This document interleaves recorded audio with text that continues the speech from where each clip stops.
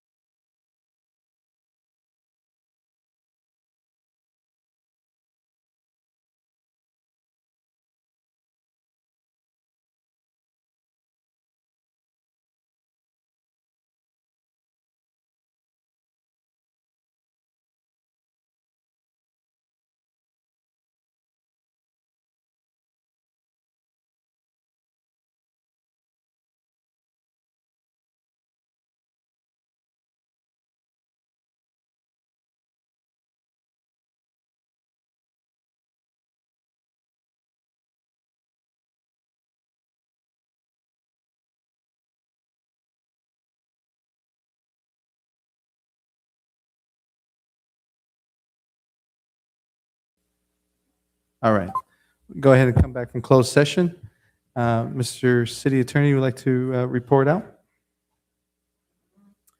Okay, in closed session, there was a discussion of the latest offers from the unions, and the council members asked that we proceed towards negotiating a written document in connection with those settlement or those negotiations. All right. Thank you, Mr. City Attorney. I'll go ahead and open it up to any member here in the audience that has any comments regarding the closed session discussion. Seeing none, I'll go ahead and close the public comments. Any hands raised, Madam Clerk?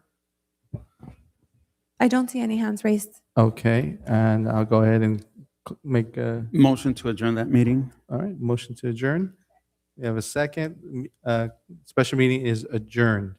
And we'll go ahead and start the regular city No, council the- meeting at 6:30, okay? So we got 5 more minutes.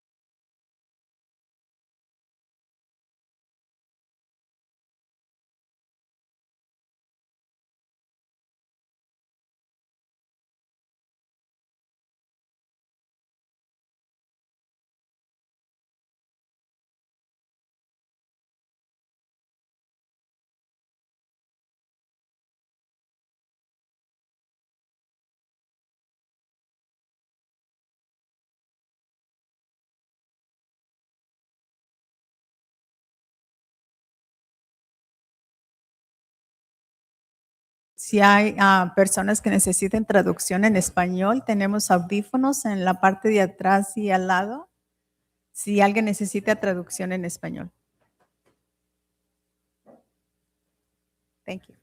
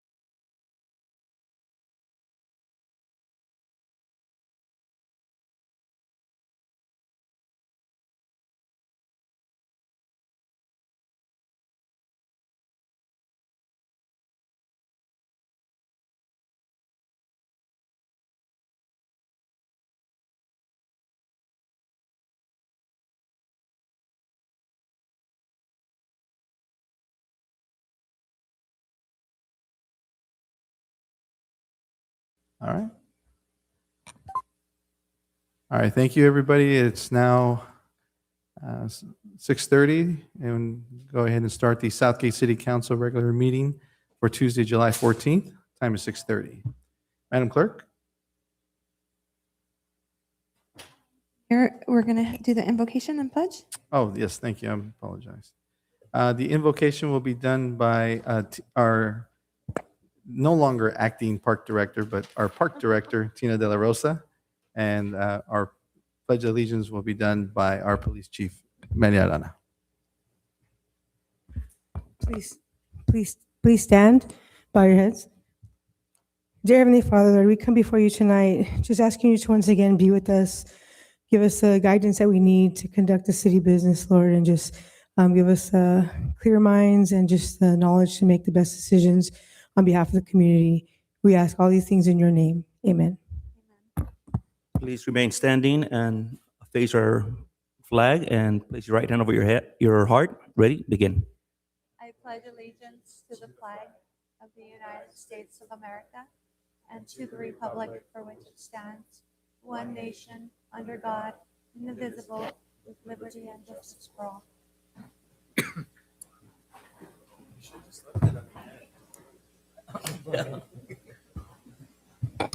All right.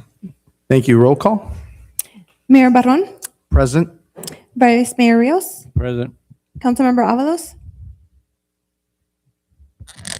Present.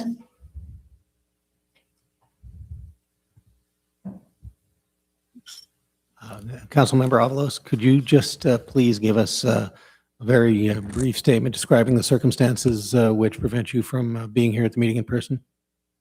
Yes, according to AB 2449, I am requesting that my colleagues allow me to participate under just cause for caregiving of a parent. Thank you. And is there anyone in the room with you over 18 years of age or older? There is nobody over the age of 18 in the room. I am alone. Thank you.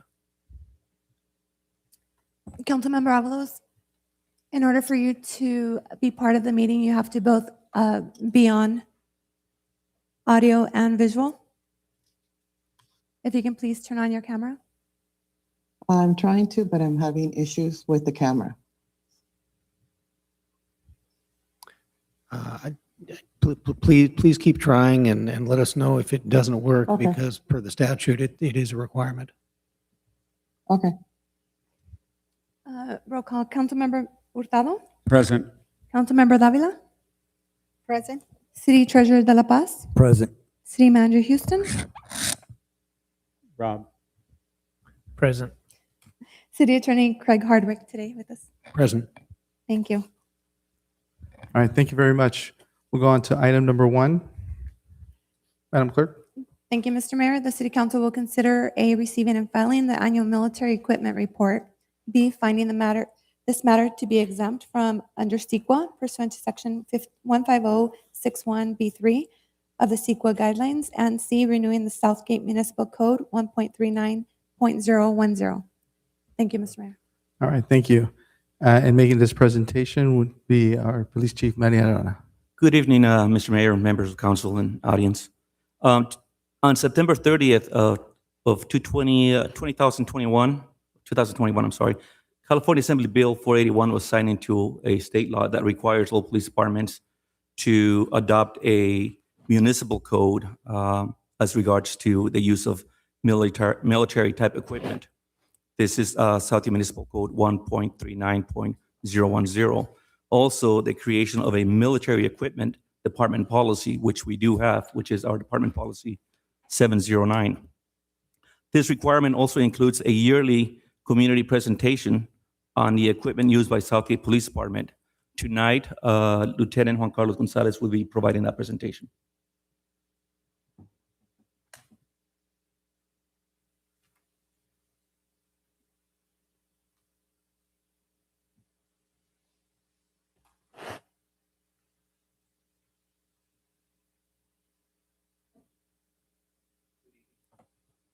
Good evening. My name is Lieutenant Juan Carlos Gonzalez.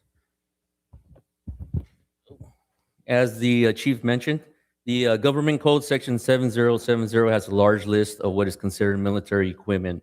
The Southgate Police Department has selected a small number of tools from this list, which has been in service for almost 2 decades.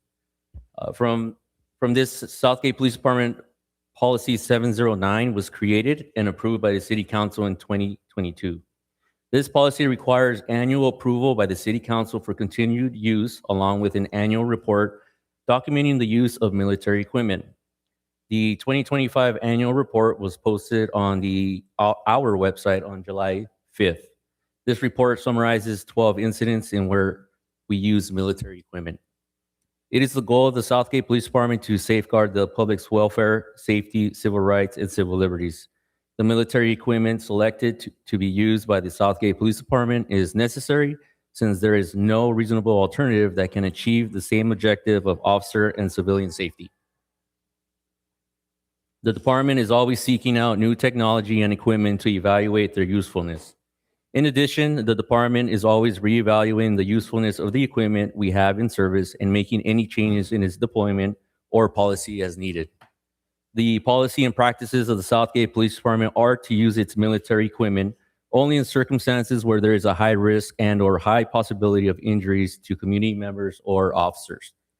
All equipment requires training in order to be used by personnel, and in some circumstances, additional layers of approval by supervisors before being deployed in the field. I have with me the report that is posted on our website if you wish to hear all the incidents, or I'm not sure how much information you want or would like. Just a general overview would be great. So as mentioned, we had 12 documented incidents in which military equipment was utilized. For 2025, we did not use there were no SWAT situations in where we used our MRAP or our armored vehicle. Most of our incidents included using the drone, and one incident included using less lethal 40 millimeter launcher.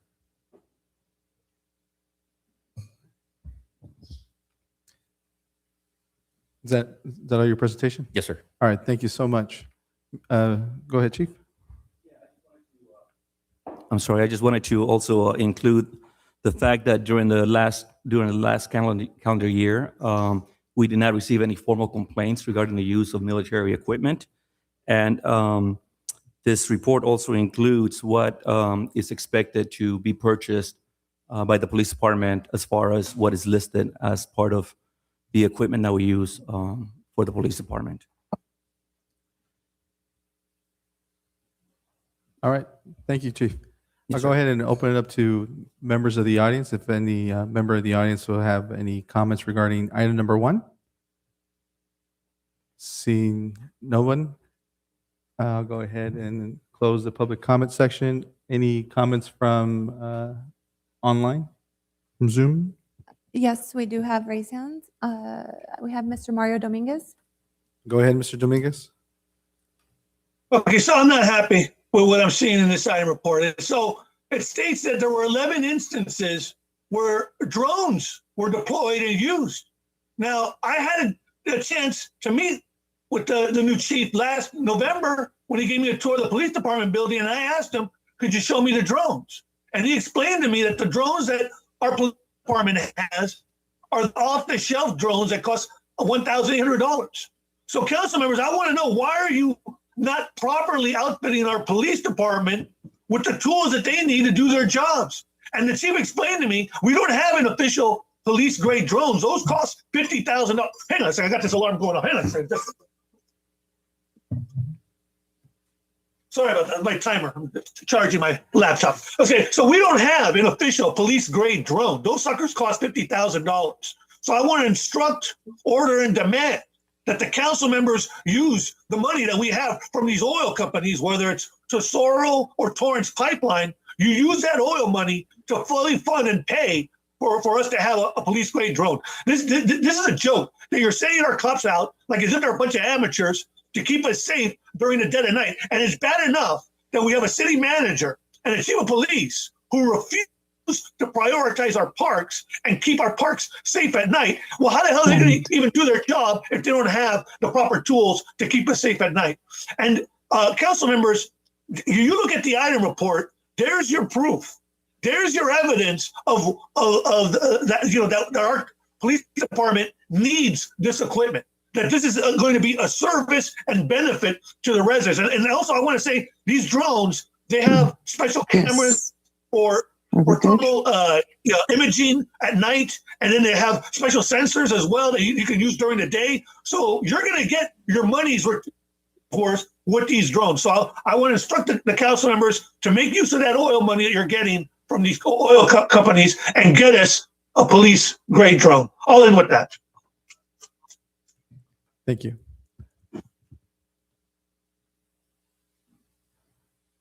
Next caller. We have no other. All right. Any emails, Madam Clerk? We have no emails, Mr. Mayor. All right. We'll go ahead and close the public comment section. Bring it back to council. Any questions?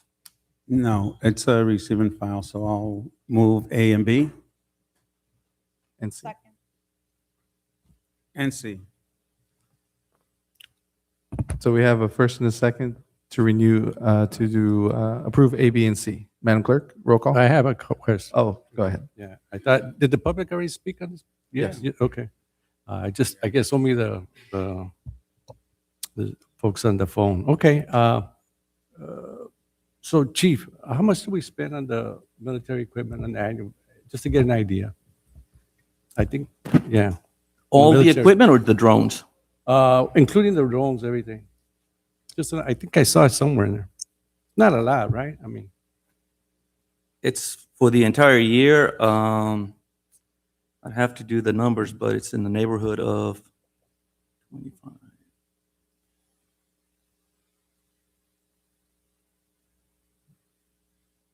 About $34,000. okay.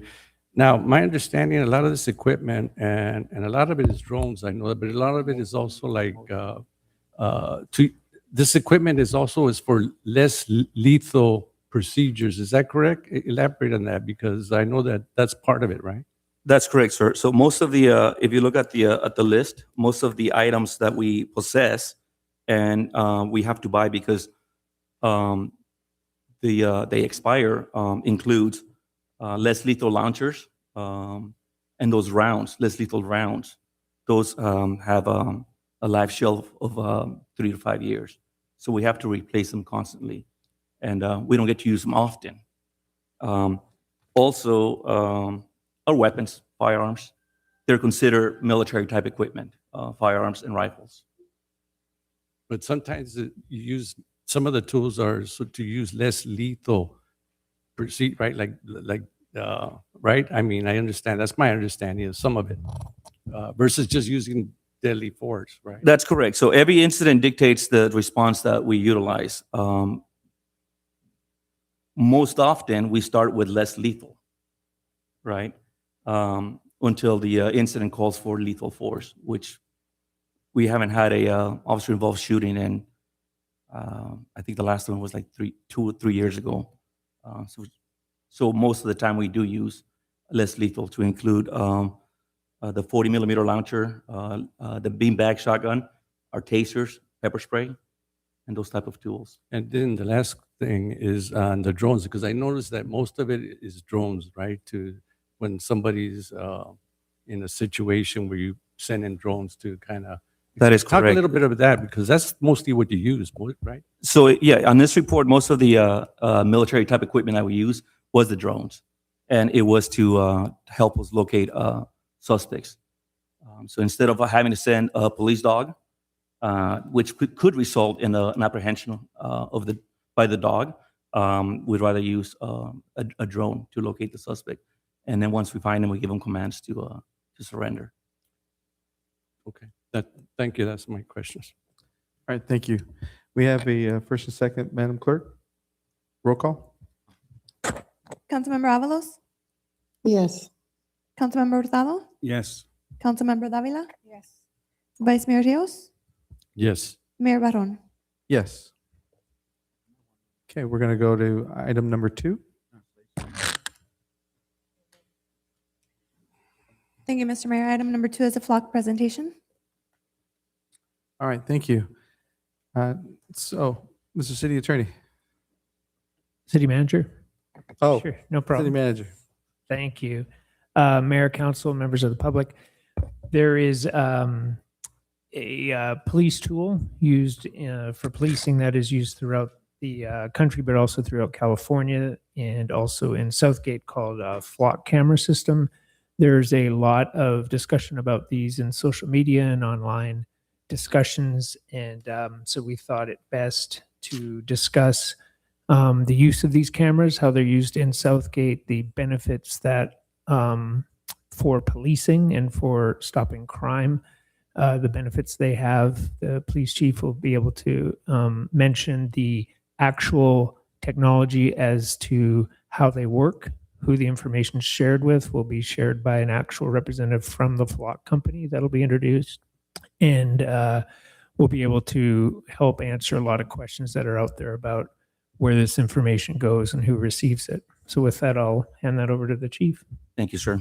So over the past several months, there have been concerns regarding the Southgate Police Department use of license plate readers, Flock to be more specific.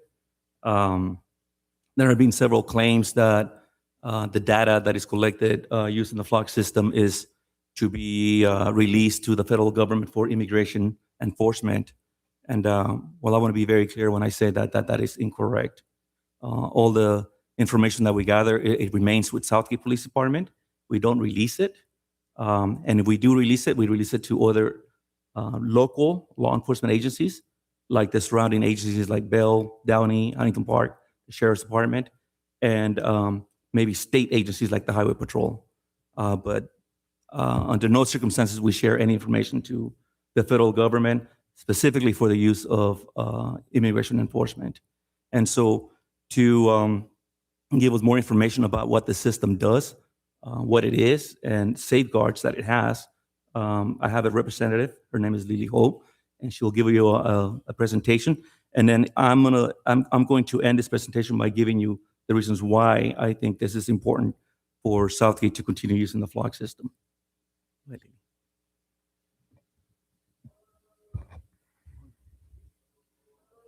Scary, can you please? I'm sorry, guys. We just need to give everybody the respect to be able to present, to listen to the information. We have a lot of people who are listening to the information online. We want to make sure that they're able to hear all the information as well. Thank you.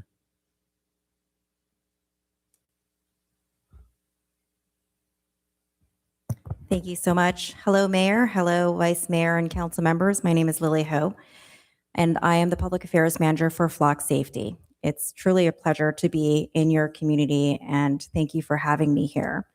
I want to say thank you that issues around privacy, data security, and who shares the data, who owns the data, these are really important questions to be asked by your stakeholders, and these are important conversations. So I appreciate you making the space to help everybody understand what Flock does and does not do. And I'm also happy to answer any specific questions that you may have after this very brief presentation.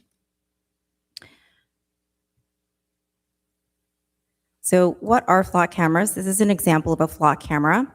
They're solar powered with a battery backup. They typically sit on a municipal pole around 12 to 14 feet high, facing the rear of traffic on a public roadway. The cameras specifically face the rear of vehicles because we are only interested in taking an image of the rear of a vehicle.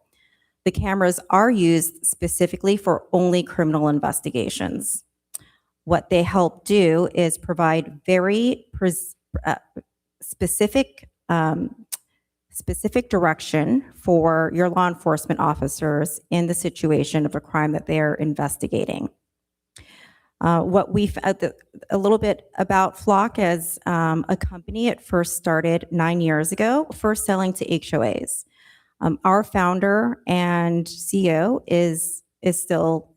was actually just in his neighborhood, and there was an uptick in crime in his neighborhood, and he went to his law enforcement officers and said, "What can I do? What would be helpful?" And he gave them some Nest Cam footage from the doors, and they said that this isn't really helpful. He looked into it. He's an engineer by trade and looked into license plate readers and found that this technology has been around since the 70s, but it was never done in a way that was scalable or easily used by law enforcement officers. And so that's when he started to create these cameras. The first customers for the first 3 years of the company were sold to HOAs. And law enforcement agencies would use the data from the HOAs for investigations.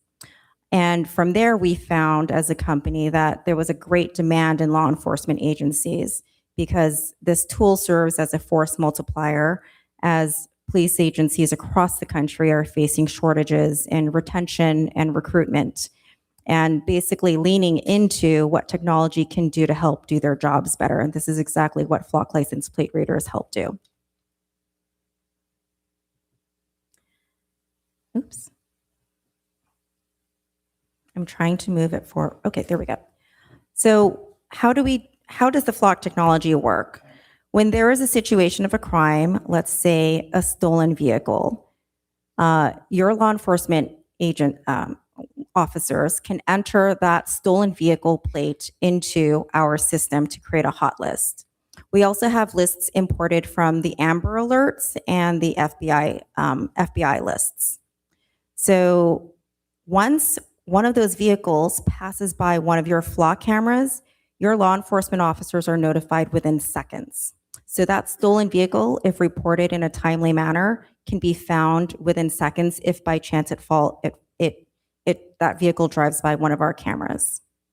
Our cameras are also allowed to be shared with other agencies as well. So you can share with Riverside, San Bernardino, you can share with Compton, South of you, and vice versa, which helps amplify and help your law enforcement agencies give kind of like a pointer system of where this vehicle is heading.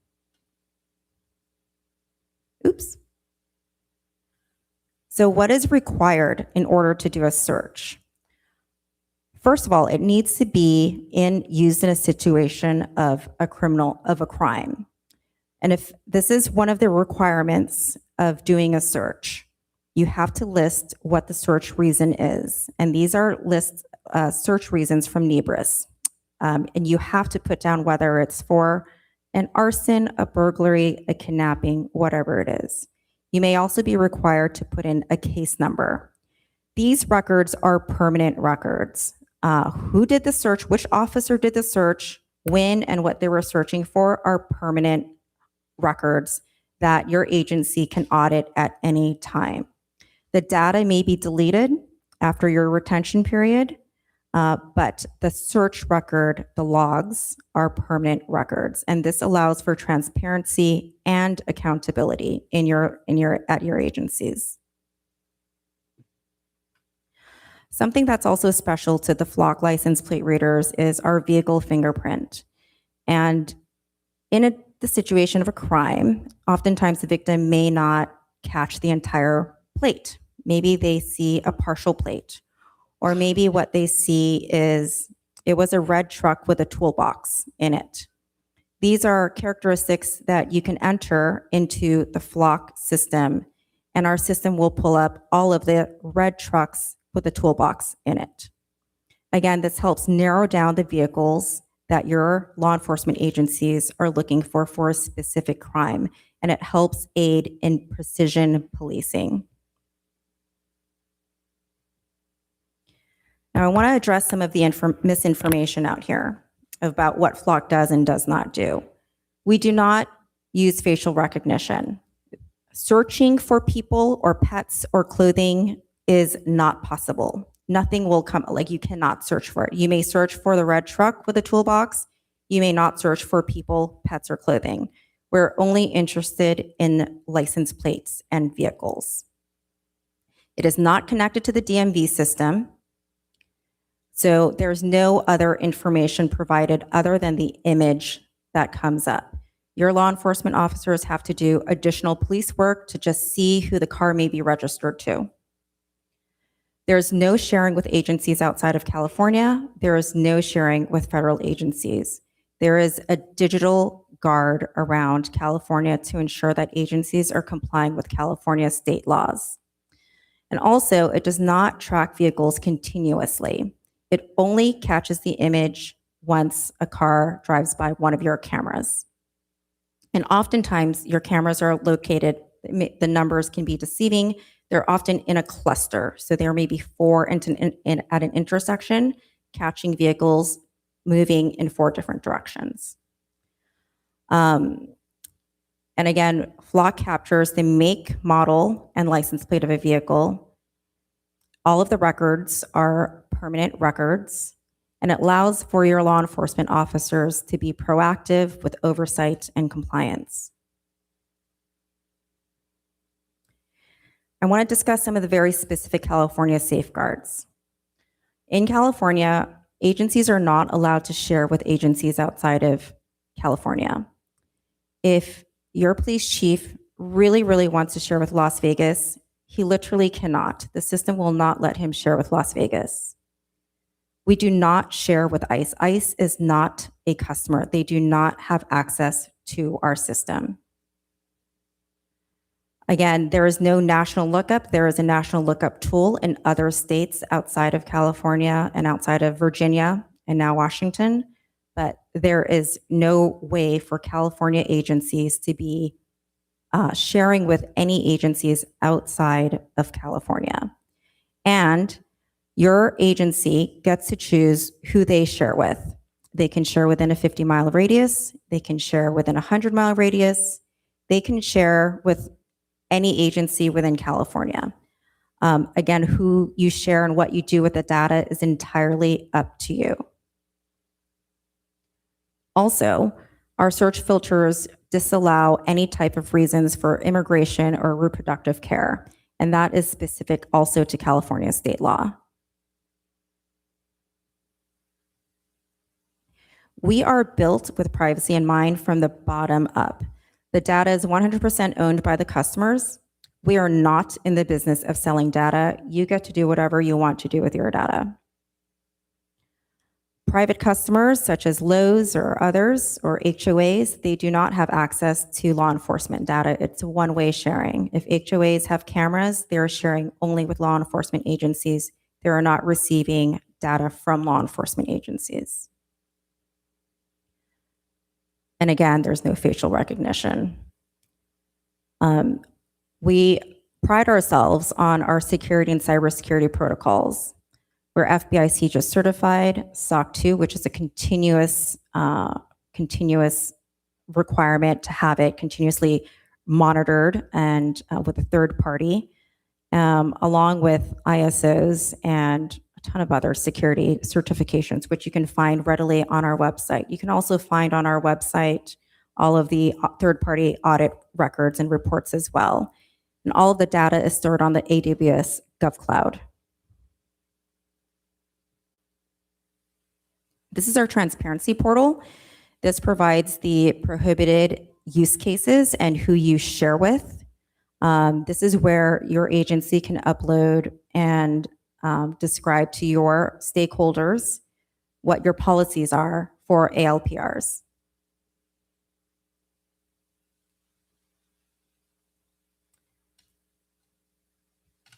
I'm not sure, can I press play on this? Yes. Hi, I'm Ashley. I build software at Flock. You've probably heard of license plate readers and thought, surveillance. I understand why it feels that way, but that's not what we built. License plate readers take images of vehicles. Flock LPR is used after a crime happens. Things like stolen cars, hit and runs, a missing person. An officer can search for a specific vehicle tied to that case. The LPR system doesn't track people, and it doesn't predict when crime will happen. You can only search for vehicles on our LPR cameras. License plates, make, model, color, and other unique identifiers like bike racks, trailers, and toolboxes. There's no facial recognition and no ability to track a person. In most communities, the data automatically deletes after 30 days unless local laws require something different. The data collected doesn't live forever. Flock is built to help solve crimes faster and protect people's privacy. When you hear Flock LPR search, you may imagine some open, unrestricted database. Here's what the license plate reader search process actually looks like. The Flock system has built-in safety guardrails that limit who can access our tools.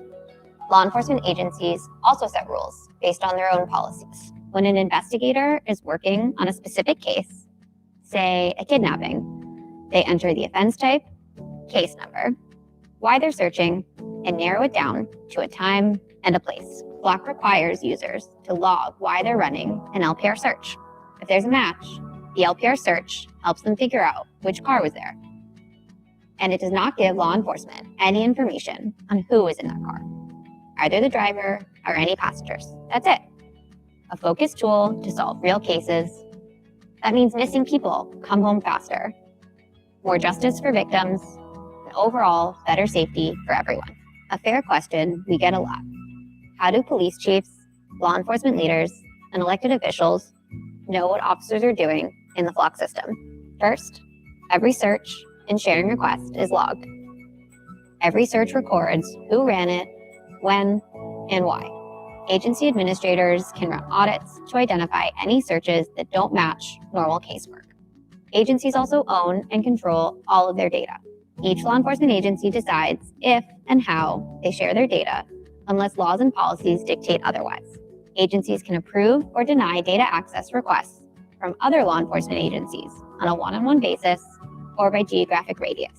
Some agencies will choose to join statewide or nationwide sharing networks where possible, and that's their choice.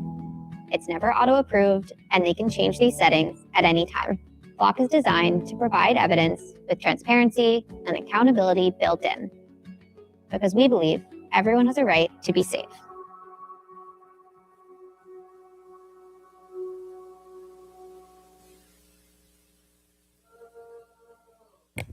Now, Flock does not sell data. We are not in the business of selling data, period. I'm here on some of these, the next couple of slides, I'm going to be repeating some of the things that I've already mentioned before. You own your data and you choose who you share with. We will never sell your data. That's just not in our business.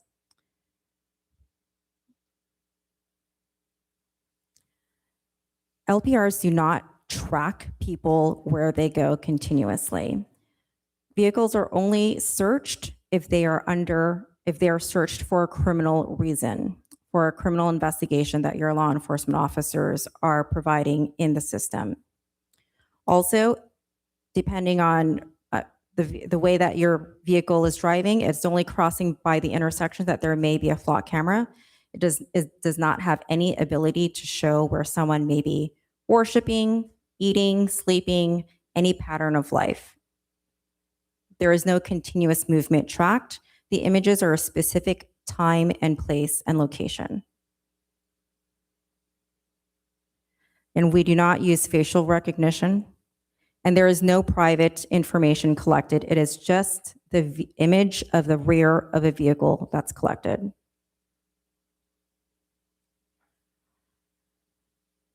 There is some concern about how this may negatively impact communities of color, and where we are, that concern is very valid.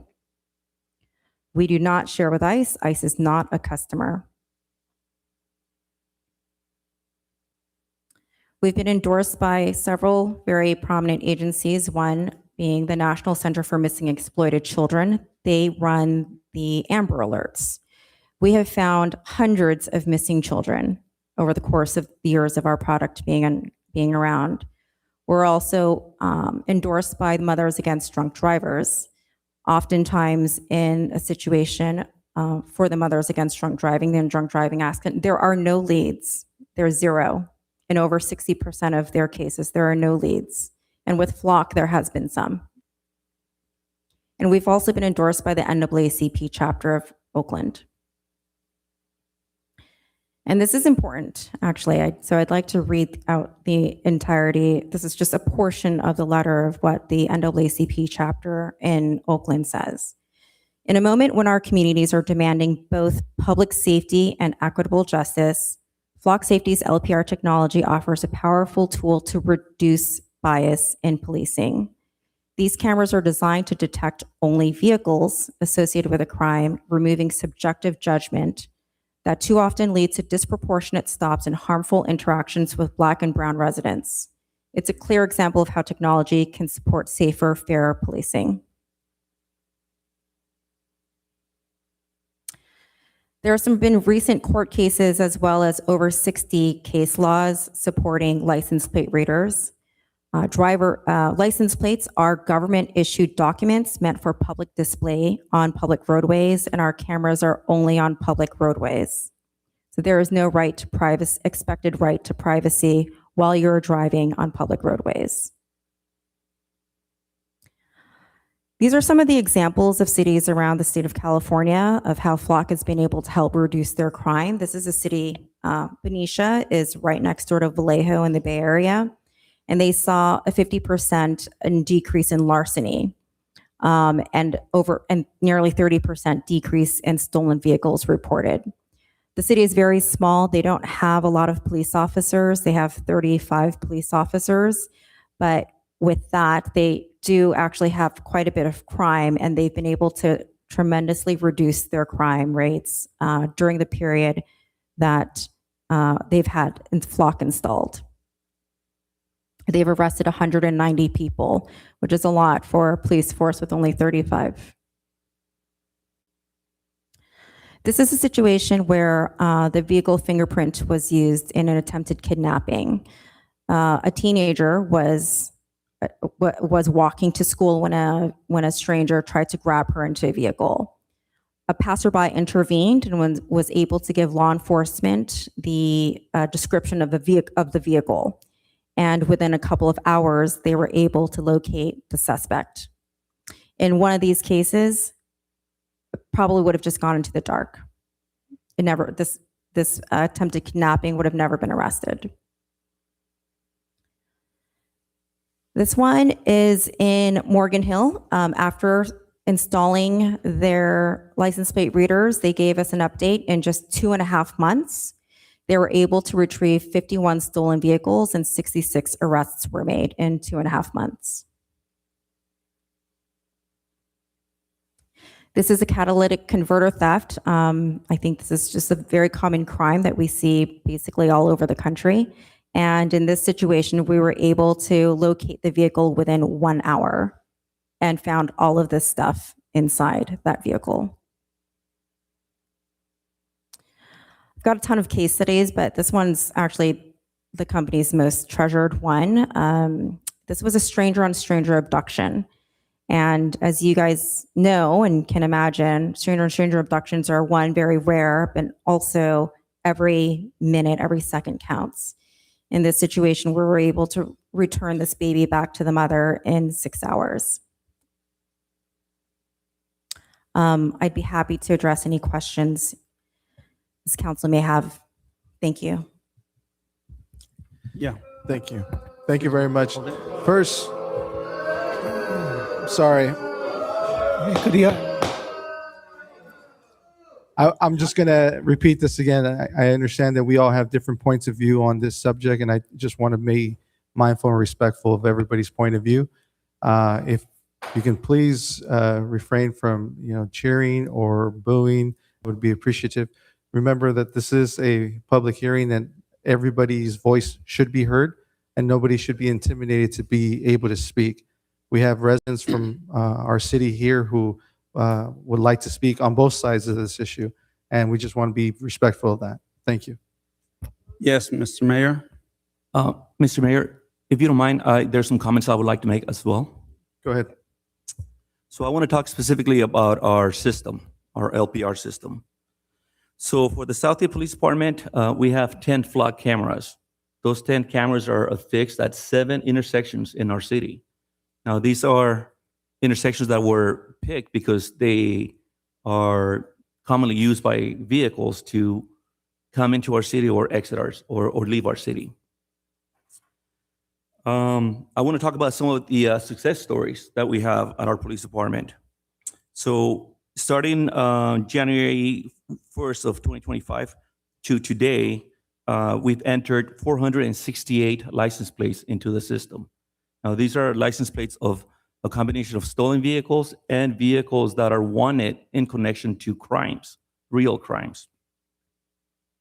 Of those stolen, those 468 license plates, During the same period of time, we recovered 100, which led to arrest. So that's a pretty good, significant result to be able to locate and recover 100 vehicles, some which were stolen from families that only have one vehicle to be able to go to work. And being able to give that vehicle back to a resident, it's important because people depend on transportation to be able to go to work. I also want to talk about some investigations. I want to talk about a fatal hit and run investigation in which a vehicle hit a pedestrian and killed a pedestrian and left the scene. Using the Flock system, our investigators were able to determine that 2 vehicles were racing down Long Beach Boulevard at the time that they struck the victim. Both vehicles left. In fact, both vehicles ran over the victim. Because of the Flock system, we were able to identify the vehicles. We were able to track those vehicles to nearby cities because they were not Southgate residents. And we arrested both and are prosecuting both subjects. I have another DUI accident that was also a fatal accident. A person was making a left turn, person who was driving under the influence of alcohol, ran over a pedestrian, dragged the pedestrian for several feet and left him there. Went home and went to sleep. Using the Flock system, we were able to identify that license plate, that vehicle, and we ended up arresting the driver, bringing closure to the family. Have an incident of road rage with an assault with a deadly weapon. Officers responded to a road rage incident where the suspect shot at the victim. And based on information, we were able to identify the vehicle, locate the shooter, and seize the weapon, and arrest and prosecute the shooter.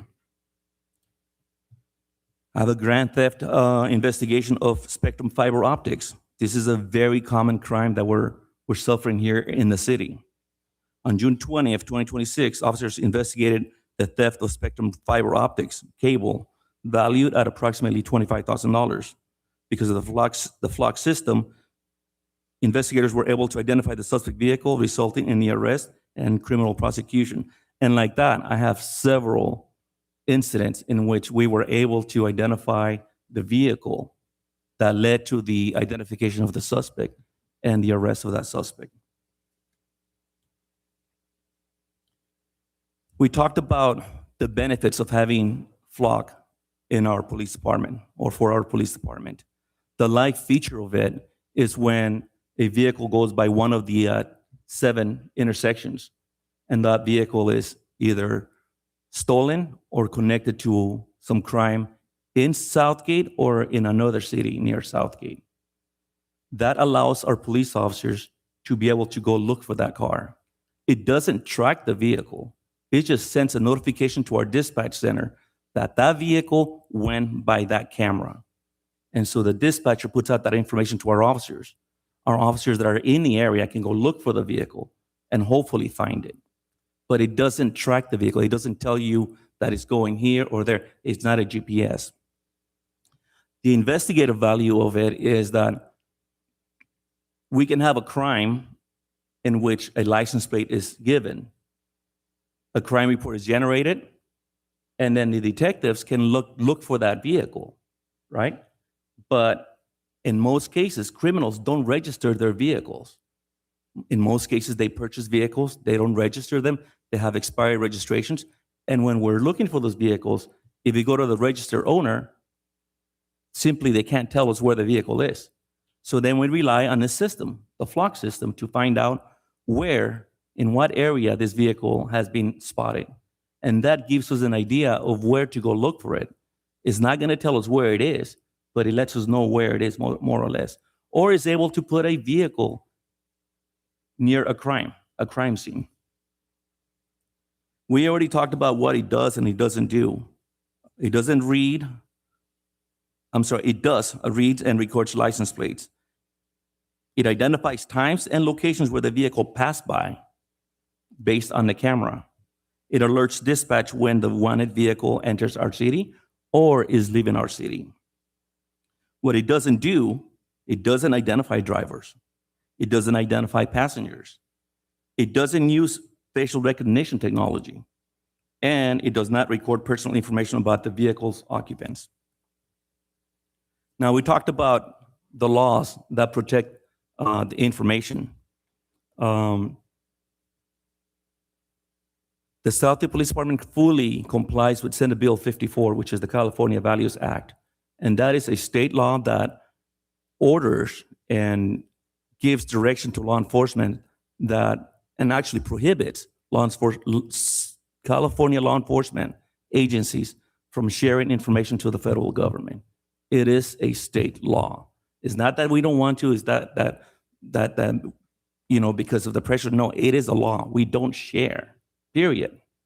The only law enforcement agencies that we can share with, as I mentioned earlier, is other police agencies or state agencies like the Highway Patrol. As far as transparency and accountability,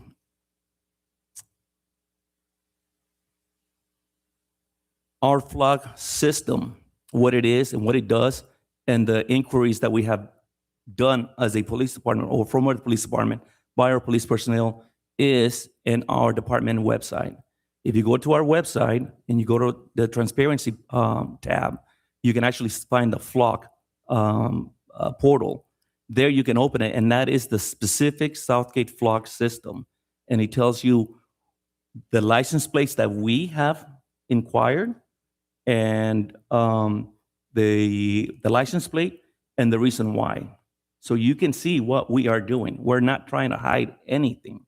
It also gives you a list of agencies that we get information from, which are only police departments in California, and agencies that we share our information with, which is only police departments in California. Because in California, all law enforcement agencies are bound by Senate Bill 54. Outside of the state, they're not, because it's not other states, it's a California law. So that's why we are only restricted to California. So to end, this technology is a really good technology. It doesn't replace good police officers. We still need police officers to do the work. This type of technology only allows us to be more effective and efficient. When we have, as you know, the state of our police department, less officers out on the streets, when we have less investigators, when I don't even have a crime analyst, I have to rely on this type of tools to help us identify suspects and to keep our officers safe and to keep our community safe. Thank you. Mr. Mayor? Before you speak, I'm going to. Okay, go ahead. Yes, Lily, I attended the presentation you gave the other day. I was a little late, but I got the gist of it. And when I left there, I had just as many questions in my head than when I walked into. And I spent the weekend reaching out to a lot of friends in the community, and it was almost an even split. But I'll tell you what was common. Those that were against it had the same concerns I had, which is the intrusion to privacy. And even those people that were in favor of it had the same concern about the intrusion to privacy. So I decided on having a meeting with the chief on Monday morning. I think we spent like 2 hours talking about this, and I made it clear to him, I have a concern, and I'm going to wait to see your presentation to see if there's anything that can persuade me to move forward on this. But even the presentation created more doubt. And I'll share with you what I shared with the chief. In coaching softball, I did a research looking for gloves that I can afford to buy for some of the girls on the team. And before you knew it, I'm getting emails from all over the place telling me where I can buy a glove. I'm getting on Facebook ads on gloves. I'm a vegetarian. I was looking for plant-based foods. I just Googled it. Before you know it, I'm getting emails from all kinds of places that offer plant-based foods. Facebook, on my Facebook, all I get is ads on that. So I'm concerned about the technology. Now, our police department does not communicate with ICE in any which way, shape, or form. I get that. But my concern is that there's a lot of cities out here in California who are dying to call ICE or dying to report to them. So if we share information with one of those cities, yeah, we can control our department and say, please don't do that. We can't control the other cities, and that's my concern. Oh, I'm sorry. yeah. I appreciate the enthusiasm. Again, we cannot be making noise during the public comment, please. Even though I love the sound of that, we can't do that. We've got to be fair. But again, Lily, I tell you, I love our police department. We survived without it before. And until I hear a guarantee somewhere down in the future, or I just don't see it. And I'm sorry. And to our police department, we're shorthanded. We're going to have to figure something out on how to properly staff us. But I have a very serious concern about today's technology.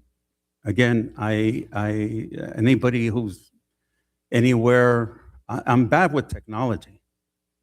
So I can't figure out how these people do it. But let me tell you, there are people out there who are figuring out how to get this very needy information to do what they want to do, which is to come after people. Look, I'm a public figure. I chose to be here. So when I go out into the public, I go out to a restaurant, I promote it. That's my choice. But people in my community, they want to be private. They didn't choose to be a public figure. They chose to be private, and I want to keep it that way. So again, thank you for the presentation. And again, to the chief and to our PD, we can figure out a way to deal with this. We survived before without it, and I'm concerned about this. So thank you again. Mr. Mayor, may I? Yes. On the same note also, that's a big concern. And my question is, what security do you guys have for hackers, especially on the system and getting the information? We know that the federal government have ways of getting information. So what security do you have in order for them not to get this information? Thank you for your question, Council Member. Security is built from the baseline of our technology. It's not layered on top. It is not a feature. Security is the baseline of the technology that this is built on. We have all of our certifications online with third-party validations as well. Most recently, we worked with the Miami-Dade Cybersecurity Task Force. They are actually the nationwide's premost experts on cybersecurity. The DoD goes to them. And we asked them to try to hack into our system, and they could not. All of this stuff is on our website. We feel very comfortable about that. We're going to do everything we can to ensure data is protected and private and only used and shared according to the guidelines of your policies and to the customer's wishes. But we take data extremely seriously. Mm-hmm.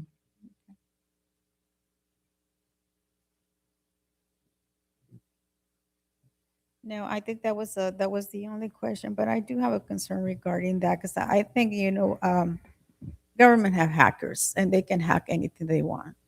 And my concern is them getting the information that it's going to affect I understand, and just by the information regarding the Amber Alerts, and I'm sure that everybody wants to be helpful when an Amber Alert occurs.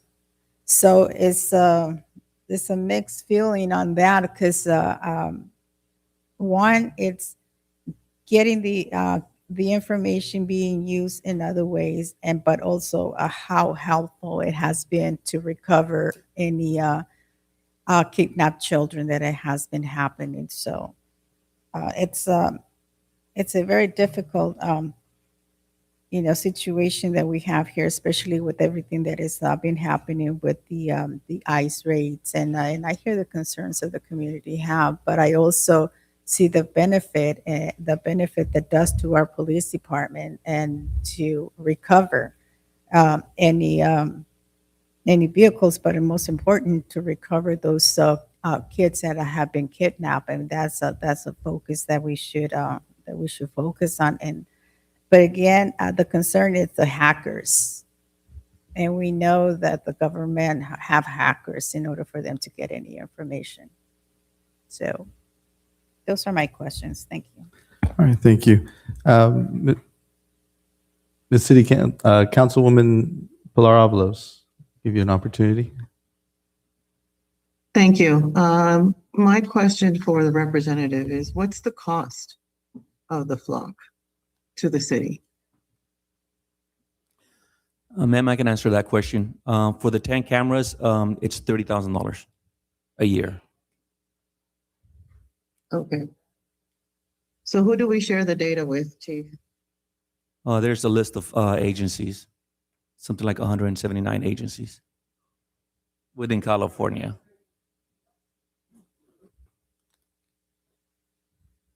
And the purpose of this presentation was for? If I can respond to that. So, my understanding was we were not going to have the flock system coming back because of our budget issues. And I saw that as a blessing in disguise, right? It was our budget issues kind of alleviated us having to have this in our cities. But it came up as an item in our warrant register, and as the auditor was going through it, and as I'm signing checks, I see a check, right? And I want to verify, why are we approving this when it hasn't come back to the council to approve? So this is why this is coming up, because one, I thought there's no way that we're going to go through this in this manner. We want to make sure that it's open and honest, that the public is aware that if any new contract was going to be renewed, that it be said forth that it was going to be renewed, so that we can have this conversation and we can have our residents have the opportunity to offer their concern. And so that's why we're here today, and that's why I asked, one, that it be pulled from the warrant register at the time, and two, that we have a presentation from Flock here to provide our residents the understanding of how the system is used and what safeguards they have for that information. Now, I just to add to that, I think that there has to be some acknowledgement that the system has been used by DHS and ICE, that we can't say that it's never happened. I think that it's not honest to say that. So every time when it has been used, or that DHS or ICE has received information, I think it speaks on what Councilmember Gil Hurtado has spoken of, is that our police department can be doing everything perfectly correct, but if some other agency or some other person is doing something wrong and provides that information to them, it doesn't safeguard our residents here in our community and the residents surrounding our community. So that's my concern with this. And that's where I feel that if there's a way for Flock to offer a guarantee, some contractual, guarantee that says that if a resident's information is used inappropriately or gathered inappropriately, that they have some legal action towards Flock. Okay, then you want to do that? Then let's have those conversations, because I don't believe that that's going to happen. And I also want to just kind of talk on the idea that, the ACLU even gave recommendations on how the Flock system should be handled, with retention being less than 3 hours for any information that is not tied to a crime. That, of course, that we own the data, which is the first good step, is that we own our data. But then lastly, that there is something in the contract that speaks to those requirements, and that Flock would honor that. So that's my point of view. I'll leave Vice Mayor, if you like, make a statement. Yeah. Mr. Mayor, if I may, I would like to ask our city attorney the liabilities that the city would be under should we continue with the contract. The contract is not up for renewal at this council meeting, and I haven't read the contract, so I can't answer that question. But if and when the contract does come for renewal, we'll certainly review it and address the liability at that point. Thank Mr. you. Mayor, I'm sorry, Yeah, I just have to correct something, Councilwoman, is that okay? I was I don't just know going to what you're correct gonna the correct, but comment. go ahead. Yeah, thank you. I was just going to correct the comment that the mayor made. The best recommendation that the ACLU made was not 3 hours of retention. It's 3 minutes. And that tells you they really don't care for it. The ACLU, I saw the list of all the people that endorse you. I didn't see the ACLU who always look out for the rights of people, you know? And again, I'm very much concerned about that. Thank you, Mr. Mayor.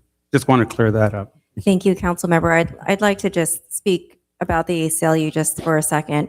They have chapters all across the country, and we have really strong partners in other states. For example, in New Mexico, they worked hand in hand with us to ensure that a good state law around LPR was passed.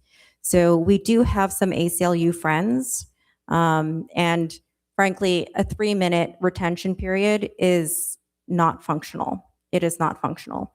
You may not know that your car is stolen for days. There's just no, I mean, like, that's just a ridiculous recommendation. I'll go ahead and provide Councilwoman Avalos additional. Thank you, Mr. Mayor. So as an educator, I deal with technology, and we all know technology does have its flaws, and it does have its loopholes. You know, I do appreciate the community that took the time to email council and let us know what your concerns are. And at the end of the day, those are my similar concerns. So I would have a real difficult time supporting this in our city moving forward. But again, I don't know when the contract is up, what the terms are, but hopefully we'll be able to get additional information from council moving forward. And thank you for flagging that, Mr. Mayor. Thank you. Thank you, Mayor Barone. Thank you all for being here this evening and doing your civic duty to participate tonight.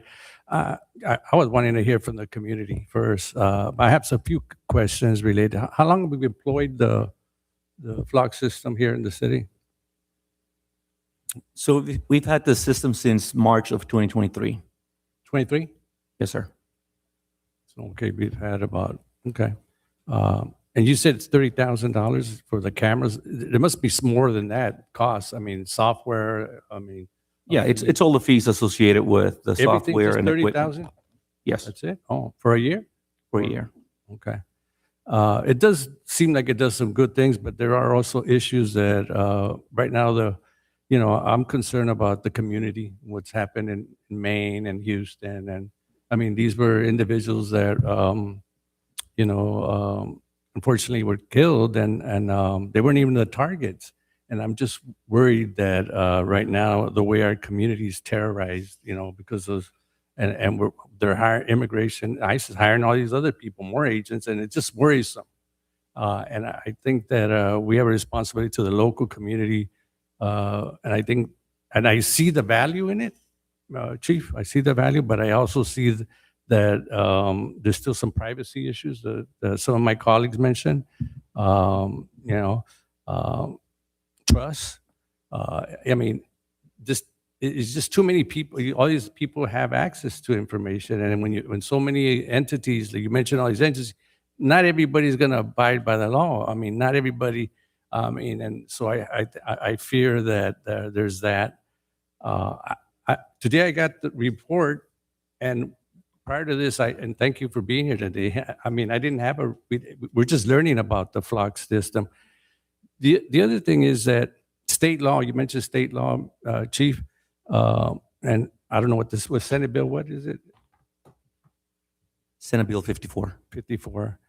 That's state law, but I know federal law supersedes state law, and that's what worries them too, that, and we've seen it a lot, with this current administration, and I'm just concerned that, that my understanding of government, that federal law does supersede state law.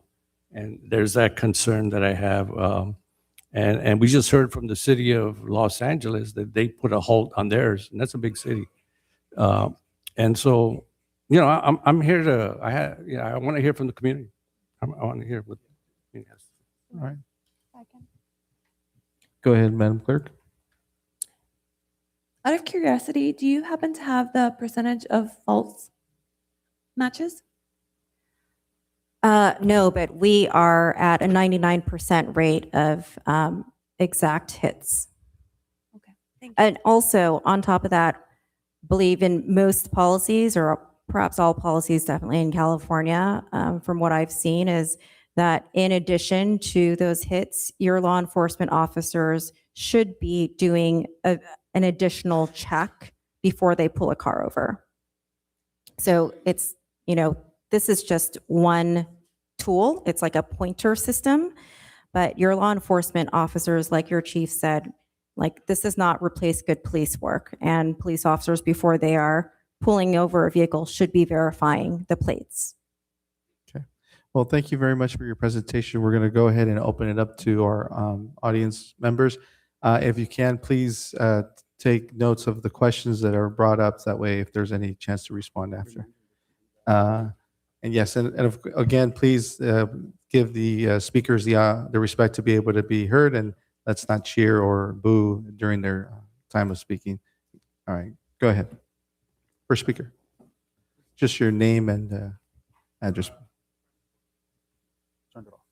Francisco Rodriguez. I'm a longtime resident of Southgate, and I live off of Veneta.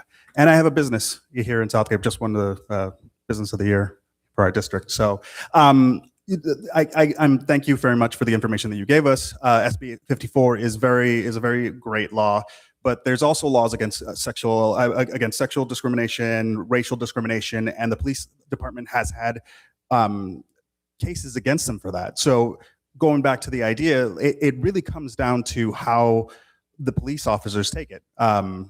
It's when we have this kind of stuff, even the presentation showed that it was the back of a car, but everything else was available. And if there was a person there, someone can be identified.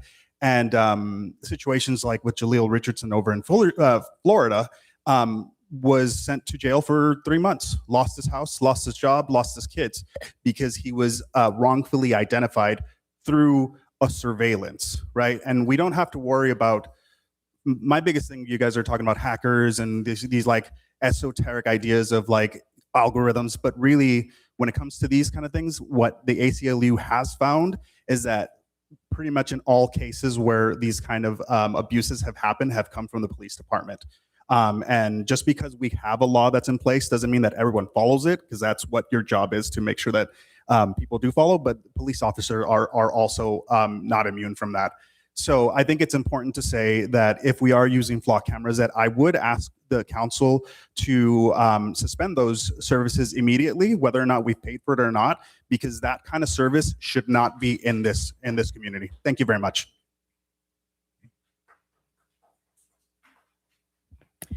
Good evening. Good evening, Mayor, council members, and everybody else here. I'm a very high supporter of public safety of our Southgate Police Department, because compared to other police departments, they don't behave like our neighborhood other cities, right? But with that being said, and I appreciate the technology that helps solve crimes. However, public safety and civil liberties should go hand in hand. Yes, California has adopted important safeguards for automated license plate readers, including limits on data sharing, retention, and use. Those protections exist because our legislator recognized the privacy risk of collecting information about every vehicle that passes these cameras. And as we know, LAPD just canceled their flock contract. Before even thinking about renewing this contract, I asked that council to ensure that we understand not only what the system can do today, but what it could do in the future. Who owns the data permanently? Who can access it? Under what circumstances? Could federal agencies obtain it?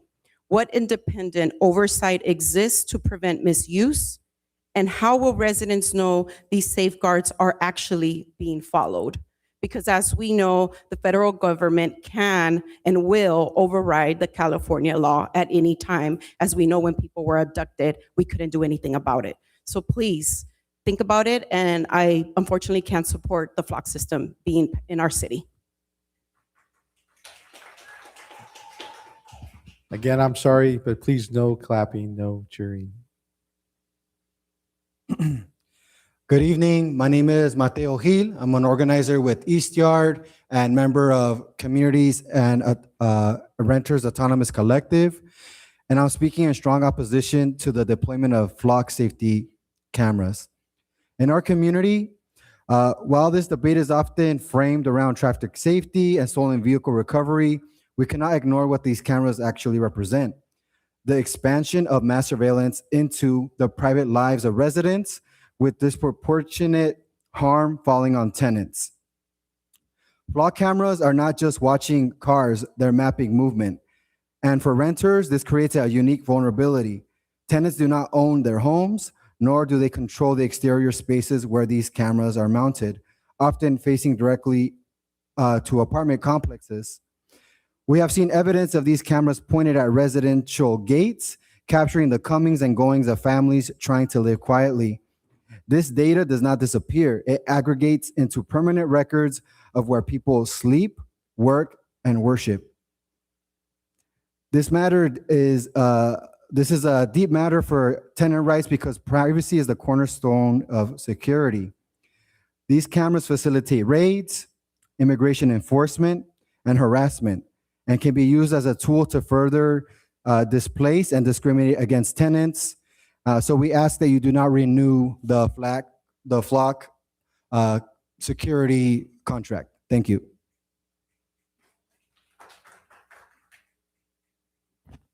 Good evening, everybody. I cannot mention each and every one of you. I am here not in favor or against the flock.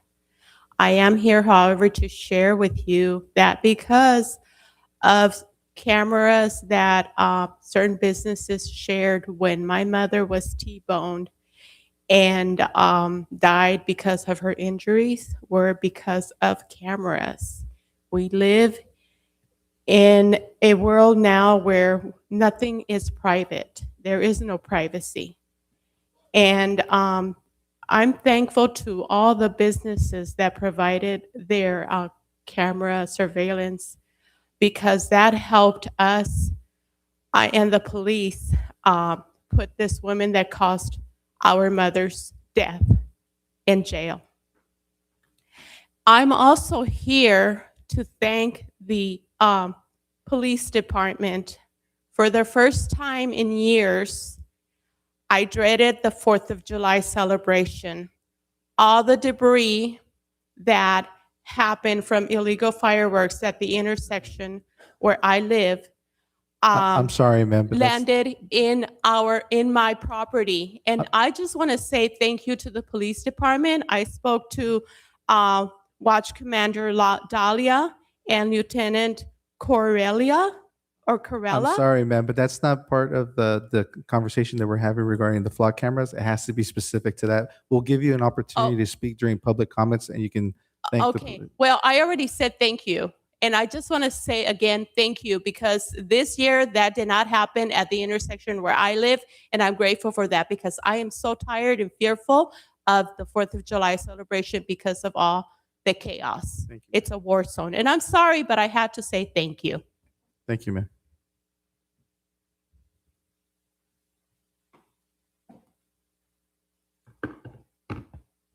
Hi, hello. Good evening, everyone. My name is Gabriel, and I have a couple of things that need to be brought up to our attention. So we say that we don't share this information with federal agencies. Then what is the FBI? What is the FBI that is being targeted during Amber Alert so that we can track down children, but a federal agency?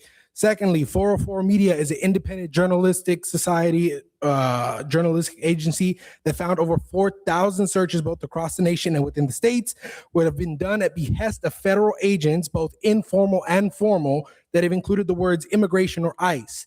And even beyond that, searches that are not including immigration or ICE. The ACLU finds that police enter vague search terms like investigation or suspect and have even entered the words he, over 20 times. The ACLU has found that they've done these searches so that safeguard that railing against, oh, we're not using inappropriate searches is complete nonsense. Please don't listen to that.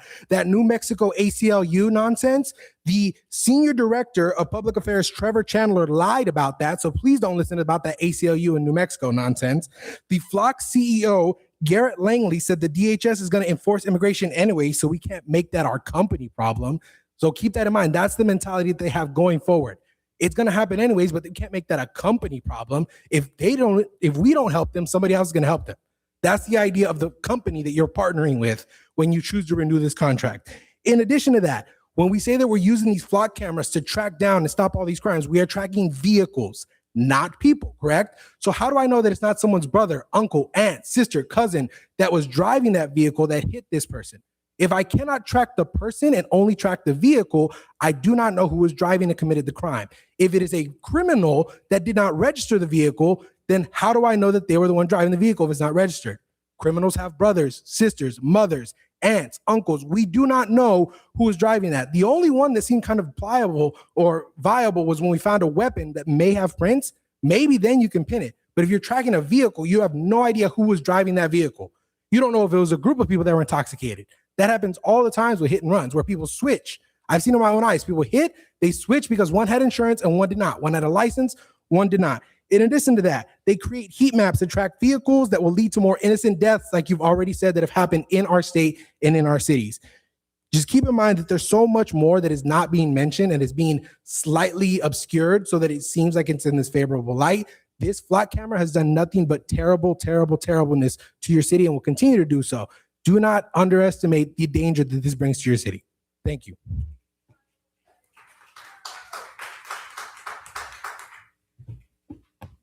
Good evening, Mayor and members of the City Council. My name is Matthew Maximo. I'm here today to respectfully ask to keep flock out of our city. Public safety is one of the most important responsibilities of the council. I support the efforts to reduce crime and keep our neighborhood safe. However, these efforts should not come at the cost and expense of privacy and of our privacy, at the expense of our privacy and the constitutional rights of the people. I do not believe that expanding AI-powered surveillance is the right solution. Flock cameras are much more than the traditional license plate readers. They use artificial intelligence to identify vehicles by their license plate, make, model, color, and other characteristics, creating searchable records of where the vehicles have traveled. While this technology may assist investigations, it is owned by a private company who can do what they want with our community's data. How about you put yourselves in the community's shoes? Why would we want an unknown company watching us and have our information using AI? It sounds like a plot to a movie, but unfortunately, this is our reality.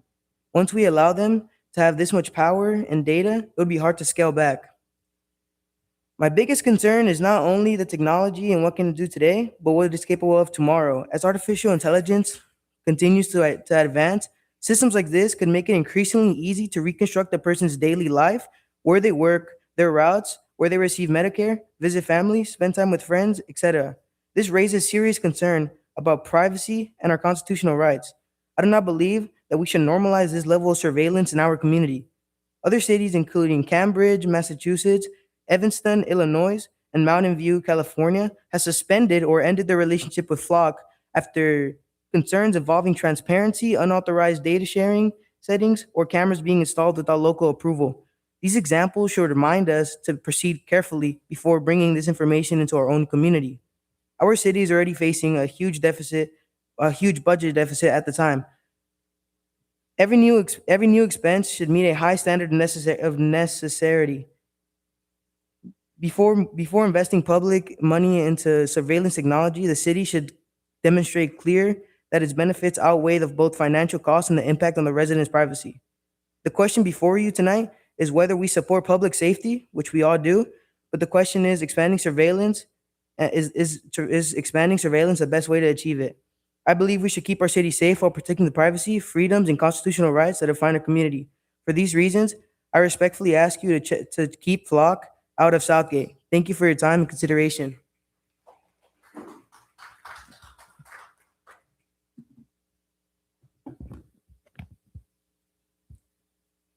Buenas noches, mi nombre es Katy con la organización Alliance for a Better Community.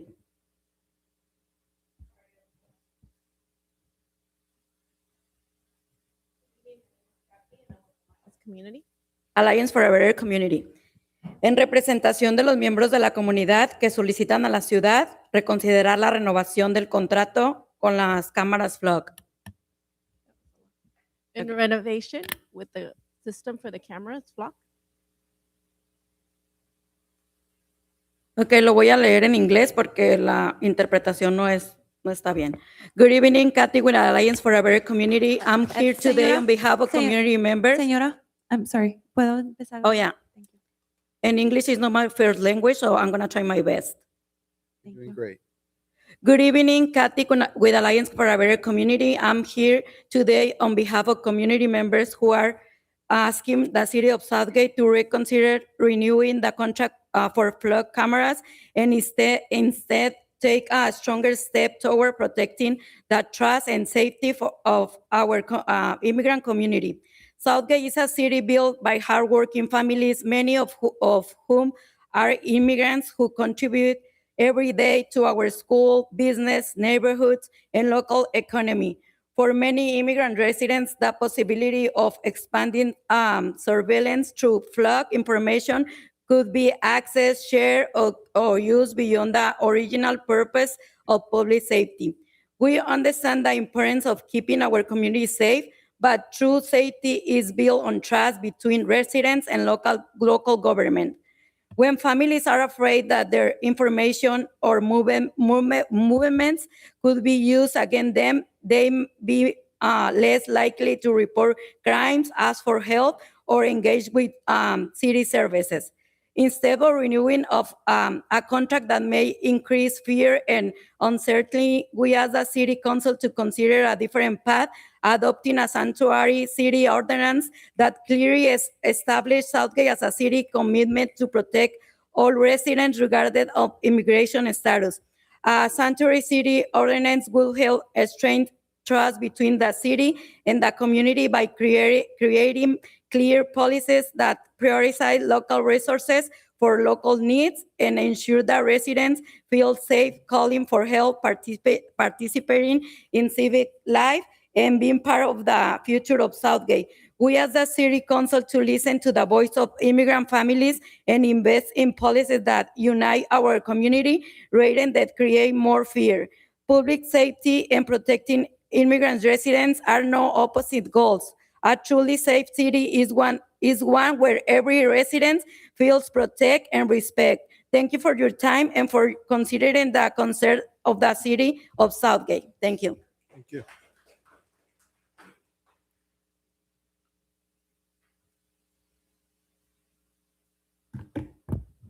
Good evening, Mayor and council members.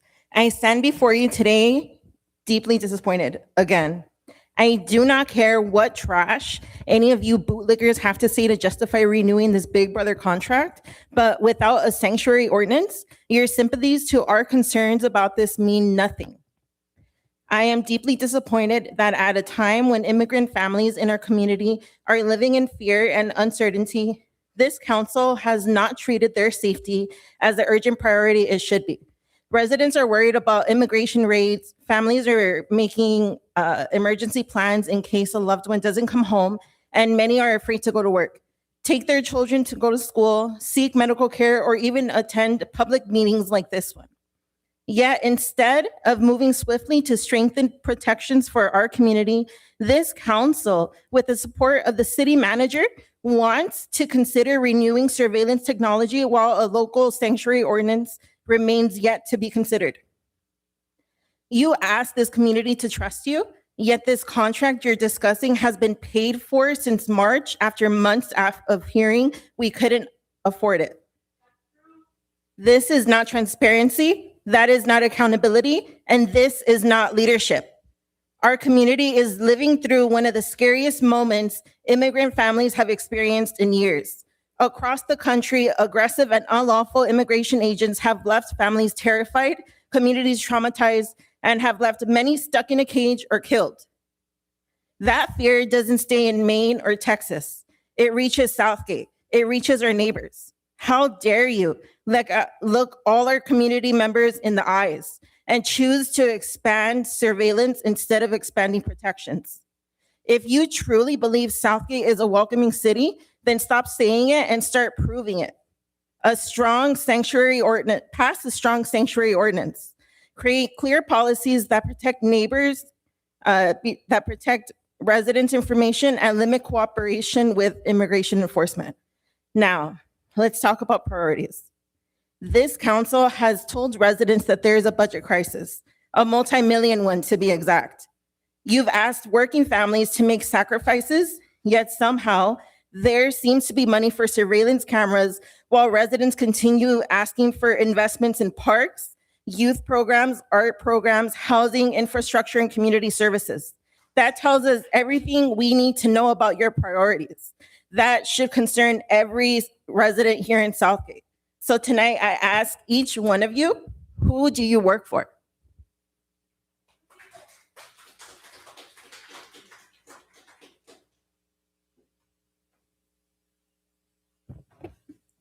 Good evening. My name is Yancy Lopez, and I run a family business here in Southgate. I have to say I'm really disappointed in this council. I have sat through and listened to every single city council meeting since the beginning of this year. I've listened to conversations about the city's budget deficit, difficult cuts, and the tough decisions that had to be made. Earlier this year, one of the proposed cuts was the Flock's camera systems. Many of us who have been advocating for a safer Southgate for all residents were encouraged by that decision. Then, to our surprise, at the last meeting, the city suddenly found funding to move this program forward. These cameras don't just collect information about vehicles connected to crimes. They collect information on every vehicle that drives past them, including the vehicles of law-abiding residents. Over time, repeated scans can reveal travel patterns that may indicate where someone lives, works, receives medical, worships, or participates in community events. That's why this conversation isn't just about technology, it's about privacy. And in a city like Southgate, we also have to acknowledge the fear many immigrant families already live with. While Flock says it does not contract directly with ICE, there have been documented concerns about local law enforcement agencies sharing information with federal immigration authorities. That matters to our community because time and time again, we have seen Southgate become a target for ICE to come and take members of our community. Technology also has a way of expanding beyond its original purpose. What starts as a tool for investigating serious crimes can gradually be used for other purposes unless clear limits are put in place. That's why residents deserve more than promises. And if this council was able to find funding for this system, why couldn't we find funding to keep the lights in our parks? Why couldn't we keep the pool open during the summer? Why couldn't we invest in our arts museum? Those are investments that every resident benefits from. I've heard from this council, if the residents care, we would show up. Well, we are here and saying we don't want them in our city. I believe there is no immediate need to fund this system, especially when the city is facing a budget deficit. If we're asking residents to accept cuts, then this should not be the project we go out of our way to fund. The city is so worried about what other cities do. Let's follow Los Angeles' example and remove the cameras from Southgate. I understand the police department wants every tool available to investigate crime, and I respect that. But public safety should never come at the expense of privacy, accountability, or the trust this community has worked so hard to build. Thank you.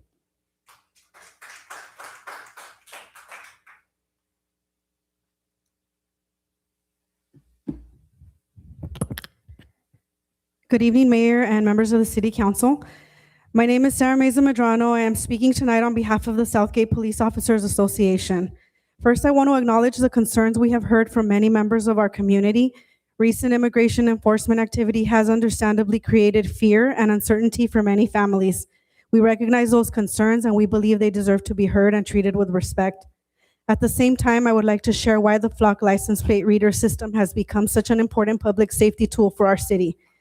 These cameras are not used to target people based on their immigration status. They are used to identify vehicles connected to crimes that have already occurred or that pose an immediate threat to public safety. They have helped officers locate stolen vehicles, identify suspect vehicles involved in violent crimes, locate hit and run suspects, and generate investigative leads that otherwise may never have existed. Every day, our detectives and patrol officers rely on this technology to solve crimes more quickly. In many cases, a vehicle description is the only lead investigators have, and Flock helps us follow that lead efficiently and lawfully.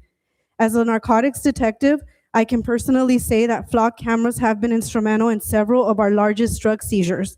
The ability to quickly identify and locate suspect vehicles has provided critical investigative leads that have resulted in significant narcotic seizures and the distribution of drug trafficking organizations operating in and through our city. These are not hypothetical benefits. They are real cases with real public safety outcomes. We also want to reassure our community that the Southgate Police Department's mission is to serve and protect the residents of Southgate. We are not immigration enforcement officers, and our focus remains on investigating crimes that affect the safety of everyone in our city.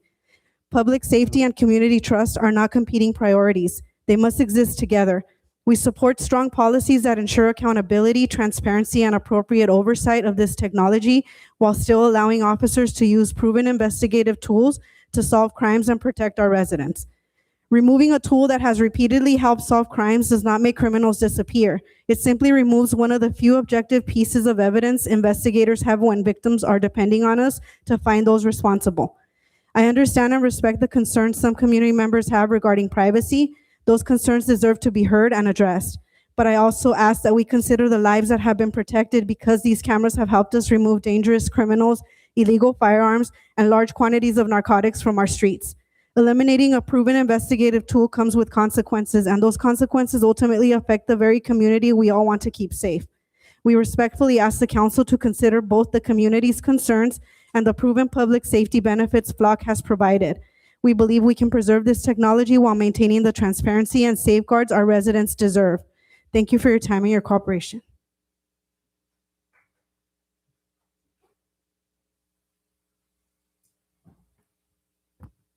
Hello, everyone. My name is Chris Aguilar. I've been a Southgate resident for 3 years. I want to address something that keeps coming up, and it's that state law is permanent. It is not. People change, legislators get voted out, governors change, even city councils get voted out. And for the chief, you keep saying that your police officers are not going to use the technology, misuse the technology, but there has been cases already where police officers have used Flock to track ex-partners, ex-girlfriends. You know, policies are there, but bad actors exist as well. And to add on to this, the program costs $33,000 a year. Once you get more into the program, you set up more intersections, you get locked into that contract, and I guarantee you they will raise those prices. So those budget deficits is going to get even more. So it's not about public safety or crime. It's about if we want to normalize the surveillance system on our residents, and if we're allowing Flock to really trust them to guarantee that our data is going to be private and it's not going to be accessed by ICE. But to tell you the truth, we are living in times where this is not even a guarantee. Federal government will use its powers, and I urge you all to oppose the contracts and any future surveillance systems because the trust is not there. Thank you.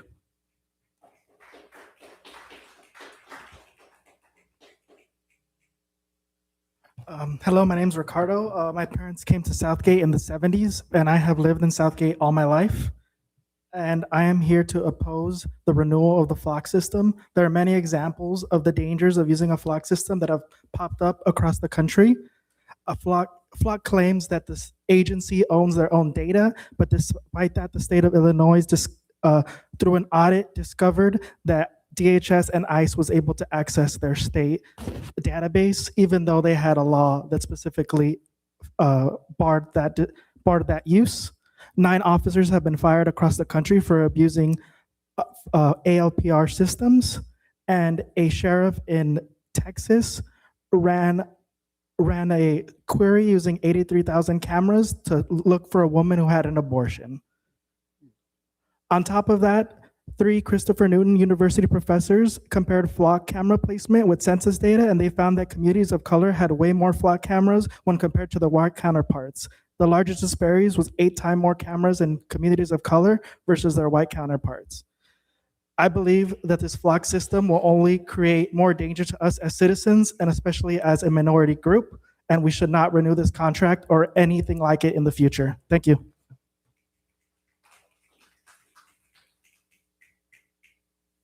Hi, my name is Shasheen Liberto, and I'm actually not from the area. I'm right next to you. I'm your neighbor, Walnut Park.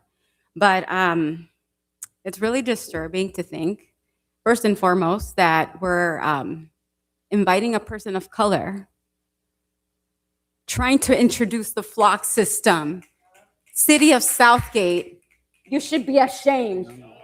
You should be ashamed. I'm sorry, ma'am.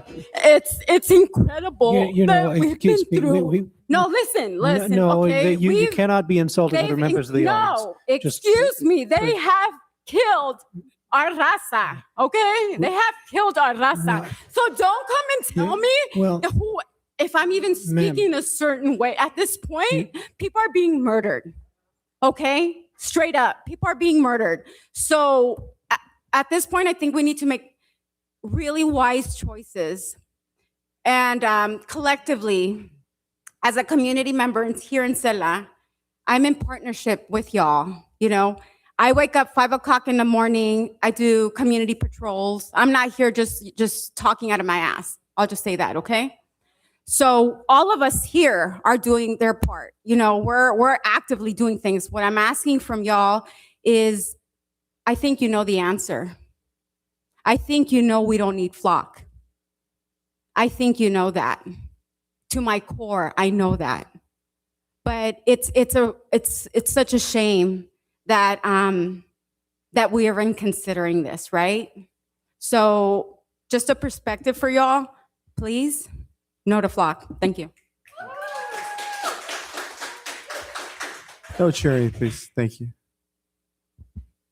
Good evening, Council. Nelson Hermosillo, Southgate resident.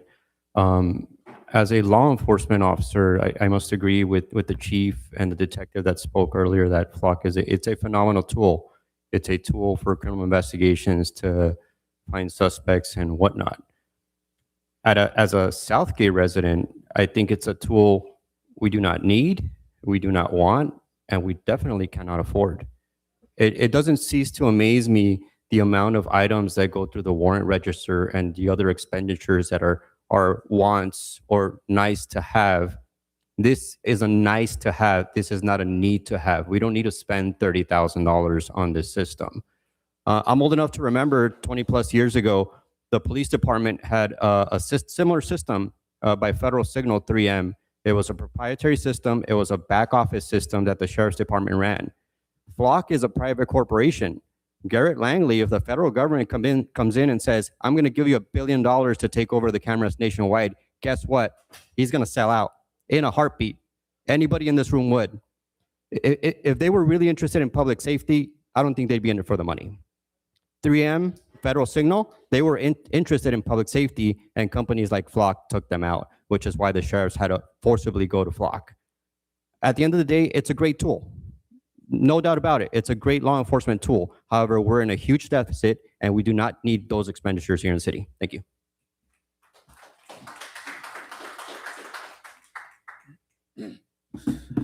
Hello, my name is Tony Ojeda. I'm a longtime resident of Southgate, and while I do appreciate that a harm reduction that Flock has supposedly reported, it means so much more less than it's supposed to be if the majority of the people that are being surveilled, and they're also becoming more vulnerable to like being kidnapped by the federal government, and in turn creating that environment of fear and desperation that so often might turn to crime, as we see rise here. And in conjunction with that, we urge the police and even Flock themselves to take measures to hold ICE and DHS agents accountable, as well as maybe to take preventative measures to stop agents from accessing these public tools. But we need that explicit, like in paper writing, but we don't really have that. We need to stop them from public accessing these tools maliciously, and taking measures to at least compensate the affected citizens and their families as a result of these agents impacting the families negatively. And it's so demoralizing. I mean, if we can't trust our government and the tools that they use from outside sources like this private corporation, especially since events that have happened like the past murders in Texas and Maine and Minnesota, and when we really have no need for them, especially we can't have we can't have an explicit priority from the company themselves and the people that employ this technology on the city, on the citizens, and at least to have fair compensation from the police and the federal agencies themselves that we're supposed to put our trust in. And for that, we just can't have flock cameras in our cities. Thank you. Good evening. There are already so many cities across the country that have terminated their contracts with Flock, and that's not without reason. We, you as our representatives, have an opportunity here to make a different choice, to get creative, to actually find a better, more ethical solution to this problem. I'll remind everyone, Flock is so toxic that even Amazon, a company whose reputation is rife with abuse and exploitation, didn't want anything to do with them. I don't care that these cameras don't identify drivers or people yet, because what few are acknowledging is that these cameras could theoretically be used for anything. What's to stop this company from changing their tune, shifting their priorities? We're supposed to just take their word, trust that this company isn't going to maximize its profits the first opportunity it gets? Beyond that, there have already been many abuses of this technology. In Santa Cruz, Flock was sharing local data from Santa Cruz throughout its national network without the city council's knowledge or their consent. Someone already mentioned in Texas, sheriff deputies were using Flock systems to search and track down the cars of women who'd had abortions, of people that attended protests. In Washington State, the Border Patrol used this technology without the consent of 10 different police departments from 10 different cities to track down people. This is beyond that. This is AI-powered mass surveillance. I know everyone in this room who's encountered or used AI products knows how unreliable, how faulty this technology can be right now. We know that inevitably one eventuality of this is the possibility of stoking suspicion around innocence. I'm a lifelong resident of Southgate, and personally, I'm tired of being recorded without consent. I'm in any way, shape, or form. I go to the grocery store, I go to the pharmacy, I go anywhere in Southgate. There are towers of cameras in parking lots, street intersections, and nobody on that side of the room was ever asked whether we consent to any of this. I cannot support renewing a contract with Flock. Thank you.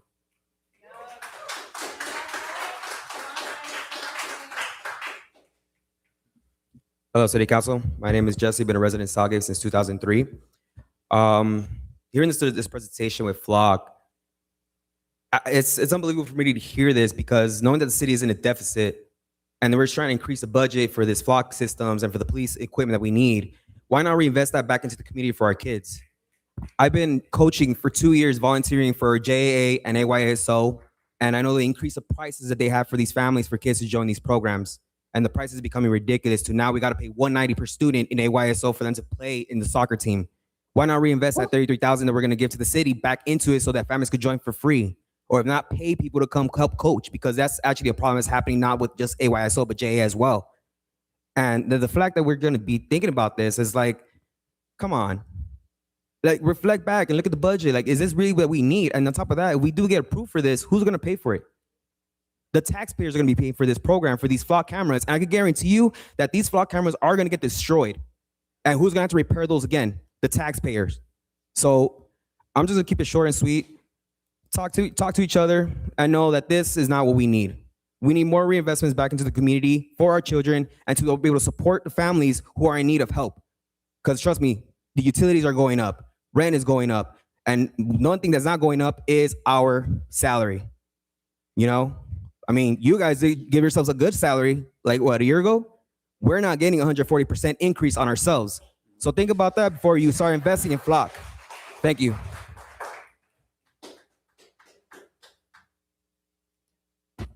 Jimmy Osaeta, Southgate resident. I think I've been pretty clear throughout the last few years where I stand in regards to creating a welcoming and inclusive community. These cameras don't contribute to that. But one of the big things, and I'm not going to echo everything that all of my residents here have shared, but it's clear that this is not contributing to that culture. Making sure that all of our families, those that are even are undocumented and folks that are living in the shadows, feel like this is a community where they could call their home. But I'm concerned that this invoice hadn't been addressed earlier. This came to the city back in March the 12th, 2026. 4 months ago, but yet we're barely having a conversation about this. So where are our priorities as a council in regards to creating and prioritizing what our residents want? Thank you.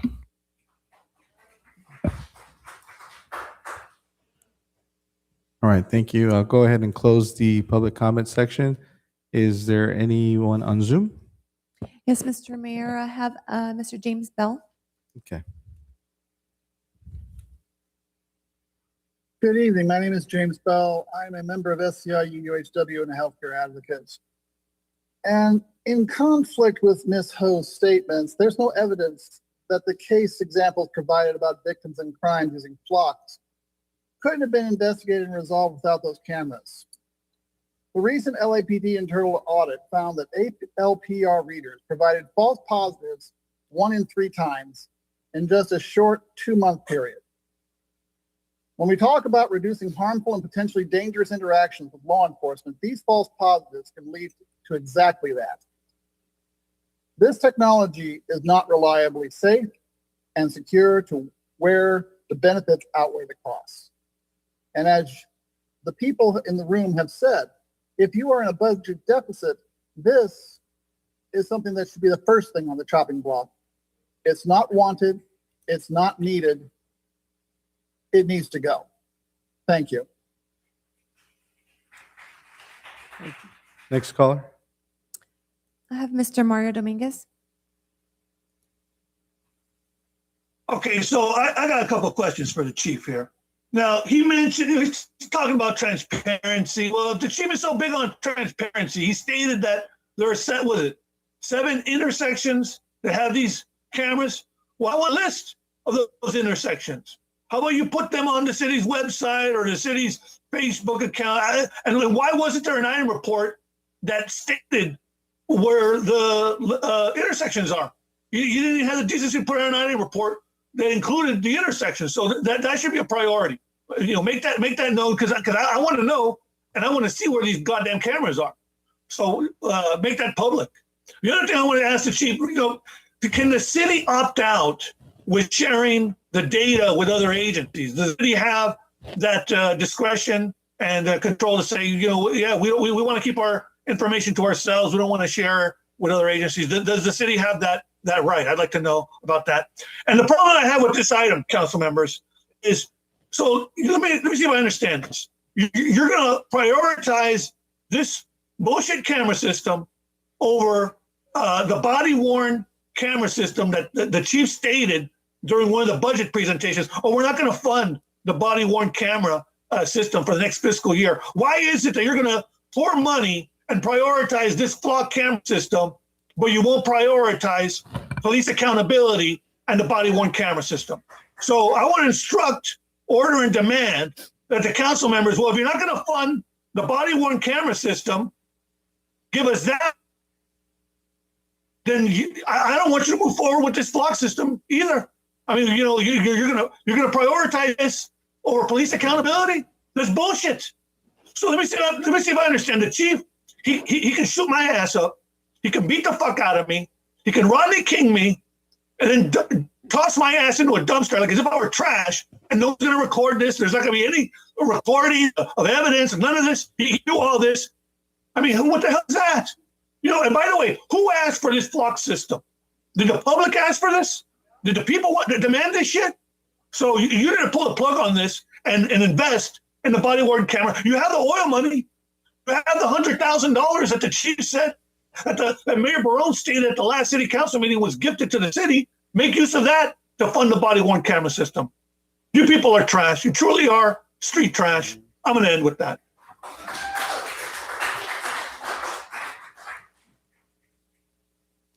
We have Ms. Liz Ruiz.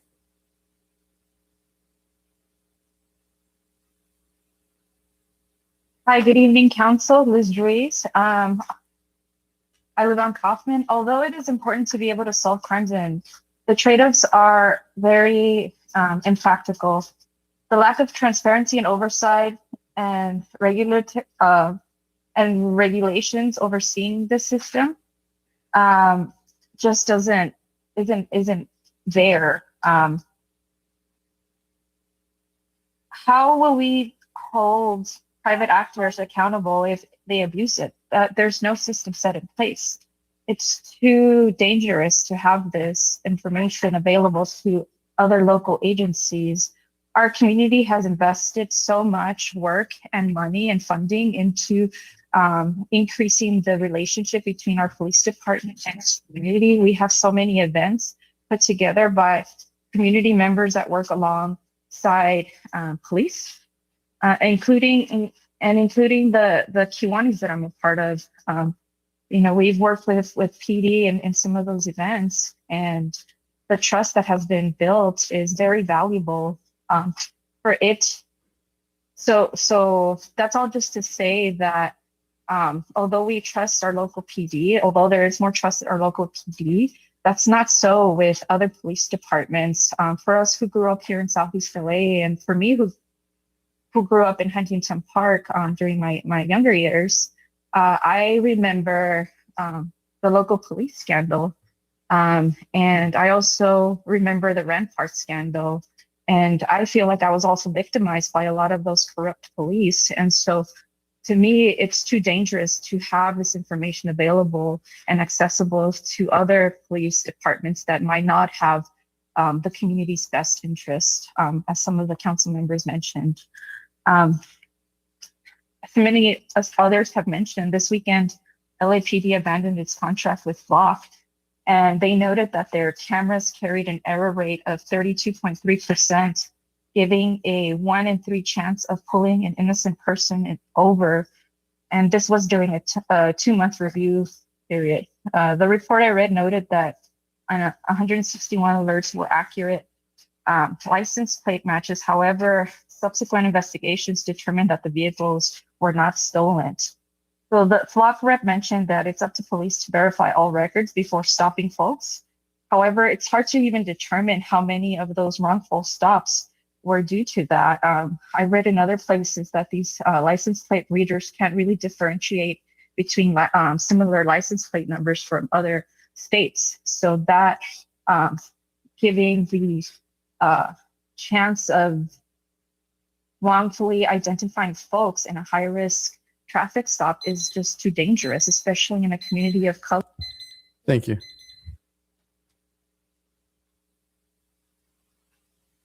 We have Mr. Jason Mercado.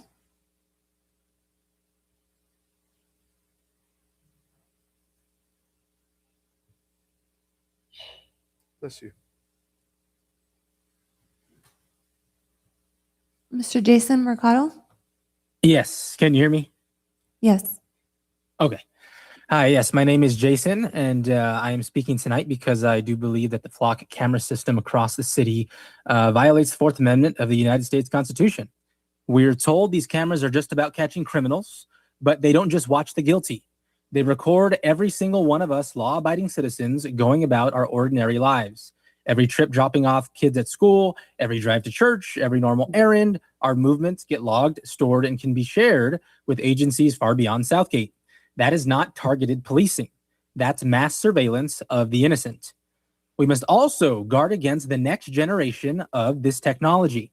Systems like Signal Trace go beyond license plates to capture signals from cell phones, smartwatches, vehicle infotainment, and other personal devices, creating a detailed electronic fingerprint and profile of ordinary citizens.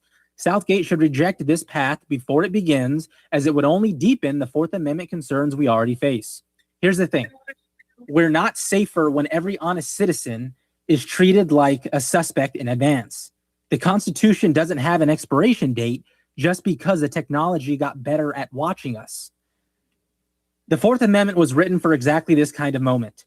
It says that people have a right to be secure in their persons, houses, papers, and effects, which would include personal vehicles, against unreasonable searches and seizures.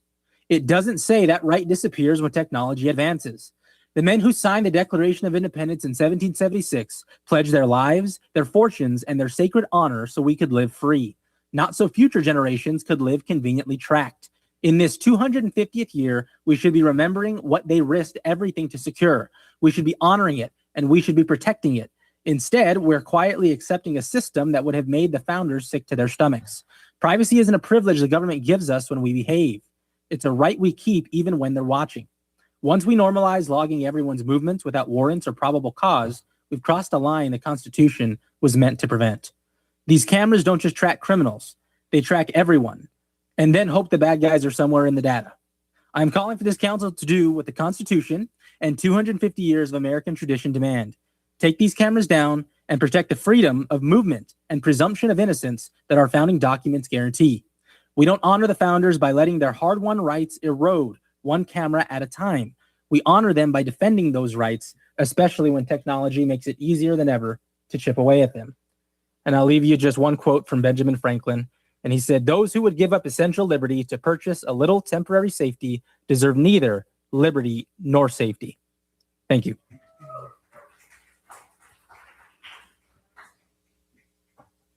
We have Ms. Mackey. Hi, my name is Maki. I'm here representing SCIU UHW. You heard from some of our healthcare workers. We have a lot of healthcare workers who live in the city of Southgate, and our members are overwhelmingly people of color. We really want you to consider what's truly in the interest of community safety and what's in the interest of a surveillance company valued at $8.4 billion. I just really want to quickly respond to some of the things the representative shared. So, folks had already mentioned that this 32.3% error rate that the LAPD Inspector General found in just a short 2-month period. Those false positives are linked to Flock's hot list feature. That meant that LAPD officers had a 1 in 3 chance of pulling over an innocent driver, but conducting a high risk stop, which can involve calling for backup, air support, a supervisor, and ordering the suspect out of their vehicle. So, this claim that this could potentially make Black or brown people safer and is just completely false. If anything, it creates more potential for dangerous interactions with law enforcement, which I don't think law enforcement wants to have either.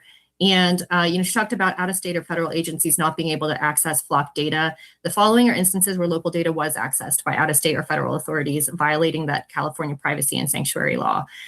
So a Ventura County audit revealed Flock inadvertently changed settings, allowing out-of-state and federal agencies to access their data over 364,000 times in a 2-month period. An audit of SFPD's ALPR network showed it was accessed by out-of-state agencies over 1.6 million times over a 7-month period. There's a class action lawsuit filed against Flock about allowing the sharing of millions of Californians' daily movements. And then the state versus El Cajon, where the California Attorney General is suing the city of El Cajon. So again, on these questions of, how the budget is being used and financial liability, this poses huge financial liability to the city. EFF versus San Jose, also, related to a situation where the city is being sued. And so, there's numerous lawsuits also about the officers that are potentially, using this improperly. And, that's happened in Milwaukee, in Costa Mesa here in California, Sedgwick County, Orange City, and Monroe County in Florida. So, this is why groups like the ACLU have really highlighted these issues, these cases about how departments don't proactively monitor queries. These instances of abuse can only really be found after they've happened. And so, for us, we're really considering the interest of what is in the interest of the public health. And, it is not engaging in something that really significantly lacks oversight and potentially puts the community at risk. So, I stand with our healthcare workers who've been on this call or been in this meeting in person and shared their concerns, and really hope that this council follows what many cities across the nation have done and reconsider, immediately ending their relationship with companies that profit off of sensitive data sharing. Thank you.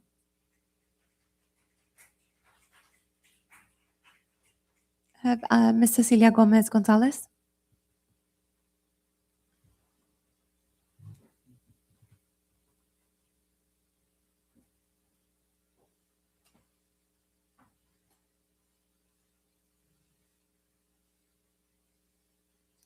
Okay, all right, can you hear me? Yes. Yes. Oh, right on. Okay, good.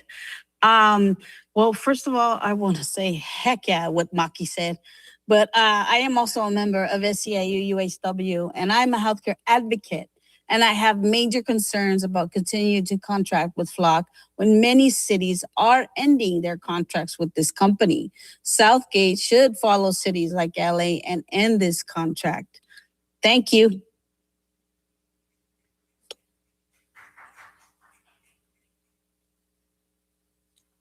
We have Mr. Robert Montalvo.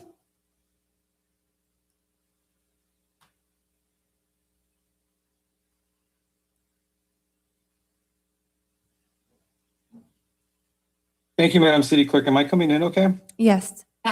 Thank you. I just want to begin by quoting California Government Section Code 54954.2 regarding the agenda.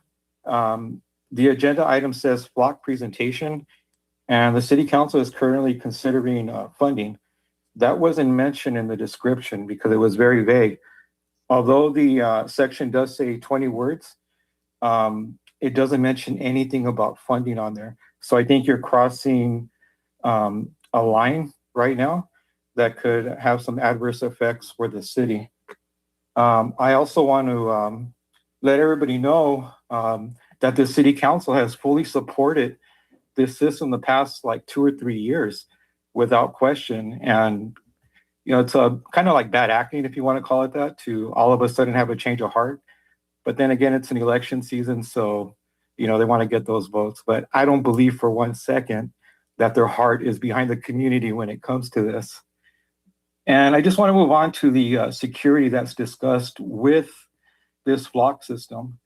So according to a search that I did recently, 71 California law enforcement agencies found that they were actively violating that Senate bill that's supposed to prevent them from doing that. It was so egregious that the Attorney General, Rob Bonta, had to issue an advisory to police departments because of all the violations they were doing. So there's no guarantee that anybody else will have access to this flock information. I mean, look at the presentation from that video. How wide was that photo? And how many people are getting caught with that don't have tinted windows? All they have to do is take a screenshot, run it through their facial recognition, and there you have it. So that saying that you don't support it or nobody shares it is okay on its face, but in reality, there's no guarantee.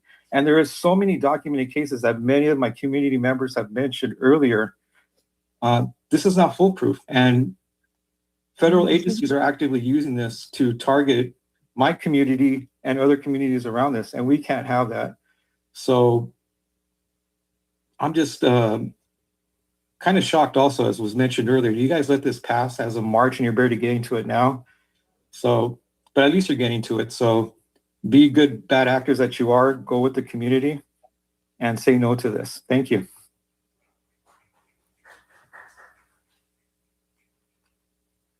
We have Mr. Thomas Gonzalez. Yes, hello. Good evening. Can you all hear me? Yes. I just want to agree with my fellow residents here of Southgate. I do agree that these flock cameras are a breach of our privacy. And they did mention about the wide shots of the photo. It just doesn't only get the license plate, but it also gets people in the surrounding area. However, I do understand there are things that need to be accepted and declined. This could have been of good use for criminal acts. Last year, between, I believe it was January and August, we had 554 car thefts. That's about 50 car thefts a month. It's ridiculous here in Southgate. I've had my car stolen twice. It's pretty ridiculous. But with the flock system, I think it's a reach of our privacy. I don't really agree with the company on how they're approaching with this. And yeah, I don't think we should be spending more funding on this. And the previous member did mention that you guys approved this with no issues, and suddenly you're against it. Like he did mention, bad acting, honestly. That's some Netflix ass acting straight up. And to all my residents here in the meeting hall, good job on voicing yourselves. But a lot of you are fat chuds, I'm not gonna lie. So good luck.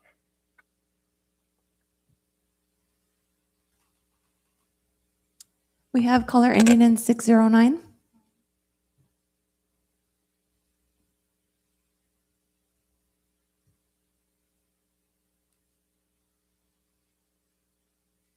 Caller ending in 609. Hi, this is Thomas Buckley. Sorry. I actually want to bring up the same point that another caller brought up regarding the agenda.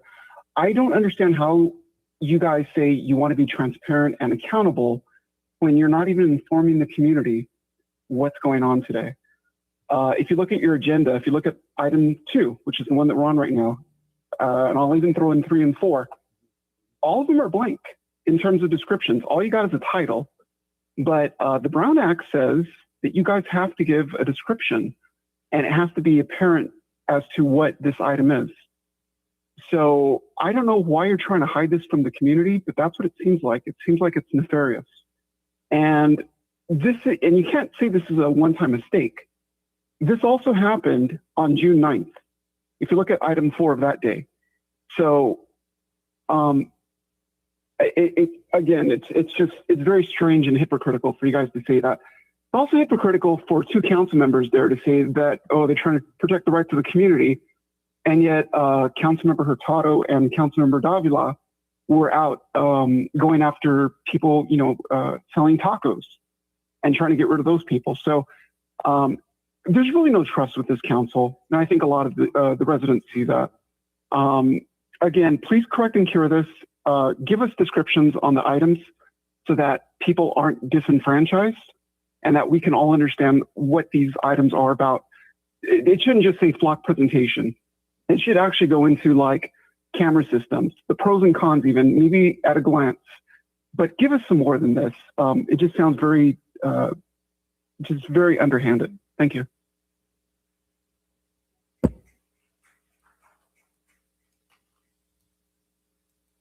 We have no others. All right, Madam Clerk, any emails that we want to surmise? Yes, Mr. Mayor, I did receive 17 written comments regarding the flock system. Of those, 2 were in favor of the flock system and 15 were opposed. Thank you. All right, thank you very much. I'll go ahead and bring it back to council. Go ahead. Yeah, Councilman. Mr. Mayor. So once again, as I mentioned in the beginning, that this flock system did not convince me at all tonight in tonight's presentation. I appreciate Lily coming in here and also coming in last week to do presentations for us on the council, whoever was able to make it. But I don't see it. Again, I think giving up privacy, I get it. I did it, right? I have Ring. I go to places and I identify where I'm going. But that's a choice that a public figure makes. But residents in the community, that's not what they signed up for. They want to be private. They want to go home after work and spend time with their family. If they want to go to the park, they're going to go. Some people have Ring at home. I have it, like I said. But that's because I want to protect my family, but that's my choice. Businesses put cameras up, but that's their choice also. And if a person's concerned about going into a place where they have cameras, that's their choice to go in or not go in. But I can't see support of the flock system as it stands. It's just not going to happen, not tonight. Thank you, Mr. Mayor. And thank you to the people who came in. All your comments are taken. Well, there is, so the reason this was brought up was because there was an agenda item, not agenda item, but it was in the warrants. And it was being questioned why it was on there. So we got to make sure that that is undone. We can't deal with this. At least that's my voice tonight. Thank you. Vice Mayor? Thank you, Mayor. And appreciate all the input from the community tonight on this matter. I think it goes back to, for me, I think that there's a lot of uncertainties in terms of safeguards with this system. It is a tool. It does. We know that it does have comprehended folks, and it's helped out our police department. But right now is a terrible time. We need to build support for the immigrant community. The immigrant community is devastated with what's going on right now, and this is going to add to that. And we need to build trust with the community. They need to be able to report crimes, and if they're not, they don't. They got to trust that we care about them. And I think that's where I'm leaning towards. I mean, it's hard to verify a lot of this. I mean, it's a system that does work, but there's just too much access to it, and there's too many holes, and I'm concerned about that. Maybe looking at another vendor, but the safeguards are not there. I just have, I'm also leaning not to approve it. I think that, I was just sharing the statistics that our immigrant community is, 500 Fortune companies. Half of those companies are started here in America, United States, are by immigrants or their siblings or their, yeah. That's powerful, huh? The immigrant community contributing. Right now, we're treating them like it's sad because a lot of us come from immigrant communities, and I think this is what in the end, this is what it comes down to for me. I mean, I think I want to put the immigrant community up front and center and say to that we care about them, and we care about public safety, but at the same time, this if it's just it doesn't go in line with what we're trying to do, build in the community. So that's where I'm leaning towards not approving this. Look, maybe down the line after we set, maybe after the election, after we see what happens in Washington. But right now, I just don't see it, at least that's where I'm at. Councilwoman? Mr. Mayor, thank you. Thank you, so much. Mr. Mayor. So, Go ahead, Councilwoman. no, go ahead, Maria. Thank you. I just want, back when this was brought to council at the time, it was a good idea to help our police department, help with any cases, not cases, but incidents that were happening at the time. Right now, we are living in a very, very bad time regarding the immigration issues that has been happening. Right now, we are being social profiled. Every single one in here can go out there and can be stopped. And we see that happening, throughout, not just California, but throughout the nation. With these cameras, I see the need that the need that it has in order to help, help our police department when the Amber Alerts. But right now, I see it as they've been using this system just to target our immigrant community. And this is something that we need to protect. I'm an immigrant myself. I can be stopped anytime. I don't carry my passport with me. I don't have the real ID at this point.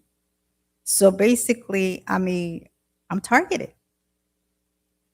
But we need to, we need to look into ways of see how we can come up with other options in helping our police department other than using this, the flat cameras. Right now, we're in crisis. So, right now I'm in the on the side of terminating the flock cameras, but I do see the need of our police department getting that help that they need. But again, we need to. We are in crucial situations as we are here. So that's where I'm at, and I see this. And again, we cannot guarantee what the government, the federal government are willing to do in order for them to get any information that, because they get information whether we want it or not. From our phones, our computers, cameras, the rings in your, at homes, it's everywhere. But if this is something that it's helps, our community feel safer, I think at this point, we need to end the contract.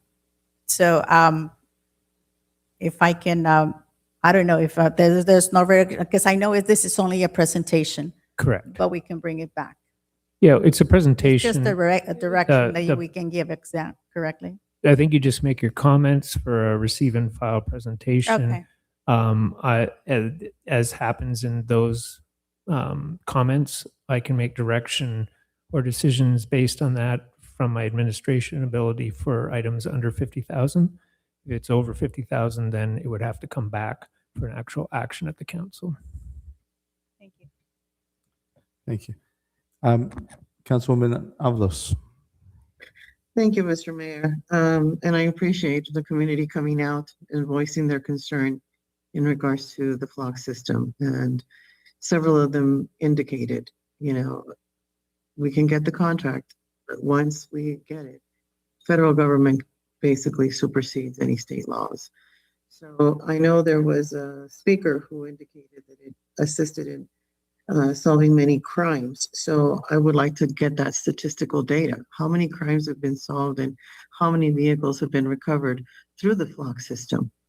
But I too would want to make a motion to terminate the contract out of an abundance of security and public safety for the community as a whole, but specifically for our immigrant community, because we've seen what ICE has done in our community, in our own homes.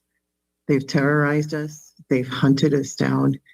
They've physically caused a lot of injuries, not to mention the mental health trauma that a family endures or an individual endures when being attacked by an individual in a uniform. If us as adults get triggered and traumatized, our kids do as well. So I would be more than supportive to having staff look into the contract and terminating this contract. Yeah. The sooner the better. Thank you. Thank you. I'd just like to add really quickly, because I feel the same as all my colleagues here regarding this. I think that the state of California did something a few years back that was amazing. I had a lot of immigrant family members in my family who were excited about not being afraid of driving anymore because they were able to get a driver's license, they were able to get car insurance, and they were able to register vehicles. But sadly, because the state of California was so progressive in this, creating this system, it created a database of license plates that are registered to undocumented people. And we've seen it, right? Because when the videos show when they're getting pulled over, they're asking, what's your name? Oh, my name is this. And then they're asking, well, where is this person at? Well, that's because they know that that car was registered to the father, who was an undocumented person. They know that when they pull that car over. So how do they know that? I mean, these are some questions that I've had, and I was very, like I said prior, I thought it was a good thing that we were going to be able to not have these cameras because of our budgetary issues, and really ask our PD to find other ways to solve these crimes. There was one question that I have. There's a March 14th comment that has been made a few times. This was not in our warrant register until the last meeting, which was in June. So is there? I know it might have been invoiced in March. Is that what they're saying, Louis? I'm not sure if that's accurate in that. I need to look at the specifics, but yes, it's very likely that it was invoiced in March and processed in the June warrant run, which is when it went to council. Right. So, and just for clarity, us as council members and even the city auditor, we wouldn't see the initial invoice when it gets presented to the finance department or when they send it in. It goes through our normal channels of how we review the payments every 2 weeks. And that's when it was flagged for review. So again, I just want to echo to that and say that I think that we need to really terminate this contract and find other solutions for our police department, because I'm not going to be, you know, I'm not going to be okay with knowing that our police department is going to have difficulty already with being shorthanded, and trying to find ways to solve these crimes. But we want to make sure that we give them some solutions for that. And then, you know, as a person who's had many crimes too that have been solved at my home because of the Ring camera, I see what, you know, surveillance and having cameras in your home can help law enforcement solve these crimes. One of them was, you know, posted on Thomas's Buckley's page, where two individuals were trying to kick down my door.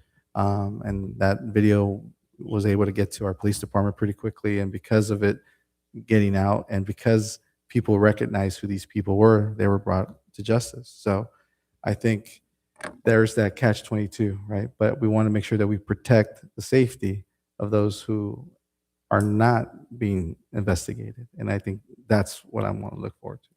Yeah, and I think it's important to add this. All our departments are tasked with looking for solutions to problems, whether it's for grants to repair streets or what have you. Our police department has the same challenge. They have to look for solutions. Many years ago, we had that red light camera thing that gives tickets and only photographs those cars that are going through. And at the time, we thought, hey, if that's going to help, you know, prevent accidents, it's a good idea. So we invested in it. Wrong. It actually created more problems. There were more accidents because people were going to a intersection. They saw the yellow light and they slammed on the brakes, and the car behind them would hit them. So we did away with that. And when the original presentation of Flock came along, it was presented as an opportunity to help address some of these car thefts and Amber Alerts. And at that time, it seemed like a good idea. But recently is when you start listening to how these systems are being misused, and and in some cases potentially, in some cases in reality. And so for that reason is why it's being pulled. It's not like we approved something knowing that this was going to happen. We didn't. There's no way for any of us to have known that. But because of all the privacy issues that we all face, again, with the examples I gave earlier, those are real. Can't go anywhere without somebody, you know, identifying where you're at, and all of a sudden you're getting ads and that sort of thing. So, and again, one of the big things I've been having conversations with friends on, kind of sort of related, because again, a lot of this is targeting people of I use color. Android. I'm an Android man. Talk about hacking. There's an example of one. So I don't know who that is. In any case, that happened to us at a meeting, right? That's On okay. YouTube, Remember. somebody hacked it, and there's nothing we can do. So, but again, I was having a conversation about, you know, how people of color are being targeted. And, you know, when you really think about it, and I heard this recently and I thought it was important. If you take a look around the room, what do we have? You know, and you look at the country, the same thing, right? You belong to one of three groups. You're either a Native American, you were brought in for slavery, or you come from immigrants. So where's the hate? Why does it have to exist? But again, I think the city manager has received direction, and this block system is going to go away. But on a side note, I hope Mackie is listening. I've been working with Mackie and with Myra, and I've gotten some information, and we will be having pretty soon on the agenda dealing with the Values Act. So that's going to be coming up soon. And yeah, I talked to these young ladies as well, and we're going to be bringing that forward. Okay, we're just looking for the proper action for that, the proper language. Okay, all right. So Yeah, receive and file. Appreciate receive and file, and that just you want to clear that up, what that means? Yeah, so for receiving file, we've given direction to our city manager and staff on how to proceed moving forward with this. Thank you. Mr. Mayor, if I may ask a question to the city attorney, in regards to Government Code 54954.2, in regards to the next two items. I don't know if that, just the title meets the criteria. I just want to make sure that we aren't erring on the side of caution, making sure we're not violating any governmental codes. Understood.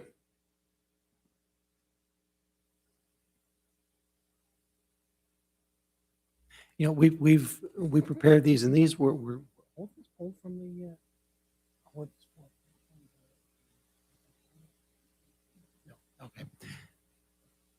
Yes. Okay, these are simply presentations. And we thought that was clear from the entries. Apparently it wasn't clear to some. But there's no action being taken by the council on any of these. These are simply presentations to the council, which are presentations on the items listed in the caption. Attorney, does that mean the three items, or are you just referring to the following two? We're referring to items 2, 3, and 4. Okay. All right. Thank you. Mr. City Manager, just if you can offer some clarity regarding the direction that was given. Certainly. Yes, I appreciate that. So in the event of looking at, I think our chief mentioned there's a struggle we have to keep our communities safe.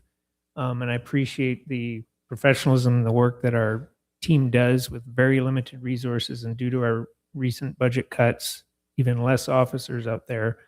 So there is a scramble to try to find ways to force multiply, to have people, ways to help solve crimes. We don't have as many officers checking plates when they're driving around to find vehicles that are stolen or track down somebody who's abducted a child. These cameras in the past have been seen as a force multiplier, so they have some benefit. But on the other hand, of course, there's concerns that information, everything we heard today. So I, obviously with the direction we're hearing here, I will take that under advisement. It's within my purview to decide if we renew the invoice that's under 50,000. My approval is for under 50,000. So I can understand that we won't renew it. So that's the action I will take. However, that leads us in our police department with a tool. Like any tool, a gun can be for safety, a gun can be for harm. This has a safe aspect, and so we're going to have less eyes out there for good when this goes away. So I appreciate all the comments and the need to make these tough decisions, but do know that we do hope we can find new ways with our limited resources to continue to keep our community safe. Thanks.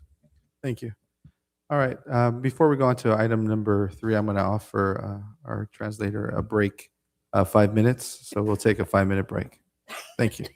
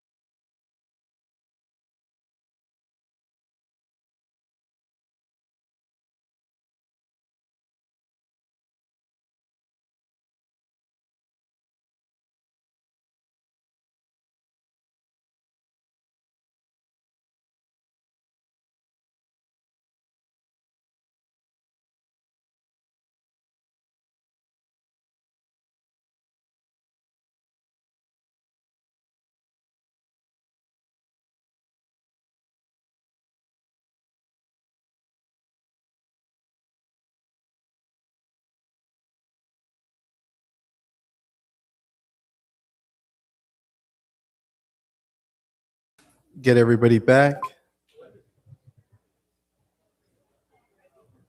Those are known as 5 Southgate minutes. They're like 8 minutes.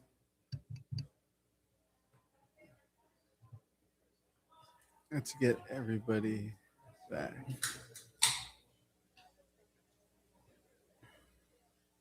Mr. Rios. Mr. Rios. Here we go.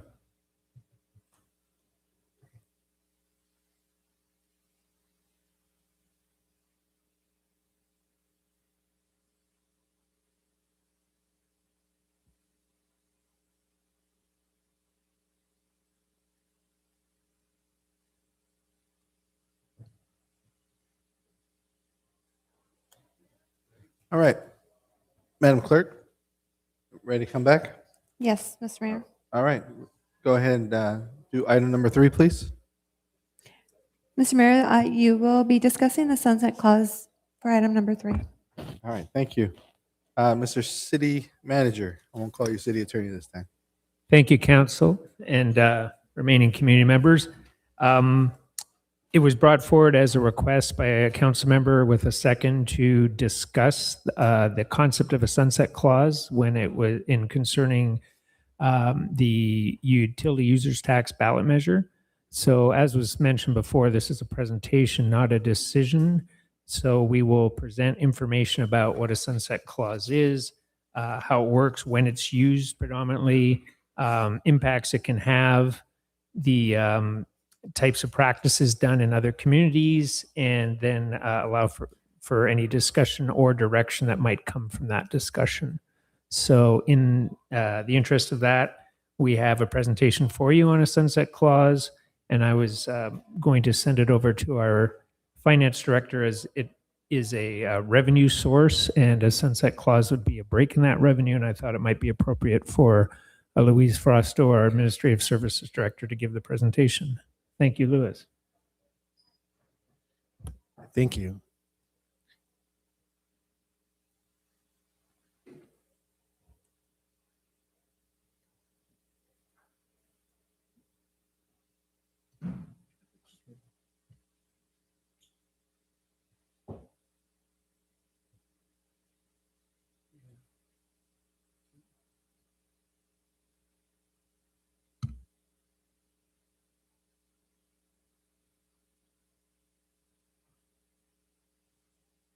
You could probably start the discussion as we bring up the slides. Sure. Yes. Good evening, Mayor, members of the City Council, members of the public. This item is a focused discussion on the topic of a sunset clause as it relates to the utility users tax measure that the City Council has already approved to be placed on the November ballot. Accountability to our taxpayers is paramount, especially when we're asking them to support a ballot measure. Our goal tonight is to look at how different accountability structures affect Southgate's long-term financial health and credit position.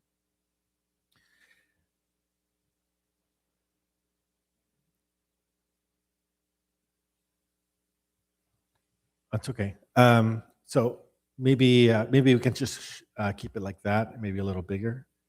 Here, 1 second. Sorry. And then just hit the presentation from the beginning button. There you go.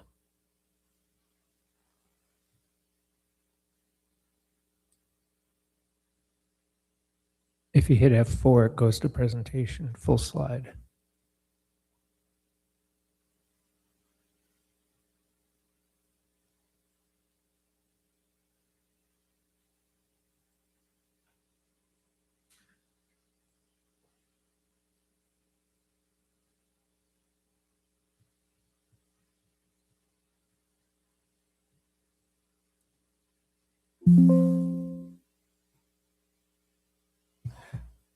Sorry about the technical difficulties. So I'm going to continue the presentation. I apologize that everything's a little bit small, but this will be on the website for folks to be able to download. So what is a sunset clause? First, a common definition, so we're all working from the same starting point. A sunset clause is a provision written into the tax ordinance that automatically ends the tax or a specific rate on a fixed date unless voters approve continuing it. Sunsets are most often used for taxes that are tied to defined projects or one-time needs. Think of a school bond, a transportation project, or a public facility. When the project is paid for, the tax ends with it. And to be fair to the idea, a sunset also has real value in a campaign. It can help build voter trust by guaranteeing a future decision point. So the tool itself is legitimate. The reflection question on the slide is the one that matters, which is, does the need being funded end on a schedule? The question before council brings us a question that drives everything else tonight, actually. Is Southgate's budget gap temporary or ongoing? So on the left there is the kind of need a sunset fits. It's a one-time project, infrastructure bonds, capital equipment. The need ends when the project is built and paid for. So it makes sense for the revenue to end too. On the right side is Southgate's reality. What this revenue supports is retaining sworn police officers, maintaining our parks, and running daily city operations. And what drives our deficit is pensions, insurance, salaries, and state mandates. Those costs reoccur every single year, and they grow. They do not have an expiration date. So the reflection question here is simple to state. Should the revenue last as long as the obligation it funds? Let me put a number on what expiration would mean. At the 8% rate, the UT is estimated to generate approximately $10.4 million a year at full collection. That figure comes from the rate analysis we presented on June 9th.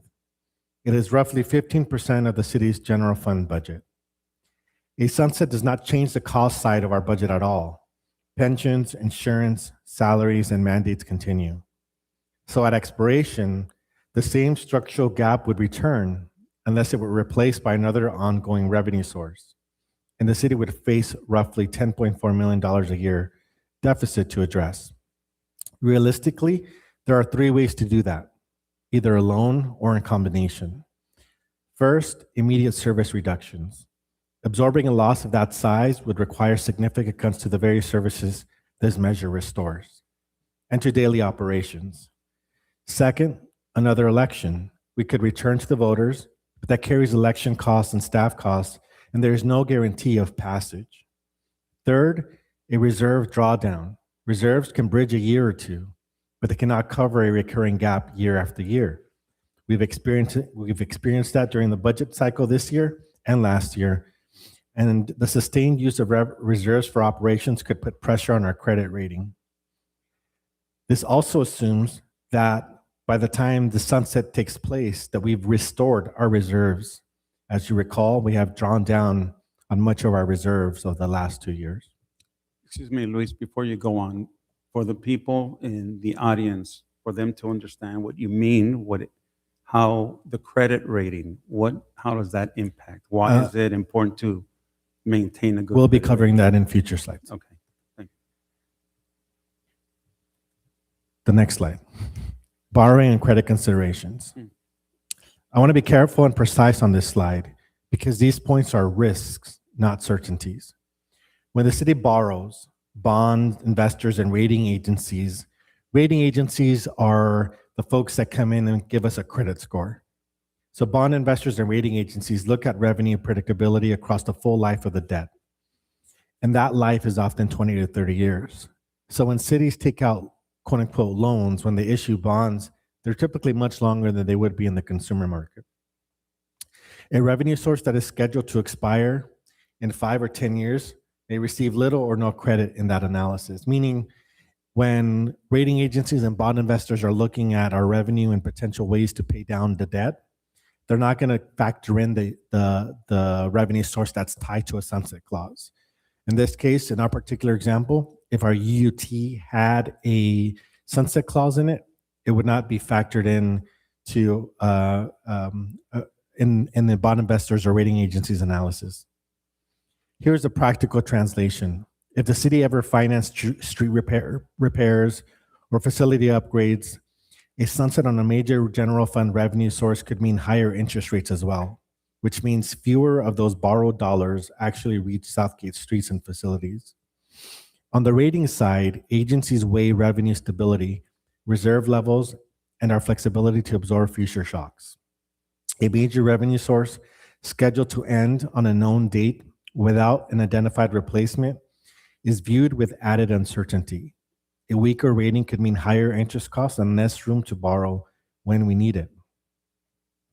I think, Luis, if I may, a good example that was kind of presented to me is trying to buy a home when you are just working as a contractor, a contract worker, right?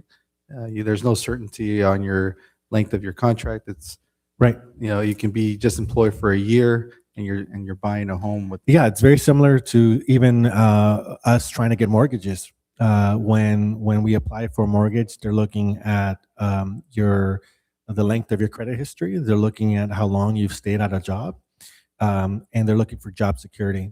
And so, very similar factors when bond investors and rating agencies are looking at the city's finances. So, accountability without a sunset. Now, the concern behind the sunset proposal is accountability. At least that's what I've heard. And that concern is legitimate. So the question staff asked is whether we can deliver the accountability without scheduling the revenue to disappear. We believe that there are three answers. First, that the oversight is already built in. The UUT would be reviewed every single year through our budget adoption in public session, but also through third-party independent annual audits, which happen every single year, as well as our annual published financial reports. These reports are made public and are on our city's website, and they go back for 10 plus years. This is continuous oversight, not oversight once a decade. Second, an alternative could include a 5-year fiscal review and accountability resolution. Under this approach, the council would adopt a resolution committing to a comprehensive public review of the city's finances in year 5, with the option at that time to place a future measure before the voters to adjust or even end the UUT. I want to be precise about what that is. A resolution is a formal public commitment of this council. It is not an automatic trigger like a sunset clause would be. And that is actually the point. It keeps the steering wheel in the city's hands. An automatic sunset puts the budget on autopilot towards a fixed date, whether or not conditions have changed. We want to avoid an autopilot situation.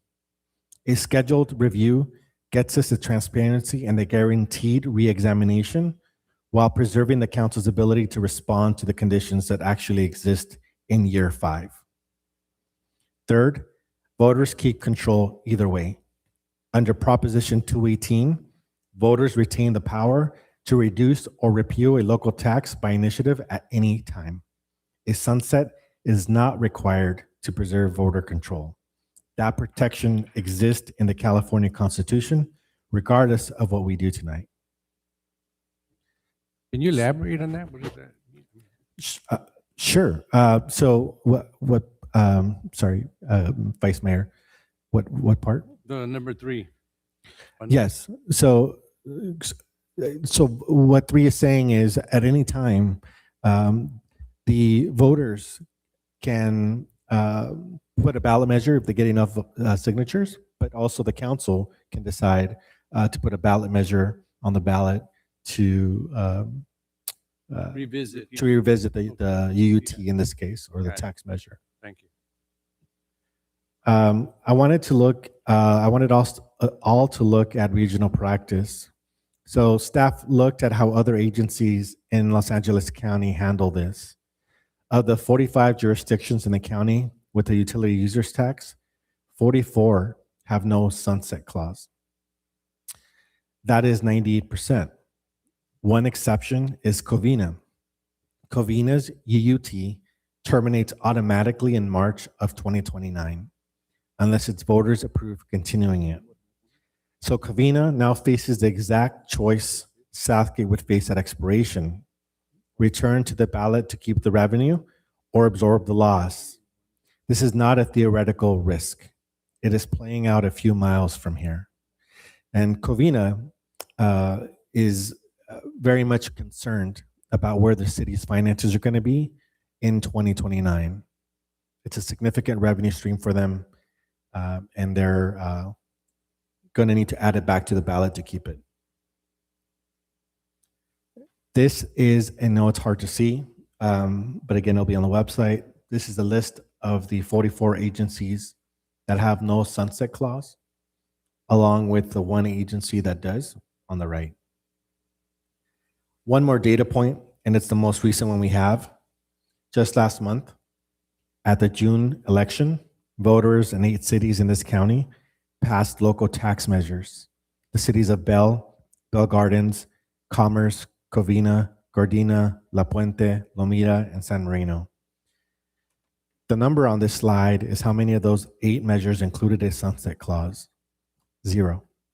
Every one of them was placed on the ballot as ongoing revenue, with ballot language that reads until ended by voters. And every one of them passed. So the most recent evidence from voters in this county suggests that a sunset is not required for a measure to succeed at the ballot. So having walked through this analysis, here's where staff lands. Staff recommends maintaining the approved UUT ballot measure without adding a sunset clause for 3 reasons. The city's deficit is structural and ongoing, and the revenue solution should match the problem. A sunset would leave a roughly $10.4 million a year, or about a 15% of the general fund budget, to cut, replace, or renew at expiration. And a sunset may reduce our financial flexibility and could increase borrowing costs, which is consistent with what 44 of the 45 UUT jurisdictions in this county and all 8 of last month's successful measures have chosen. The slide also shows a potential alternative for the council's consideration. Adopting the 5-year fiscal review and accountability resolution that I described earlier, a public review of the city's finances in year 5, with the option to place a future measure to adjust or end the UUT at that point. Staff sees that as a strong companion to the recommendation because it delivers the accountability commitment directly. I will close with one sentence that sums up staff's assessment. A sunset clause would not reduce the city's ongoing cost. It would only schedule the date when the city must either cut services, use reserves, or return to the voters. If the council maintains the measure as approved, no further action on the document is needed. And the council may also wish to direct staff to bring back the review resolution. If the council instead directs staff to add a sunset, we would need direction soon because the amended ordinance and resolution would have to be adopted and filed with the county registrar by August 7th to stay on the November 3rd ballot. That concludes my presentation. Thank you. Thank you, Luis. So just to recap, we had a chance to describe what a sunset clause is, if other agencies have used it or not. Interesting enough, it was pointed out Covina on their utility users tax that they did some time ago, they have a sunset clause that expires shortly, but in their most recent June vote to add a sales tax, they didn't add a sunset clause. So it certainly is not a trend that's growing or something people are using for the very the concerns shared by Luis. And as you saw, staff's recommendation would be to not use it because the tool wouldn't fit the concern, which is an ongoing problem. This is a discussion, so we're happy to have your discussion. And if there was direction to return with anything, we can't take action tonight, of course. It's just discussion. We'll take your comments and we turn it back to you. All right, thank you very much. I'll go ahead and open up to members here in the audience. If you wish to speak, please line up on the left.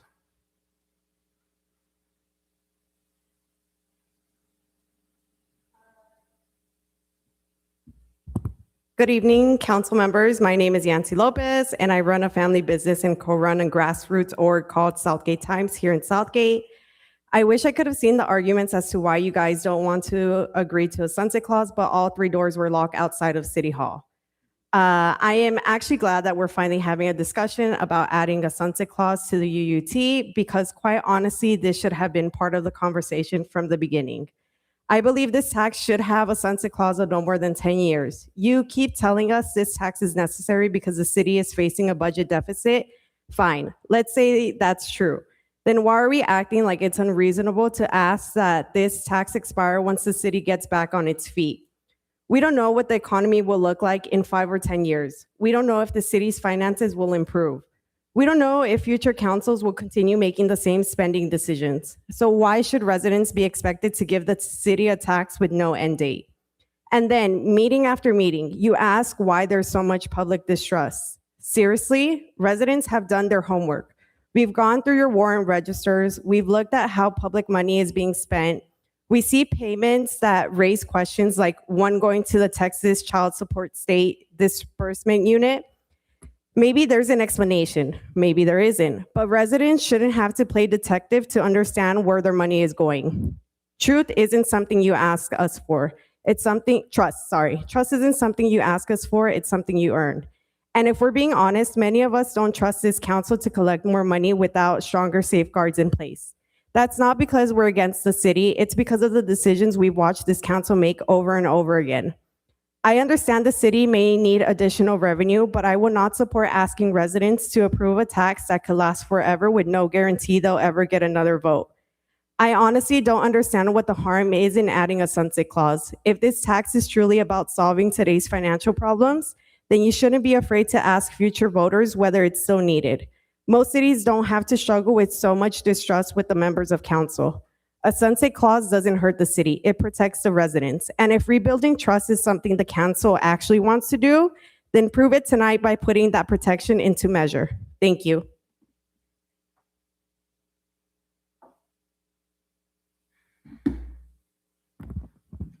Good evening, Mayor and council members.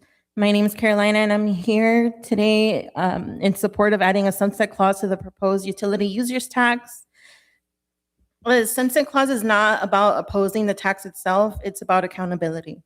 This council has acknowledged that Southgate is facing a serious financial challenge. Residents understand that, but asking families to pay more without building in a mechanism for public review and accountability ask for trust like that, frankly, many residents no longer have it. A sunset clause ensures that this tax does not become permanent without voters having the opportunity to evaluate whether it accomplishes purpose. It creates an incentive for the city to demonstrate measurable progress, improve its financial health, and come back to residents with evidence, not assumptions that continued funding is necessary. Unfortunately, this conversation has highlighted a larger issue, the lack of transparency between City Hall and the people it serves. Many residents are learning about major decisions after they've already been made. Too many people feel that the public input is treated more of a formality than rather something that genuinely shapes policy. Transparency shouldn't begin and end with posting an agenda 72 hours before meeting. It should be an ongoing commitment to keeping residents informed and involved. If you're asking the public to support a tax increase, then the public deserves more than just a few minutes at a microphone. They deserve budget workshops where staff can clearly explain the city's finances. They deserve town hall meetings where residents can ask questions, hear different perspectives, and understand what options have been considered. They deserve regular updates on the city's financial recovery, opportunities to provide feedback before decisions are made, and clear explanations on how tax dollars are being spent. Community engagement shouldn't happen only during election season or when a tax measure is on the ballot. It should be part of how the city governs every single day. Adding a sunset clause is an important first step because it recognizes that accountability should be built into this measure from the beginning, not promised after the fact. I urge you to approve of meaningful sunset clause and commit a higher standard of transparency by holding public budget workshops, community town halls, and creating more opportunities for residents to participate before, not after, major financial decisions have already been made. Our community is willing to be part of the solution, but that only works if you treat residents as partners, not spectators.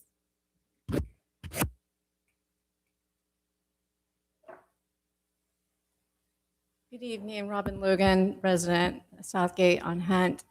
I actually understand and I appreciate the presentation that shows on page 6 that there is a Proposition 218 that is a state law that states that we, the citizens, actually have the right to actually bring it to the citizens if we have the right amount of signatures to put it on the ballot so we can actually change that tax.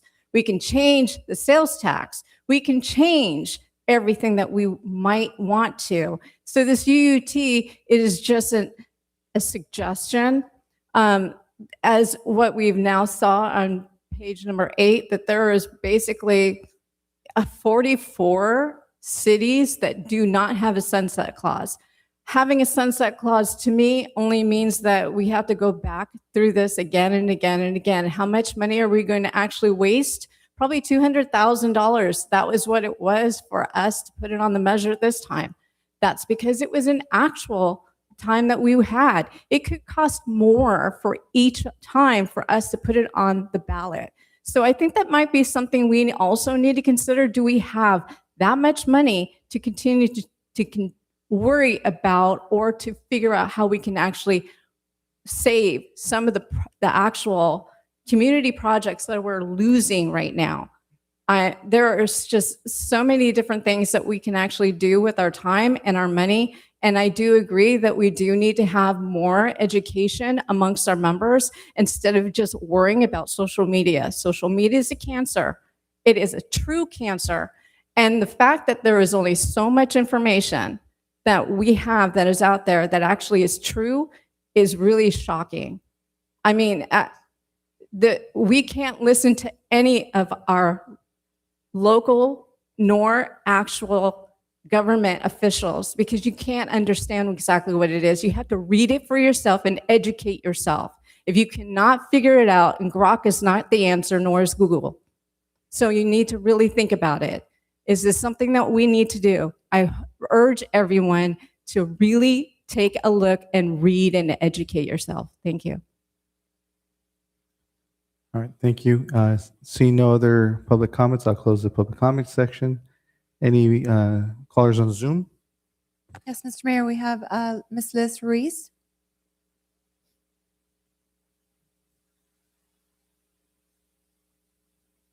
Good night, everybody. Liz Ruiz on Kaufman. Can you hear me well? Yes. Yeah, I'm adamantly against the sunset clause. I think it's taken so much work and time, and there's been so many community meetings, town hall meetings. I know several of our mayor and other city officials have actually gone to a lot of these meetings, had one-on-ones. And so I feel like, I mean, there could always be more outreach, but I have to acknowledge that a lot has been done to get us to this point. And, you know, we don't even have a guarantee that the UUT is going to pass. I frankly don't even think, or I don't want to say I don't think, I should be more optimistic, but I do wonder how many of the people that are proposing the sunset clause are even going to vote yes. I guess some probably can't vote yes on it because they don't live here. But yeah, I mean, I think that's something to ponder and keep in mind. I think that because of the situation we're already in, we've already lost a lot of staff that have left early, a lot of valuable staff that have left early or found other jobs. I mean, we can't even fund cleaning the public. I mean, we were able to fund the cleaning of the public restrooms, but we don't have staff to even do it. So I can't imagine having to go through this in another, you know, whatever time they're proposing, 5 years, 10 years, because it's a guarantee that we're still going to be in need of money. Inflation is going higher, it's getting higher. Everything's more expensive every year. So this might actually not even be enough for now. And, you know, the more things cost, the more we borrow from our general fund to pay for the street and lighting fund, to pay for other needs that the city has, the less money we're going to keep having in the reserves. So I just don't see the benefit of having this. And like Fausto mentioned, you know, there's already audits that are posted online and they're accessible for everybody. I haven't seen, exactly how the money has been misspent. Maybe we don't all agree on what it is spent on, but as far as money getting stolen or missing or misappropriated, I haven't seen evidence of that. I've yet to see it. I've definitely heard the claims, but I haven't seen it. So yeah, I don't think it's beneficial at all. Thank you. Next caller. We have Mr. Mario Dominguez. Now when I see our agendas, all I see now is just stupid shit. And this is a perfect example right here. This is a stupid shit item. This shouldn't even be on the agenda. This item right here highlights and exposes, once again, the stupidity of our council members, that you would even consider moving forward with a sunset clause for utility user tax. And you have your master of coin there with his presentation. He hit a bullseye when he showed 44 cities have a utility user tax and only one has a sunset clause. What city hall in their right mind is going to say, let's put a sunset clause on a major revenue generating tax? What city hall is going to do that? Well, only Shitgate.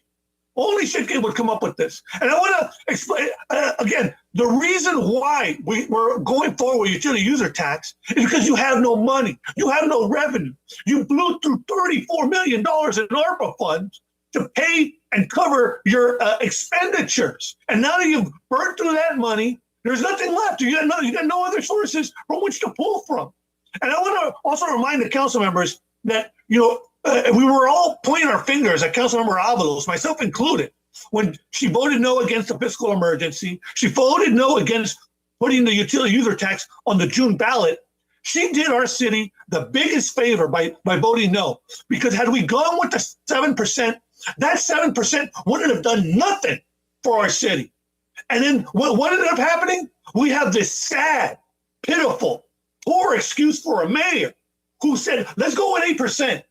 8% ain't gonna, how long is that 8% gonna last us? How long is that gonna cover us? And also with that 8%, you're not gonna be able to rebuild and replenish the other funds that you use, like was it the budget stabilization fund, all these other funds that you use to get us to where we are. You took $2 million from the general fund last year to help cover some of these expenditures. How are you going to rebuild the general fund that you spent $2 million from?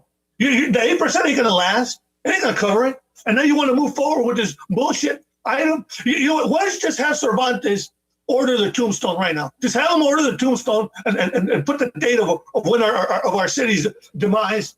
And the last thing, what was the other thing I wanted to know? Oh yeah, what is staff's recommendation? I'm just curious.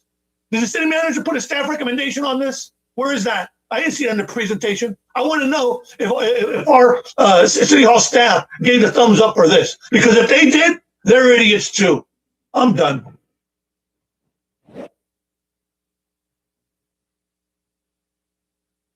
Next caller. We have Mr. Robert Montalvo. Thank you, Madam City Clerk. Am I coming in okay? Yes. Yes. Thank you. I just want to open with, I don't know, you guys went to a water rebate, now a sunset clause. What's next? Are you going to give out toasters? Free plants? You guys are your worst enemy when it comes to communicating this UUT. You spent years deficit denying, gaslighting the public, and now you're paying for it. You want us to give you this money when we don't trust you. And you know what? This is your fault. How can we trust you with the money, with the body of work you've done just in the last 4 years alone? How can we trust you with this? I mean, sure, we have our differences, but at the end of the day, if you succeed, we all succeed. We can agree to disagree. But you guys are really doing a terrible job. You really are.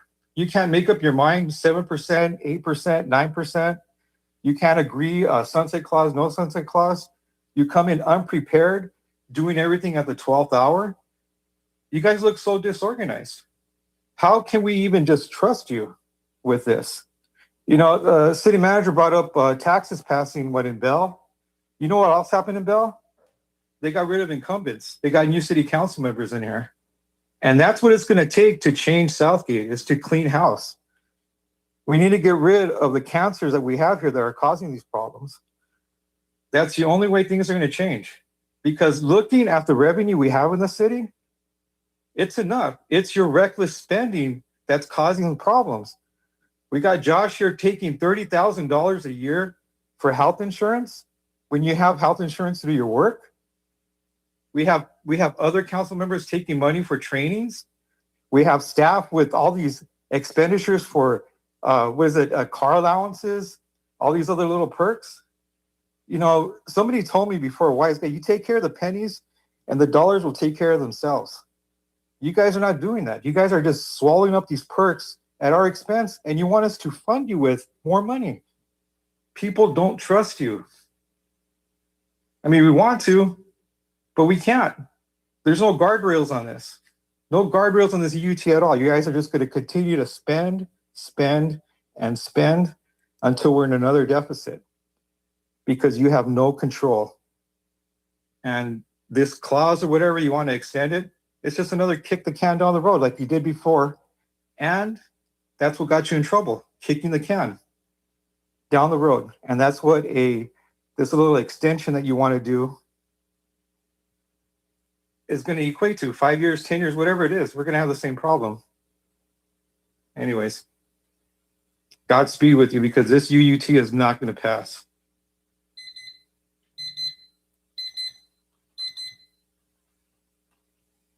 Next caller. We have Ms. Michelle. Hi, this is Michelle Montes. Can you hear me? Yes. Yes. Great. Hi, I just want to make a comment on this UU tax. I necessarily am on the border on this. I'm okay if it passes because I understand the money is needed. I totally get that. The sunset clause, I kind of understand that as well. And the reason for that is because we don't want this to be a Band-Aid for the city. We want you guys to also let us know what you're doing to bring in revenue so that we don't have to use the sunset clause, so we don't have to get a loan, so we don't have to whatever else we need to reach out to. So that it seems to be like a Band-Aid. This tax is like a Band-Aid because we could go through that very quickly. And then what? Where are we going to get more revenue? I think the presentation said we could get a loan, et cetera, but that wasn't really the direction that the presentation was skewed towards, which, by the way, it was very biased. I just wanted information that was unbiased on can we put a sunset clause? Yes or no. I don't think all that information of, we shouldn't, and this is why not, blah, blah. But that's just my view. Anyways, it's not necessarily accountability, it's what is being done to bring revenue in the future. That is the big question. I think the tax percentage that we get has been in question. I haven't heard anything come out of that. Has it been brought up, with the state, with anyone else, if we can get a bigger percentage because now General Motors isn't here. There's unused lands that could be, used to build things, and it's not. So again, it's accountability, but it's accountability to what were we doing to bring revenue. So I just want to express that. That's my biggest concern, that I don't see anyone bringing anything to the table after this tax passes or doesn't pass. And that's it. Thank you.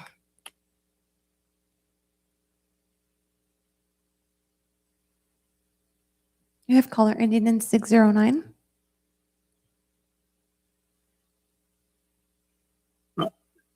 Hi, this is Thomas Buckley.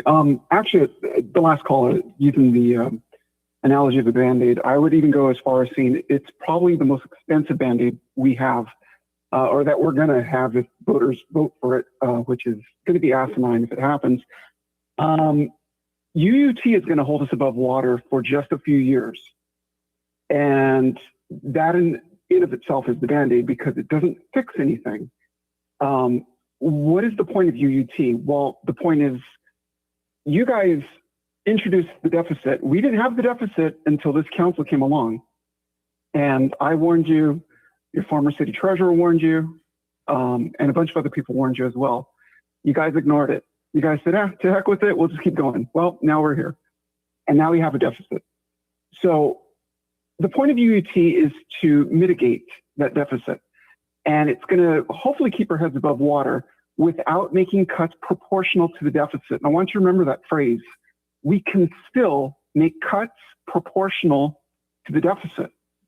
We don't need UUT. We can make those cuts instead. And it's going to be, of course, employee cuts, budgetary cuts, et cetera. And of course, staff is going to recommend to you to not implement the sunset clause. Of course, it's self-preservation. That's exactly what anybody who wants to keep the job is going to say.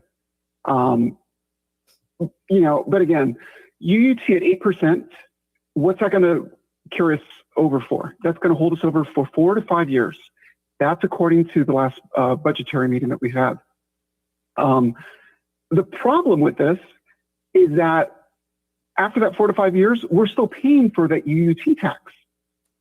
So at some point, we're going to have to make those cuts.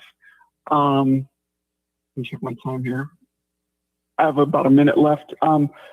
Just to quickly reemphasize again, items need to have a description. The Brown Act clearly says it emphasizes that there needs to be a brief general description. That's verbatim. That's the actual statutory term from Government Code 5494.2. 5494, point 2. It must be meaningful enough to give the public real notice of what's being discussed and acted upon. You can't just use vague titles like you're doing. Please correct and cure. Consider this your correct and cure. If not, we'll take a next step. Please correct and cure. Thank you. We have no others. All right, thank you very much. I'll go ahead and bring it back to council, or let's see what, anybody have a comment? Okay, thank you for your input. All right, so yes, I did make a motion. It was second to bring it up because it was coming from the community. The sunset clause. I think I wanted to make sure the community understand, what's involved. And I think today we get a little bit of that. We get a little education as to, what's involved. And I think that, some folks have said it's a higher standard. It makes us, to think about, if we were to impose a sunset clause, it would kind of put a check on us, whether it's 5 years down the line, 10 years down the line, that, hey, now some of us might not be on the council. It could be a whole complete different council, but it would make them having to check in with themselves and the community and say, this is where we're at, financially, and kind of have that discussion. And so I don't think it's a bad thing. It does put us a higher standard than some of those other cities. I think if it's going to help us get voters to support the UUT, I think it's a good idea. If people are going to, but I think some of those critics that are out there shooting it down would probably say it won't change that. I don't think this is going to change that. I think it is a check on for all of us to check in with, and the folks that are paying, the residents that were paying the fees. So I think on this one, again, listening to the conversation, I think that this is a high bar now, because I think it has to go to a super majority, right? Is that the way it is? So that means 4 votes to move a measure like this on. I would support it, personally, but I don't know if there's enough support here. So I don't know. Somebody said it was stupid. I don't know what's stupid. Why did they even say that? It's you have to deal with some. It's just check. It's not. We're here because of the community, and if this again, I would support it because I think if this is going to help UUT pass and we could be a better community or unite the community, why not? I don't see any harm. You mentioned, Luis, the credit rating and that. I would think that also there's another side to that, is that, well, the city's being responsible with its funding too, right? I mean, isn't there another side? No? No, the bond rating, the bond advisors and the rating agencies are very clear. They're looking to see stability in revenue. That's what they're looking for. I think the other side of it, I think feels good, but from a investor side, they just care about the dollars coming in to secure their investment. Okay, so they don't care. So again, I would support it, but I don't know if there's enough support here. So I want to hear from my colleagues, see where they're at. Councilwoman Pilar. Thank you for the presentation, Luis. I appreciate it. I appreciate the comments from the residents. I had initially brought this up back March, February meeting of possibly putting some kind of parameters around the UUT, and a sunset clause was one of them.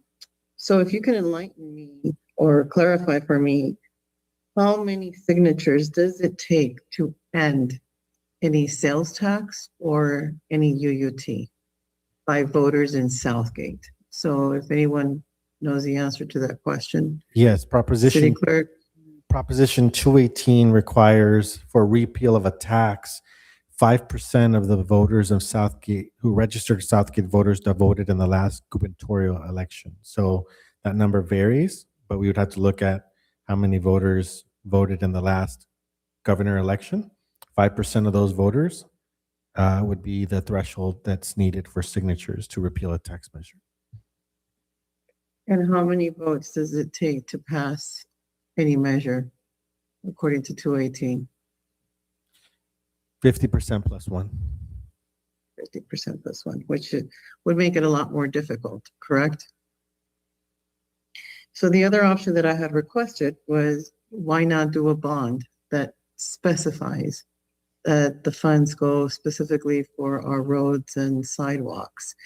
And again, that idea failed.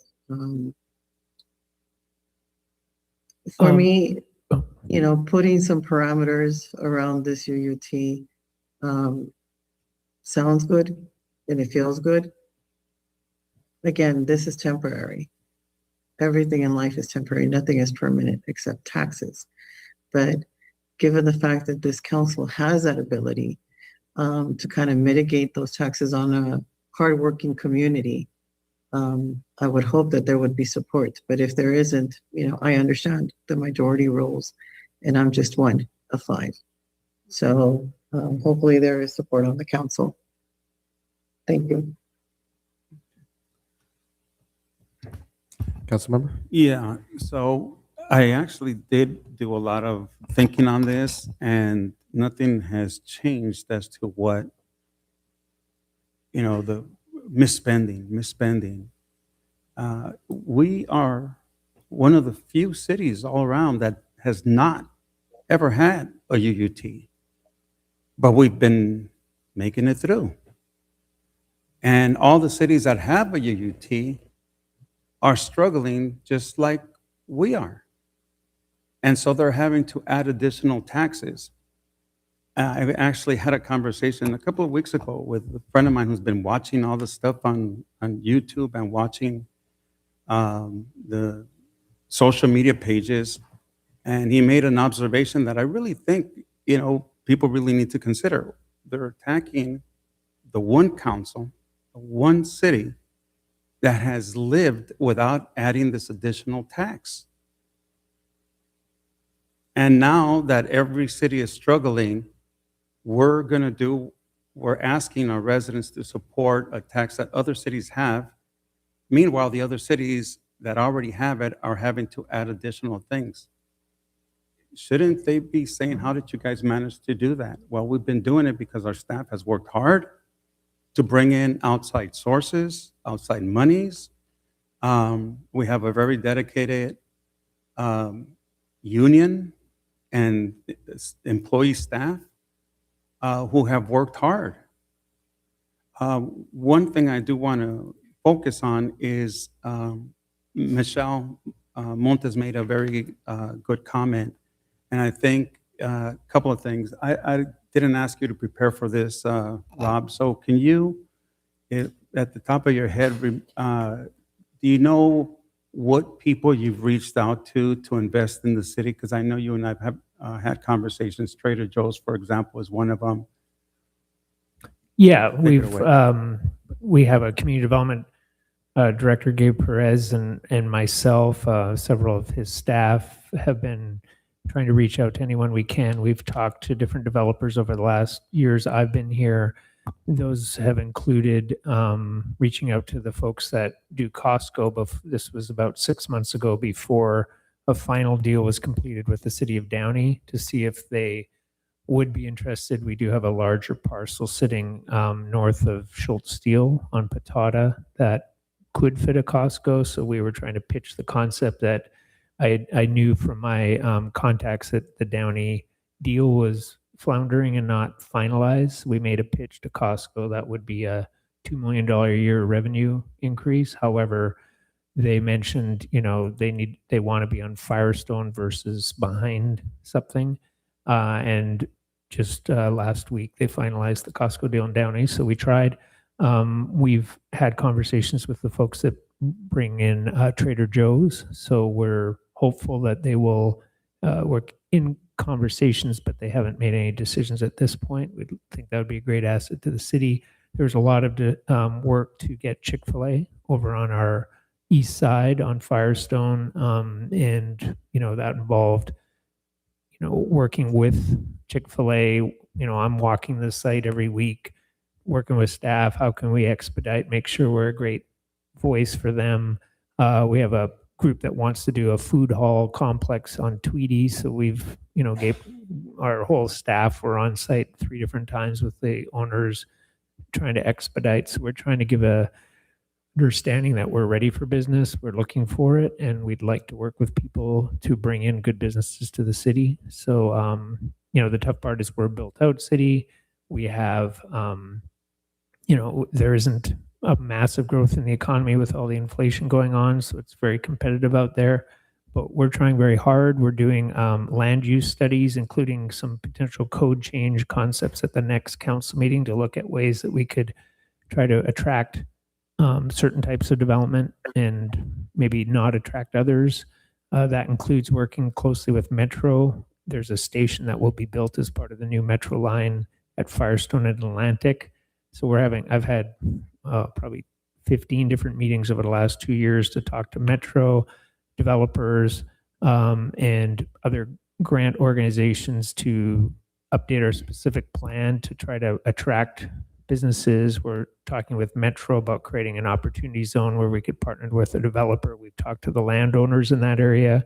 We'd love to revitalize that area that has, a kind of empty buildings, storage, mechanical places, to revision it around that center with, mixed use, maybe retail, some housing, re-envision it as a new heart for the city, which could create, great residences, places to shop, and also a lot of revenue. So we're having all those conversations wherever we can. And we have some empty lots that we'd like to have retail, but we're required to do what? Housing. Yeah, there's a lot of pressure to do housing. We have actually conversations. Tweedy and Atlantic has a large empty lot that's been there for 20 years. And so every 2 months, I talk to the owner of that property and ask him for an update. And we have a call tomorrow, Gabe and I with him, to get an update. He's working on the fact that we are stuck with housing for probably 2/3 of the property because the state requires us to put housing, but we are trying to reserve the north end on Tweedy for some type of retail, restaurants, something like that as an attraction to the city. So certainly that is a conflict we have, is the state's pressure for housing, but we're still trying to be productive and find other retail and revenue generators despite that. And stop me if I can't bring this part up, but I know that Costco coming into Downey might be a challenge for Sam's. And Costco is bringing in gas stations with theirs. Can you talk about gas stations at the Sam's? We've had some discussions with the property owner for Sam's Club about, just the future there and what we can do to support it. So there's nothing finalized at this point that I can share, but we are trying to brainstorm any way they can to be as profitable as they can to keep them able to, fight back against any pull that Costco might have. So we're here to help where we can as best we can. Yeah, and the point I'm making is I've known Michelle for many, many years, very bright young lady, and her comment about what are we doing hasn't really been answered. And I wanted to at least touch on that. But I think at some point we can go ahead and make a brief presentation just to show people. Again, we started with the Azalea, and that was just a stroke of luck because that property was bought by the college. It was bought by the college, and they used eminent domain in order to get it. And then when, luckily for everybody, and sorry for East LA College, but they ran out of money and didn't have the money. I don't recall which one it was, but they didn't have the revenue to proceed with that. But now the people that had been there were gone. And so we decided on working with a developer to bring in the Azalea. So if it hadn't been for the Azalea, and again, I know we bring in a pretty good chunk of change from the Azalea, we didn't have that, we'd be in a deeper hole. And we brought in the Crossroads as well. So it's not like we're just sitting on our hands. We've done a lot of projects that generate a lot of revenue, so we don't have to do these taxes. But unfortunately, I've asked this question before. I know staff is working on it. How soon can we get an update? I've been asking about the Streetlight and Landscaping Fund. When did it go upside down? Because it's been like 30 some odd years since that one hasn't been updated, and we don't control the cost on that. That's going to continue to get out of hand. And this year is what, roughly 2 million underwater? Yes. Yeah, we're finalizing the numbers on that, but we could bring that back at a later date to talk about the fact that it's another revenue source that's not been touched. I think it's sort of tough to go and ask, as we're talking about with UTs, it's tough for any council in any community to say we want to ask for more money. So over time, the cost for landscape lighting districts like median streetlights and street trees go up, and that is a flat amount that's never caught up. And so we're subsidizing it. Yeah, and look, and the comments that people are making, there's no stupid comment. I know some of them are political attacks, and even those are welcome. You've got every right to do that. First Amendment protects that, and we understood that when we took this position that those things will come. But I think it's also important to clarify some of the things. There is no time that you should ever feel that your comment is going to be looked upon as stupid. And again, that's not the case.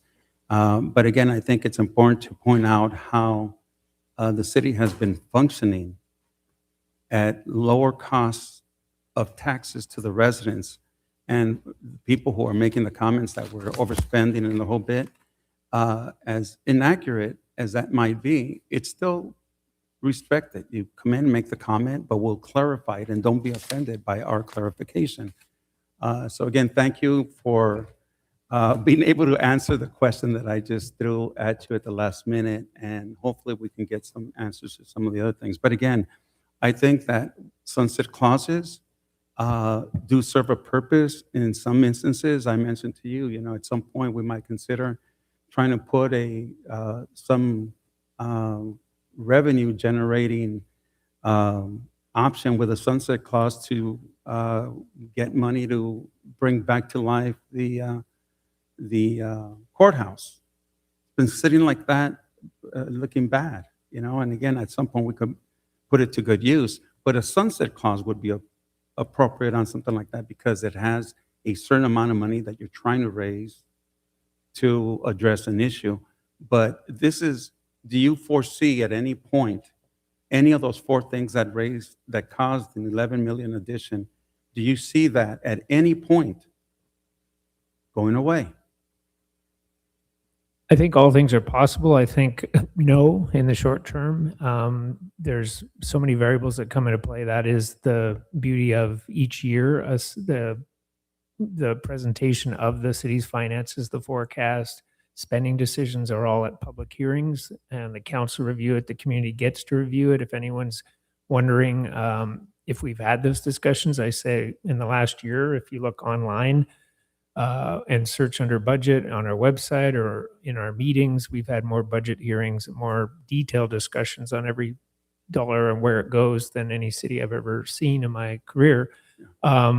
But people have to decide to tune in, and if they want to ask questions, I've handed my business cards out to all sorts of people, including some folks right here, willing to chat. Let's chat. Let's sit down. We'll talk. I've done it with a number of groups already, and we talk about every tire we buy and where does the money go. Happy to have those discussions. I've talked at neighborhoods. I know members of the council have. So we're here to answer questions, nothing to hide. Happy to help. Yeah, and the final thing I'm going to talk about in regards to this, because I don't see the use of a sunset clause in this case. But to answer part of Councilwoman Pilar Avalos's comment, yeah, it would require signatures of the community, the 5% of number of voters that voted in the last governor's race. However, you don't need to do that. If 2 years down the line or 3 years down the line, the city council here is in a position where, hey, you know what? We don't need this much money anymore. Let's put it on the ballot. You don't need to get signatures. As long as you get the majority here to put a ballot measure to reduce them, you can do that. So again, I just want to make that clear for Vice Mayor Rios and Councilwoman Avalos, if this doesn't go through. And again, I can't support a sunset clause at this point, but I am open to anybody wanting to remove any taxes that we have, even the one cent sales tax. If you feel sometime in the future, in the near future, that it is a good idea to do that, then by all means. Well, then, Councilman, why don't we talk about the plan 2, a 5-year fiscal review account? Explain a little bit about that, what that's going to. Yeah, certainly, again, any council at any point can determine if they want to review the city's finances. We do it automatically every year in the spring. We have a whole budget process. We have budget hearings. We have departmental conversations. We have council decisions. And that happens every year. And that can be a discussion at every year. How much revenue are we bringing in? How much of that is the UT? How much extra does that provide? What do we want to do with that extra? That council has to decide. Say there's $3 extra million coming from the UT than we thought. I'm imagining it passes and that happened 2 or 3 years down the road. The council at that time determines, you know what, we don't, we could use it on some nice, cool new thing, or we could think, you know what, if this is going to keep going, we'd like to put something on the ballot to reduce the percentage or change it. That happens every single year automatically. However, a resolution could try to be specific and put some kind of certainty to a specific review of the city's revenues. We're thinking 5 years out, because if it gets approved in November, it's going to take about 6 months to start coming in. It's going to take about 2 years to really settle, to know what we're getting. It's probably going to take about 4 years, assuming we get the revenue we think, to backfill the reserves we spent. So we get kind of to a flat spot. In the 5th year, probably you could assess the revenues, the expenditures, of where you're at that point, put on the reso that council that's there 5 years ahead would have to have a public meeting to discuss the state of the city's finances and determine if there's a decision to review the UT and put a ballot measure on to either adjust it or end it. So that reso would only take 3 members of the council to do, and it would create a requirement from that future council to hold a meeting. It doesn't automatically stop the ballot measure, and it doesn't decide what that council would decide, but it lets the community know there's still all these every year conversations. There could be any meeting a conversation, but there's a for sure meeting coming up, say at year 5 on the second meeting in March, or whenever you want to set it. It's on the calendar. It must happen.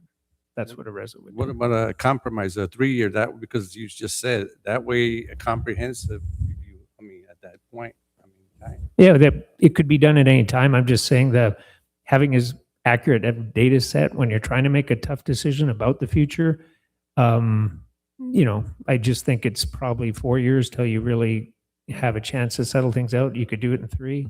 But we're just trying to think, if you ask me, if we were to do a reso, what would be the year? I would recommend 5, but it could be done differently. To the council. Well, I'm okay, because I don't see the support for the sunset, but then this one, I would support at least a 3-year comprehensive review resolution to kind of begin to look at our numbers. So moving, by then we have a grasp of what we're spending, what's coming in. And to be clear, if there isn't support for that, it doesn't come back. If there is support, we can act on it today. It's just direction. We would bring it back at, say, the next meeting or within the next couple meetings. There's not a timeline that's as set as the ballot date, but we'd bring it back and then propose a draft resolution. The council would then at that point vote to whatever you decide at that point. I just have one follow-up to option number 2. Is there any negative impact to our credit rating if we do a resolution? No. No? Okay. Now, and I just want to just echo, I think, something that our council member has said quite often, but I know I've said it quite often as well, is that, we do a really good job here in our city regarding our budget meetings, holding those presentations. I know prior than me joining the council, I used to come visit those budget meetings quite often. And I was probably one of maybe 2 people that were in the audience during the budget time, right? And I would always say, in those meetings, like, man, this is when all the information of how the money is spent is being done. And, there's only 2 of us here, to be able to hear it. That's why I think one of the things that, we've been trying to do for a long time is try to figure out how we can provide that information better to our residents and in easier ways to understand. And I think we provide so much detail to our residents, so much information. I mean, I've reviewed other city budget presentations, and it's really, here's our total budget, here's the expenditure list, here's how much our revenues are, and it's signed by the city manager and the finance director, and that's what's posted on the city website. There's nothing else. There's no itemized documentation of where the money's going, the way the city of Southgate has laid it out. So I think when people are asking for transparency and asking for accountability, I think our city has done an amazing job of being able to do that and present that to our residents.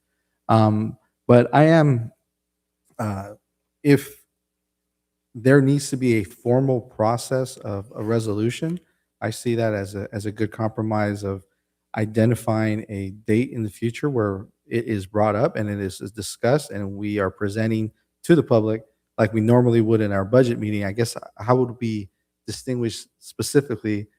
It's more of a revenue conversation than a full budget conversation. It would be the resolution, my understanding, at least from it, because if we would need to discuss just the UUT portion of the revenue or our total revenue? It would be the total revenue. We would not, so similar to the 1% sales tax, this is a general revenue going into the general fund.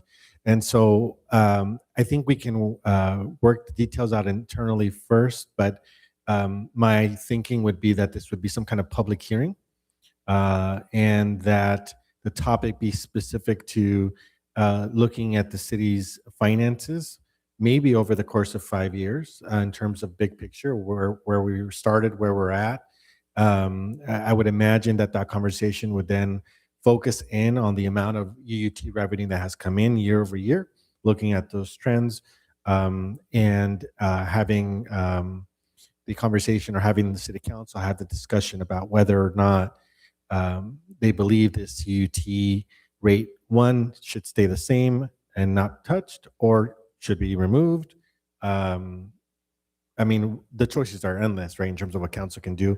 But I think it should probably be, if you're going to go the resolution route, a dedicated meeting that looks at this not from a typical budget perspective where we're looking really focused on 1 year, but really looking at UT revenue overall over the course of the whatever years the council has Got it. requested. And one of the recommendations that I would make is that that meeting be held prior to that year's budget meeting, right? Because I think it would be beneficial to have that prior to that.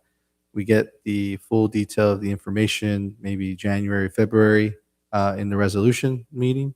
And then that way, once we get that, we know exactly how we're going to proceed for our budget in March and April. Yes, and I think our city manager. Yeah, I think that would, when we've had preliminary discussion, it would be end of February, beginning of March. We want to be far enough through the year to be able to have a clear sort of sense of what happened in the last year, but enough time if, say, there was a decision to put it on the, if it's 5 years down the road on a future ballot, that year's budget that would be developed April, May, June could be tweaked, with the thought that the budget, if the UT is going to be shaved, then the budget would have to be shaved. You can make that decision even if you don't know what the answer will be. So we can come back with all that with a proposal if that's council's direction. Yeah, I think my recommendation would be to do the 5-year fiscal review of accountability resolution. I think the 5-year timeframe gives a good round figure of how we are doing in our projections. Because if our projections are off, we'll identify that pretty quickly after year 3, and then see on the 4th year if there's any adjustment that I think would be needed there. So then that following January would be after that fiscal year would be the next review of that. Is the way I would picture it. Yes, Mayor. And then one thing I think it's important to, for the public to understand too is that we're not going to wait until 5 years to give the public any information on the UT. We're going to be providing information year over year as part of our mid-year report, as part of our annual budget process, leading up to the 5-year presentation. Of course, we're going to package all of that information up in that one presentation, but I think it's important for the public to understand that the intent is for those annual audits to continue, the mid-year and annual budget reports to continue to take place as well. Right. So, and again, so if you're recommending 5, I know he's saying 3. Are you okay with the 5?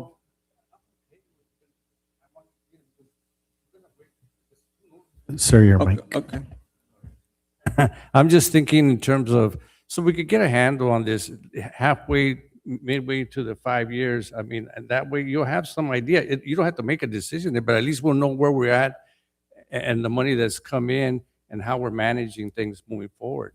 Yeah, So like to the 5 year. the key part is as was mentioned, every budget year. So, when we come to next spring, we're having a full dialogue about the full city finances, what they are. If the UT's passed, we will have how much has come in. Well, by March, there won't be much. Maybe by June, there's some because it takes a little bit to start.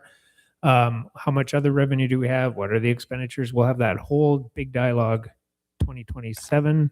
We'll have it in 28, and we'll have it in mid-year in the fall. So it's 2 times every year, big review of all the budget. At any time, the council in the future can say, hey, let's this UT, let's revisit it. Let's put it on the ballot. Yeah. This extra reso is just kind of creating a forced time, but it's the community and the council every 2 weeks can make the future happen.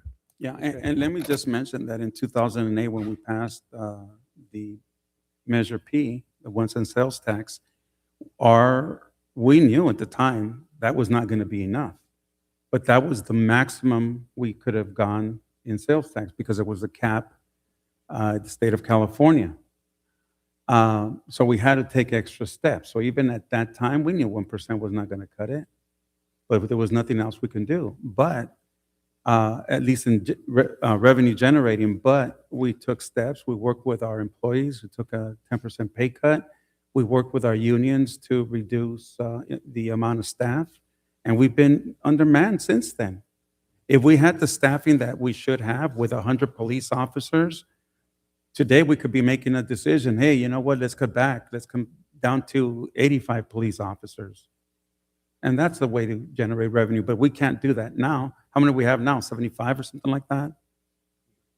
73, even worse. So we actually need to hire more. So my concern is I don't want to come across like we're trying to,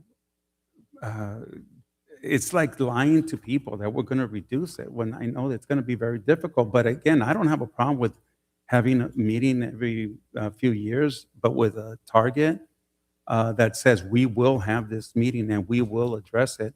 But the community still can come in here, in the year or 2 years and say, you know what, we're looking at how much money you're actually generating. Can you guys scale back on it? And we can consider it. We don't have to wait till the 5th year. Thank you for the discussion. I'm fine. So what is, Mr. Mayor, if I may ask a question? Yes, Could we Ms. do a Avalos. resolution for Measure P as well?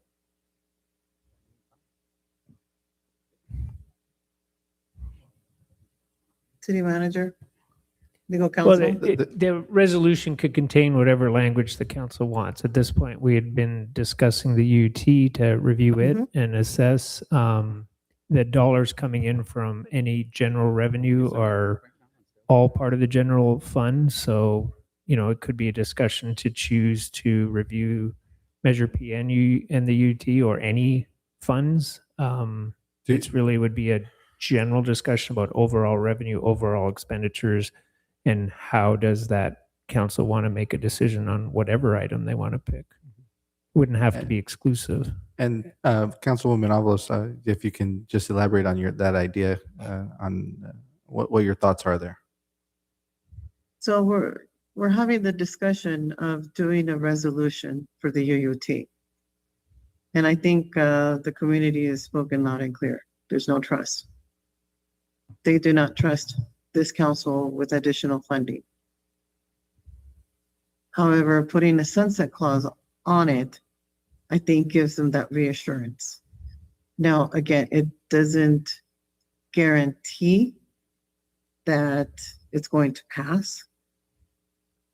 Should it not pass, then this discussion and this resolution It's mute. is mute. Yes. yeah, and let me just add something if that's okay, Councilwoman Avalos. Right now, there is You're no, entitled to your opinion, council member. it's not an opinion. I'm giving you a statement of fact. Right now in the state of California, there is no cap on sales tax, but there's a potential for it. And because of the last vote of LA County supporting a half cent, we are now going to be at 11.25, of which we won't touch a penny of that. It doesn't come to us. And if the city decides on reducing the sales tax and then a cap is added, we won't get it back. And you won't have that revenue. And you'll have major problems, things that you can't even imagine at this point. Again, back in 2008, we had a cap, and so we had to stick to that. But if the state puts another cap on it and you reduce the sales tax, you'll never get it back. So that's just something to consider. But the UUT would be different because we're putting a referendum to address that concern. And I want to add to that because we also put in a citizens budget, what do we call it again? A committee. Committee. So there's going to be another group that's going to be also reviewing the budget. So yeah, I'm good with that.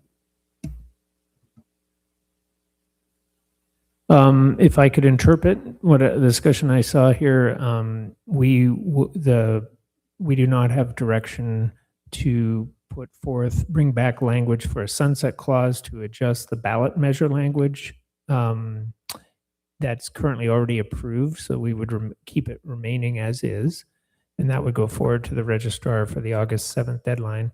However, at a future meeting, we will bring back draft language of a resolution as was discussed that would put a date that we would work through with our finance department that might make sense in the 5-year term for a public hearing to be held to review the city's finances, both revenues and expenditures, what's been received, what is projected forward, to allow the council to determine any decisions they may want to make, to adjust, keep the same, or or end the UT.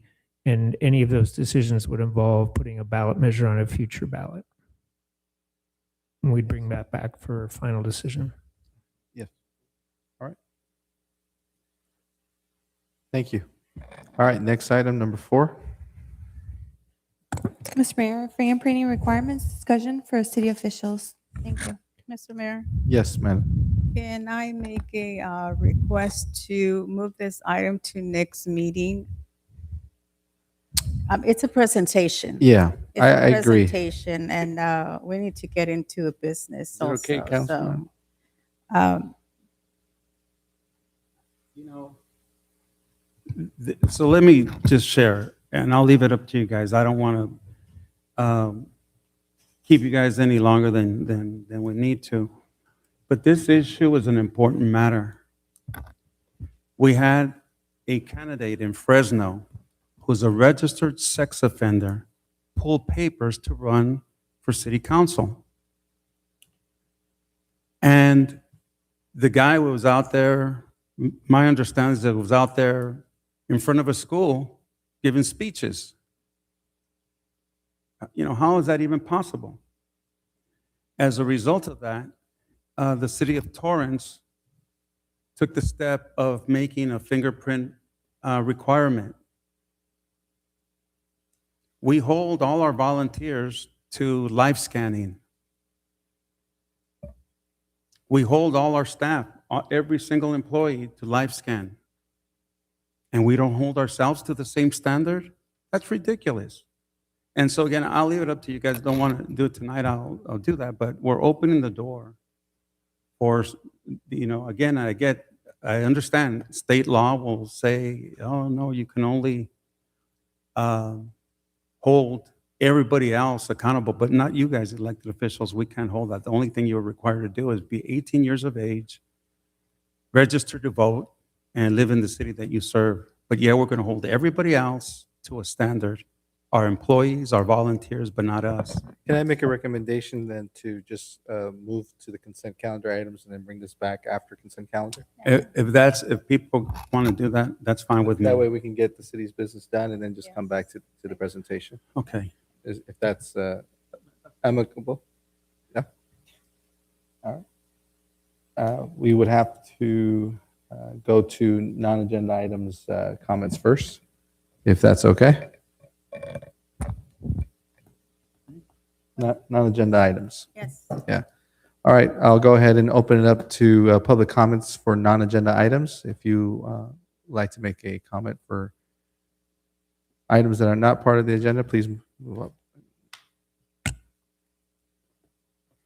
Good evening, Robin Logan, resident on Hunt. I come to you in regard to safety of overall of our residents. We have individuals that are in our city that are driving without a valid driver's license. I do know that for a fact because I was hit on June 30th, and my car now has possibly over $3,000 worth of damage. Wouldn't look at it just by seeing it, but unfortunately my suspension and everything else is, I do not have the insurance that actually gives me that nice rental car. So now I have without transportation. So since it was on the on-ramp and due to the fact that we both had green lights, therefore it's okay for him to have gotten rushed or maybe he, for whatever reasons, gave Cerritos, the city of Cerritos, on his provisional insurance, the wrong city spelling. Cerritos College, I know how to spell it, been there, attended it, so I understand. However, I think that our city, since we are a sanctuary city, I think it would be very wise and valuable to our residents, whether they are documented or not, to understand our laws and how to drive. Because he clearly did not understand. He could not provide me even with a piece of paper that had a temporary driver's license. I asked him, where's your driver's license? And I have it all on video. In fact, it's right there in my phone. And he literally told me it's with DMV. There was nothing there the piece of paper that he provided me, which I sent you guys, that information, that was sketchy as all get out. So I think it would be only imploring our city's residents, because number one, that could be very much a bodily damage to our own individual selves. We would not be able to work. We would not be able to do anything, maybe even survive, because the mere fact that he had a green light, I had a green light too. He was in the wrong lane. He almost touched my bumper when I got onto the freeway because he was in the wrong lane. It doesn't even have a notice that says freeway entrance only.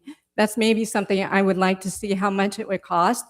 I'd be more than happy to pay for that sign, because that would then allow for all of us to have a good sense of security. The other aspect is I think we also need to worry about investing in more drones for our 4th of July, because our residents, whether they're elderly or with hair, four-legged, that is something that I literally had major problems. And that's just the way it is, I know. Thank you. Thank you. Next speaker. Good evening, Yancy Lopez. I run a business here in Southgate. Basically just coming and telling you guys over there on Firestone Place and Atlantic? No, Mason, yes. Over there by the railroad tracks, we have been having an ongoing problem of people going and dumping just trash. Just on Friday, people from the storage unit over there went and dumped furniture. Just today, we saw boxes of scooters there. It's just getting a mess, especially with the rain season approaching us, El Nino coming in pretty heavy, how they're saying. Just last year, me and my family, we had to be out there cleaning out the drains because all that alley gets flooded. Cars cannot pass by, and it's starting to get an issue. You know, we go to the storage place, they don't really hold their tenants accountable. So I definitely, you know, ask the city for support in that area. Especially in that area also, I do believe that there should be, I guess, more prevention for accidents. Just last week, I was witness to someone getting hit by a car over there on a scooter. The other day, a couple months ago, I saw a car flip around the pole because of the center barriers. My business has also gotten a car ran into over there. So honestly, just that intersection is really unsafe for a lot of drivers and a lot of pedestrians as well. So yeah, thank you. I appreciate you guys. All right, see no other public comments. I'll go ahead and close the in-person public comment section. Anyone on Zoom? We have Mr. Mario Dominguez. All right, Mr. Dominguez. Okay, I want to instruct, order, and demand that the council members place on the agenda for the next city council meeting term limits. Our city needs term limits, and I want our council members, I want to see someone on that city council to make a motion to have term limits be placed on the agenda for the next city council meeting. And I want to see someone second that motion right here, right now, tonight. You people have ran our city into the ground. You people do not know how to effectively run our city hall. None of you have the right stuff. None of you do. And if Mayor Barone and Vice Mayor Rios truly care about our city and want what's best for our city, then the best thing for you two to do is to not run for city council. Don't run. If you really want what's best for our city, give our city a chance. Give our city a chance for success. We have no chance of success with you five people serving on our city council. So I've been calling city clerks around us, and there are 6 cities that have term limits for their city council members. They are, where am I at? Bell Gardens has 3 term limits. Commerce has 3 term limits. Cudahy has 3 term limits. Downey has 2. Huntington Park has 4. Can you believe that shit? Linwood has 2. 6 cities. And those are their term limits. And I want us to have 3 for ours, where the council member can serve 2 4-year terms consecutively. Then after the 2 terms are up, they do a 4-year pause, and then if they want to run for a 3rd term, they can do so after a 4-year pause and do a 3rd 4-year term. 12 years is more than enough time. If you can't complete and do what you need to do for your city hall within 2 terms, which is 8 years, then you need to vacate the position and hand it over to someone else. We have 2 dinosaurs on our city council that have served for 20 years. What city has council members that serve for 20 years? That just doesn't happen. In Bell, they have Ali Salah, 15 years, that fucker. In Commerce, they have one bastard, 18 years. That's appalling. You know, these are not meant to be career positions. Teachers work for 20 years. Police officers work for 20 years. This past Saturday, you had a son of a bitch by the name of Lindsey Graham, 71 years old, this old rodder. And he died a U.S. Senator. He was elected in, was it 2023? No, 2003. 2003, 23 years as a U.S. Senator. The son of a bitch couldn't relinquish power and say, you know what, I'm done with running. Let me hand it over to someone else. No, 23 years he served as a U.S. Senator, and he was going to run again in November for a 5th term. That's appalling. They need term limits as well. So I want to instruct the council members. Thank you. I have Ms. Liz Ruiz on the phone. I'm sorry, on Zoom.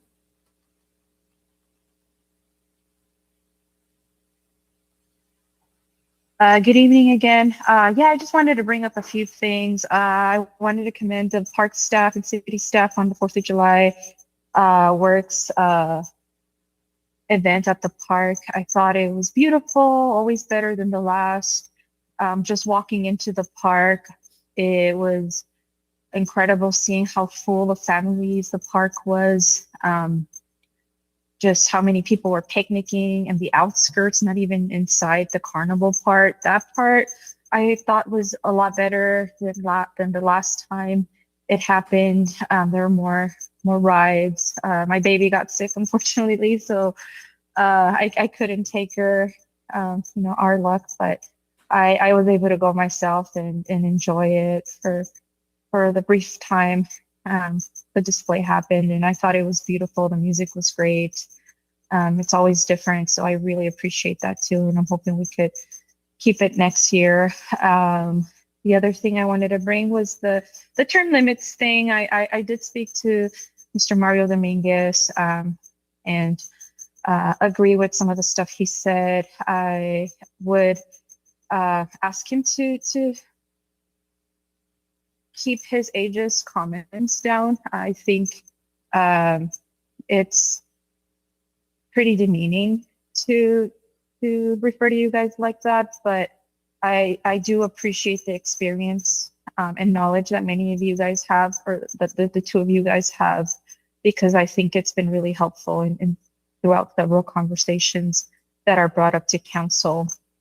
But I do agree that there needs to be more turnover in council. I feel like there are community members that do deserve a chance to bring in their ideas. And I actually think we've been lucky enough to get our mayor in. I think he's brought in a lot of work, a lot of new ideas with the one example is the FIFA World Cup stamp campaign he's funding himself and pushing through. And I think people that have been committed in the city like that, just because they live here, they grew up here, it's a great way to really bring in the new ideas and also bring that lifelong knowledge. But yeah, I think, I actually think four terms would be good to keep in tandem with Huntington Park. But it was eye-opening to see how many cities do have that, and I think it makes sense in many ways. The other thing I wanted to bring was, if Ms. Tina could. Thank you. We have Mr. Robert Montalvo. Thank you, Madam City Clerk. Am I coming in okay? Yes. Thank you. Just wanted to start with our city council dysfunctional, namely, I think we should be focusing on city issues. I like the discussion you guys had with the UUT, even though it kind of ran a little bit long, but that's the kind of discussions I think we should have on some of the more important items. But unfortunately, some of you, namely Gilberto, I mean, I don't understand. You speak a lot about the creator, Thomas Buckley, quite often. And you started mentioning about friendship, or you guys aren't friends anymore or something like that. I mean, that's not a topic for discussion at a city council meeting. I mean, if you guys are having problems or he's not your friend or whatever, that's like kindergarten schoolyard stuff. It shouldn't be discussed at a city council meeting. Also, you talk about social media a lot and like making comments. And again, you bring up the creator again. And, you know, you say, oh, he doesn't approve my post, or, you know, that's like junior high school stuff. It's not even under the jurisdiction of this body to govern. So why are you wasting the public's time? I mean, it's kind of a concern. It's unhinged behavior that this bothers you so much. I mean, I would suggest either reaching out and maybe doing some therapy, maybe even group therapy, for that to get over this obsession that you have with it. But again, you're just wasting time. You know, I get that it bothers you, but again, it has nothing to do with city business. Another thing I wanted to bring up, the term limits also, that's been a huge discussion. And I think it's something that needs to happen, whether they agree or disagree with whoever's on council.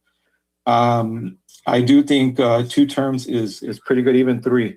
So I think you should bring that up. And I think if you do put it on a ballot, you just might pass that UUT, because you might just get enough trust from people like me to support it with that.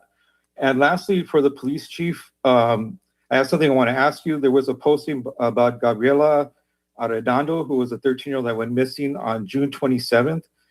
I'm wondering if you can give us an update on that missing child. I've gotten several messages about it, and I'm wondering if you can address it so I can put it out there tomorrow morning. Again, it's a 13-year-old that's been missing, and there hasn't been any update, and it was posted on our police social media. Anyways, that's all I have. Thank you so much, guys. Have a great evening.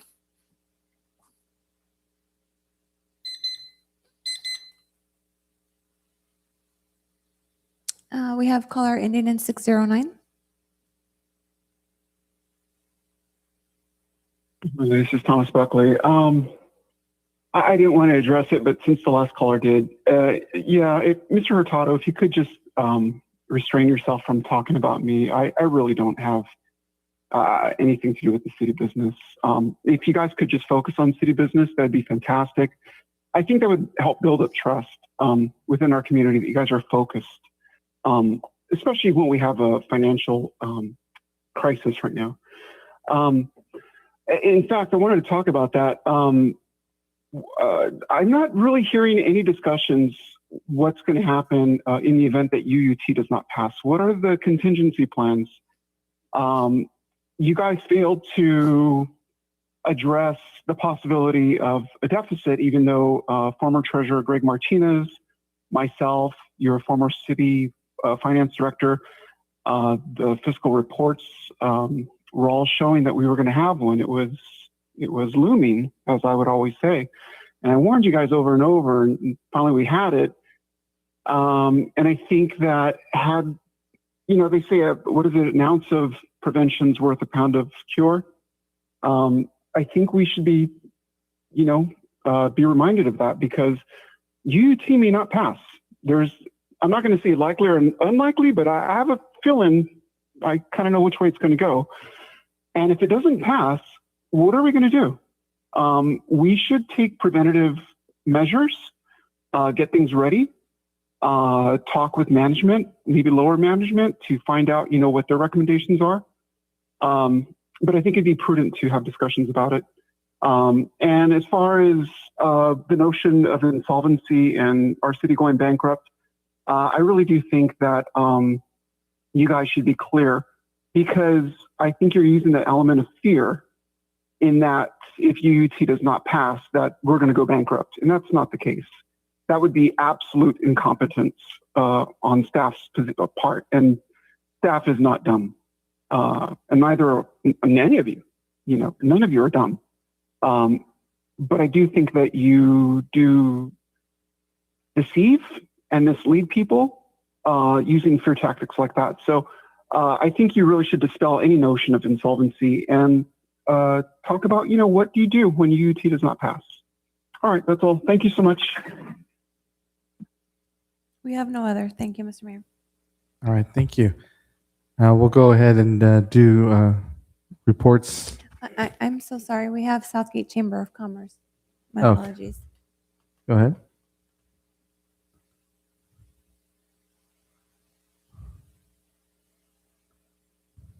Hi, good evening, everyone. This is Anna with the Southgate Chamber of Commerce. Can you hear me? Yes. Thank you. So I just want to remind the community, we have this great program happening in our city, One Community, One Game, One Goal. Thank you, Mayor Joshua Baron, for the initiative. It looks like the program's been going really well. However, we are almost towards the final. If you have not, for the community members that purchased their scorecard, we welcome you to go into City Hall and turn it in to redeem it for a ticket, or you can also come to the Chamber of Commerce and also drop off the voucher. We will give you a ticket. If you scan the QR code on your ticket, there will be more instructions on there.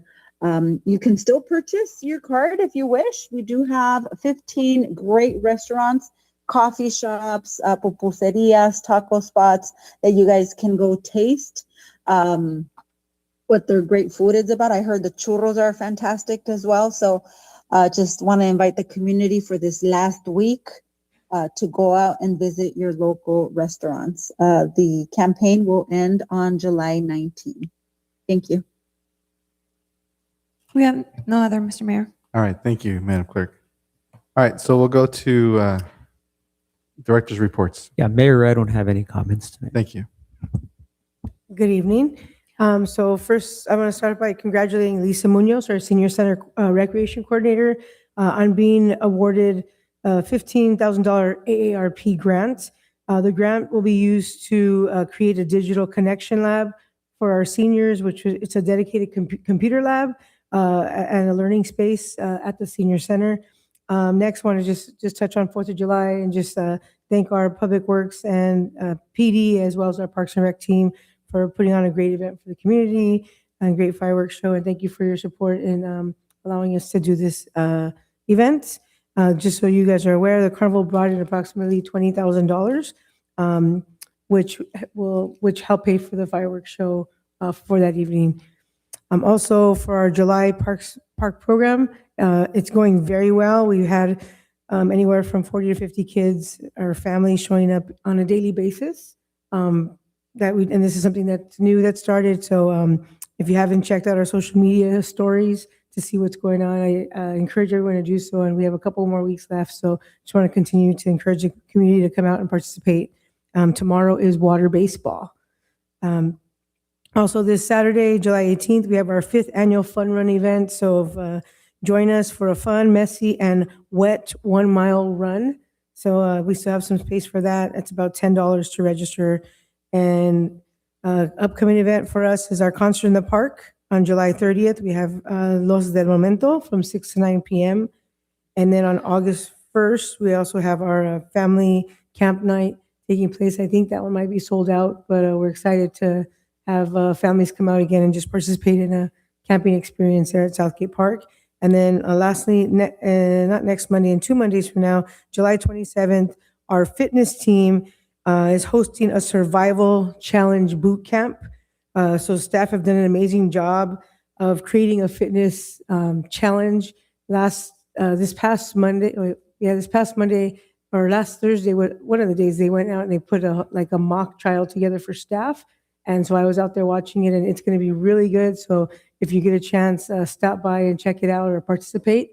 It's going to be geared for people of all fitness levels. So that's all I got. Gabe. Thank you, Mayor and Council. Gabriel Perez, your Community Development Director. Just a quick update, some exciting updates from the Planning Commission recently. They recently approved a conditional use permit for enterprise rental, and this is for the location at 3705 Firestone Boulevard. That's the northeast corner of San Carlos and Firestone. So it'll be an enterprise rental location that will help rehabilitate that location that's been vacant for a while. Thank you. Luis? Yes, Mayor, members of the City Council, just I heard during one of the public comments a concern or a question, or maybe framed as a concern, but it really was a question regarding the warrant run and seeing things like child support or garnishments on there. And so I wanted to just quickly explain that the city is required by law to take that money from folks' checks, staff's checks, and then we cut the check to the institution where that garnishment is to be paid. So we serve as the middle person. It's not city funds being used. If you look at page 4, or where the warrant item is on the agenda, you'll see the total of checks minus voids minus employee payroll deductions. And so this also includes the benefits payments. So for employees, they pay a portion of their benefits, and so that's collected. We cut a check to the benefit providers, and so that's also shown. So it does flow through the city. It is a city check, but it's not city funds, and I wanted to clarify that for the public. And Luis, there was a post online regarding Athens, a payment that was made to, I think, Athens Trash Company. Was there some information that you had regarding that? I didn't hear about that one, but I can look into it. It's a trash hauling company, and we don't do business with them, but there was a posting online, and people were asking me. I thought we had a waste UWS. And I said, we do. Where'd you see that? There was online. Somebody posted, along with some of the things you're talking about here right now. They said that we have a big expenditure with Athens. And I said, no, I don't think so. So that's what he's referring to. I can do some research, but I'm not. There is, you won't find any. Okay. I've done it for you, but you can still do it. Okay. There's none. Yeah. All right. John, thank you, Luis. Good evening, council. I have nothing to report this evening. Thank you. Chief? Yes, sir. Regarding the question of the missing juvenile, we did put out a post, and it's still open, that Gabriela Arredondo was missing, a 13-year-old female from the missing from June 27th from the 8600 block of San Gabriel. I'm checking with my watch commander, and it looks like she's been returned home. I just don't have the date of when she was returned. So as soon as I find out, we're going to update this post to show that she's back home. Thank you, Chief. City Manager? Nothing extra to report. All right, appreciate it. City Attorney? Heck no, nothing to report. Thank you. City Treasurer? Mine will be quick, but on the topic of future term limits, that has been an active conversation, a topic that various business owners and community members have reached out to me in regards to, and not the community members that have spoken tonight. There is momentum, and there is a deeper conversation that folks are having, and they're not hopeful that it will get on this November's ballot, but they've been inquiring about the signature gathering process and how the community could place it on the ballot in the near future, 2027, 28.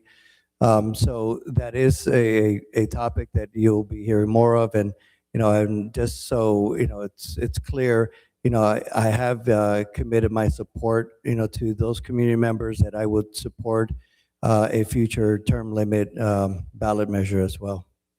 Thank you. Thank you. And thank you, Mr. Mayor. We had 2 public comments for non-agenda items via email. Sorry about that. It's okay.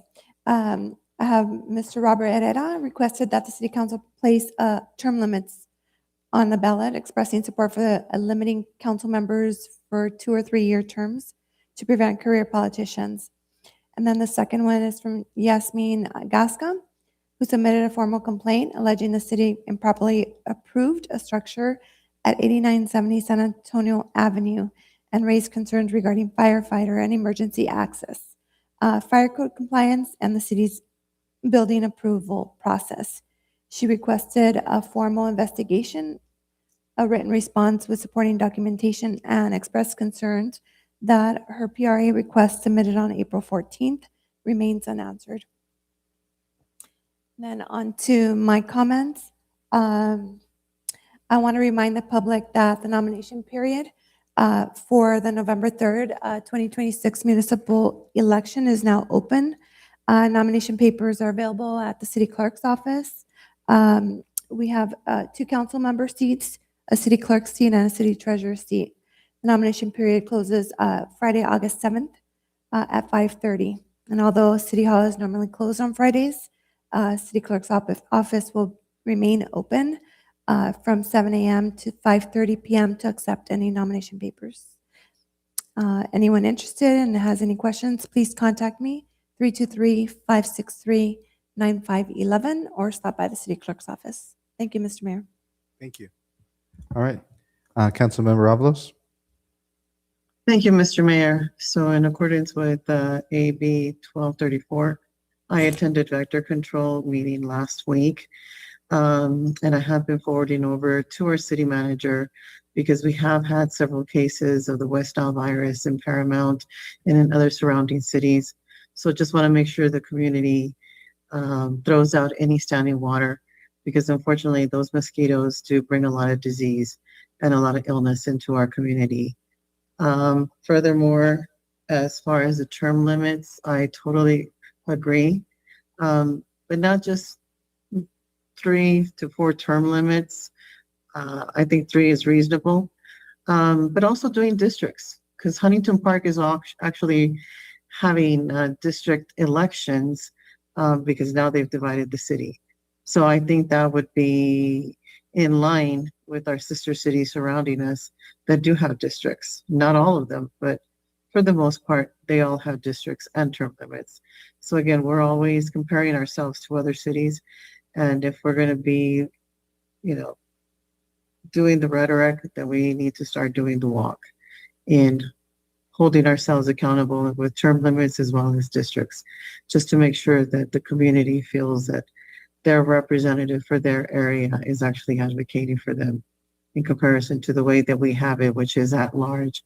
And sometimes messages get misconstrued or twisted at times. So, but that's my only comment. I hope everybody had a safe 4th of July. I unfortunately was not in the area, but I did get a lot of pictures and a lot of comments from the community saying that it was a nice turnout. So thank you, Tina De La Rosa, for all of the work that you did, as well as all of our staff, our police department, and specifically Public Works, because I know that without their manpower, it's kind of difficult to have these big events for the community. Thank you. Councilwoman Davila. I have no report. Thank you. All right, thank you. Councilmember Hurtado. I have no report either because I want to leave time for the possibility of discussing this. So Thank you. Vice Mayor Rios.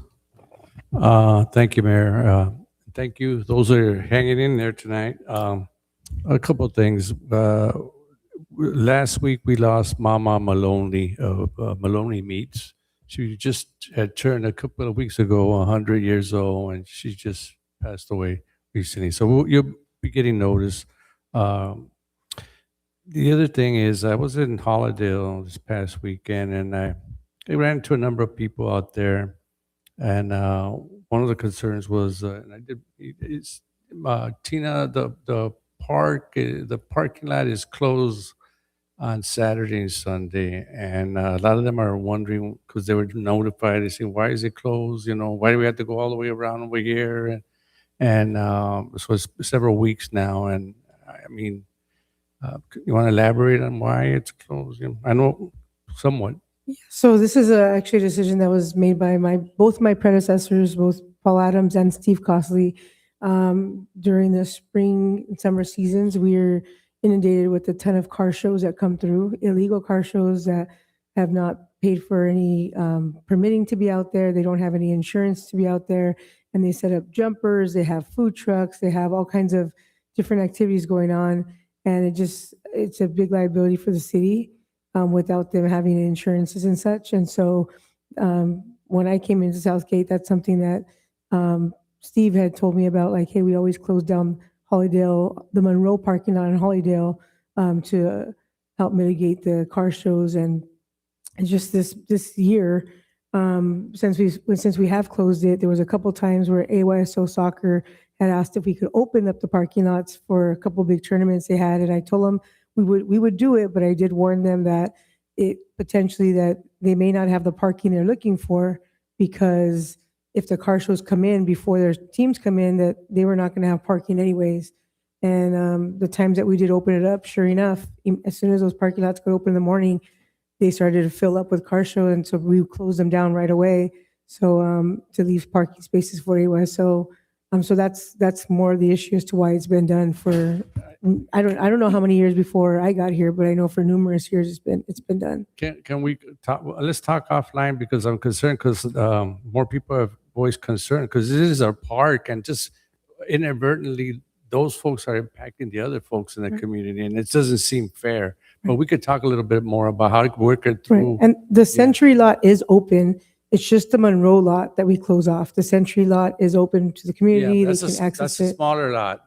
There's Correct. the bigger lot. And Correct. yeah, I mean, and I mean, parks are important, right? Parks, and Absolutely. so I think we have to find a resolution. I really think, I don't think the answer is closing it. You know, at least, Yeah. I mean, parking. I mean, I think talking offline, I think would be a great idea, but I would just point out, this is another example where due to our cuts, we don't have extra staff. So Hollydale Regional doesn't have regular staff that are on site. If we were able to have on-site staff, we could monitor car shows, but once they establish themselves for like in the morning, we can't, it's very hard to move 100 cars out. They won't go. So we're being preventative with the staffing we have the ability to do, but let's talk offline. do we, okay, let's talk offline. I think I met one of the persons, and maybe they could work a compromise or something so that, you know, the community is not impacted. I mean, because of one group. All right. The other thing is, you know, there's a heat wave coming in the next couple of weeks. And Tina, this is for you. I mean, I'm concerned about the seniors that don't have air conditioning, the youth. You know, if we could at least plan to have those options if it gets a certain heat, you know, so that our community has a place to go. I mean, during certain times, peak hours, you know, it doesn't have to be just the times that it's real hot, the day they could spend the youth. And just, you know, I don't think that'll cost us too much to do that. And then the other thing, when on Hollydale, there's Lincoln and Harding, that's Public Works, Arturo. The lights are off, and they've been off a couple weeks now. I know they got into the wiring over there too. So, and the residents are saying, you know, what's the plan? I mean, I know, is it going to be like that for the rest of the, Yeah, you know, unfortunately, like some of our other crews, we've got a maintenance crew that is short staffed, and we also cut one position off of the budget. So we're low staff. At the same time, we've got multiple events of vandalism, wire theft, and what have you. So we're trying to do everything that we can to bring these lights back up to operation.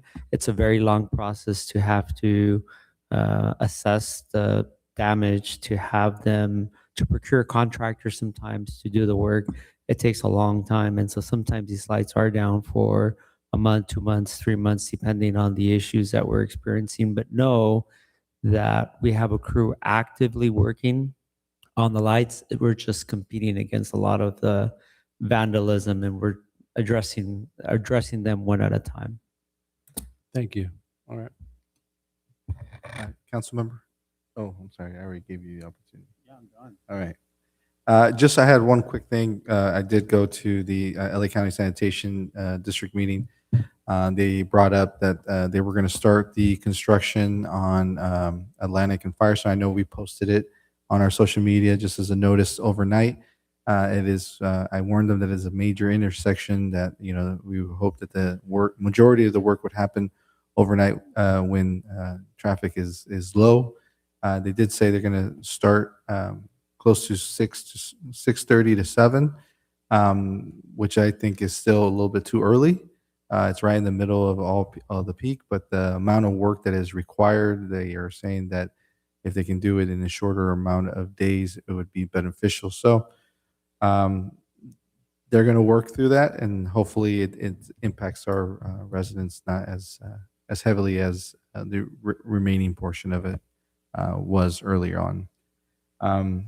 And thank you, Tina, for the great fireworks show and Art for your staff for what they did to close off the area and make it safe for cars to exit safely from there.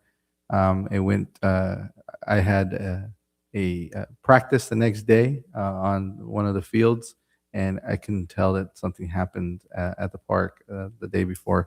So it was really nice to see. So great job, guys, and thank you for everything you guys were doing. All right, move on to the next item. We're going to go to consent calendar. So any member of the audience, if you'd like to make a comment on any of the consent calendar items 5 through 9, please step forward.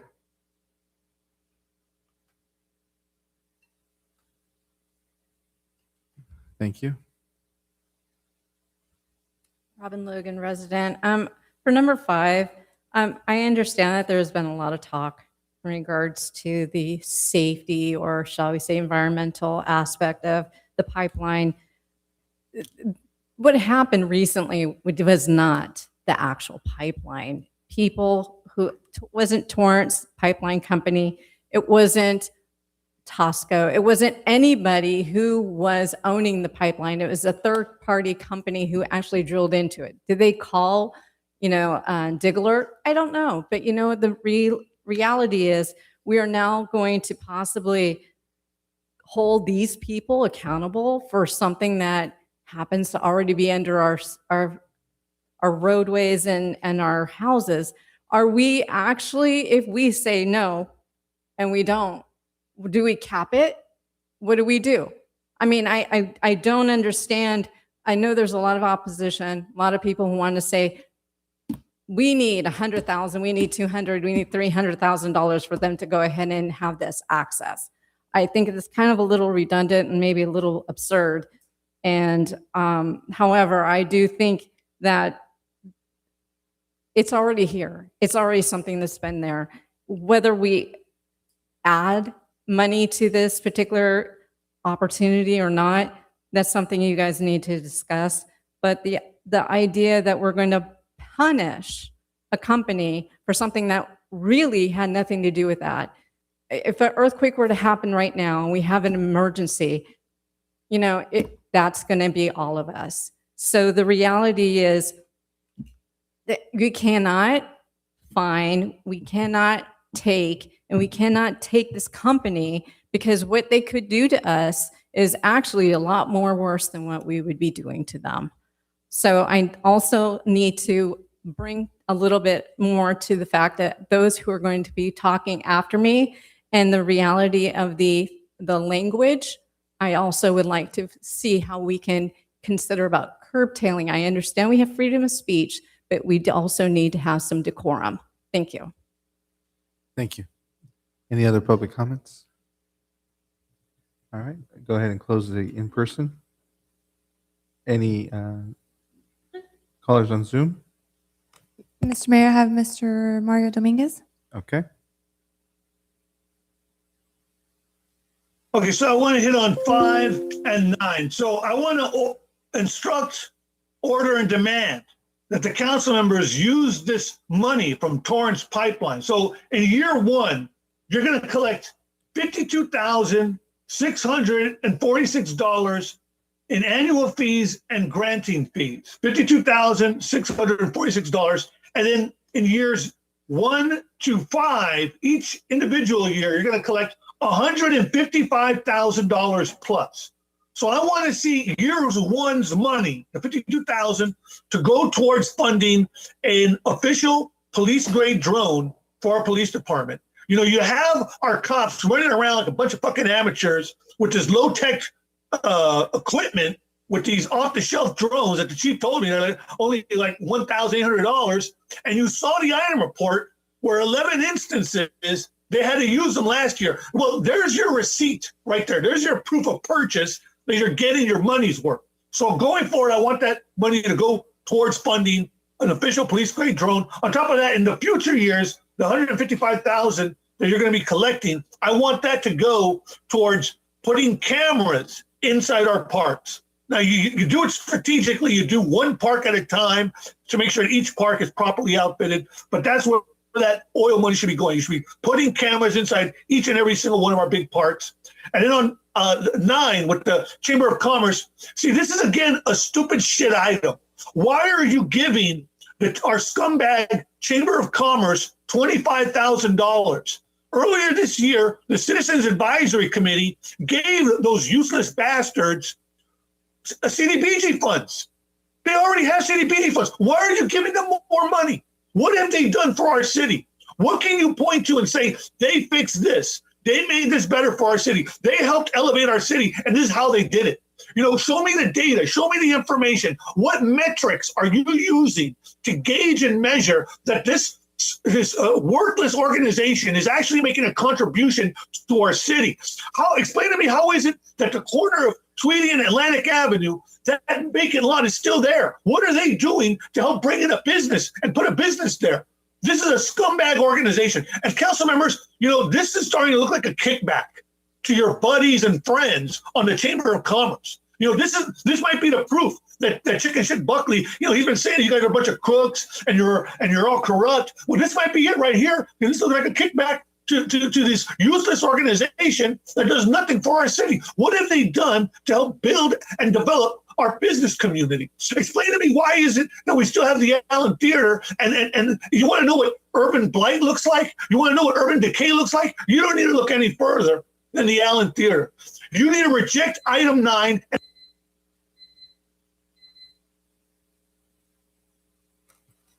Anyone else? We have Ms. Liz Ruiz.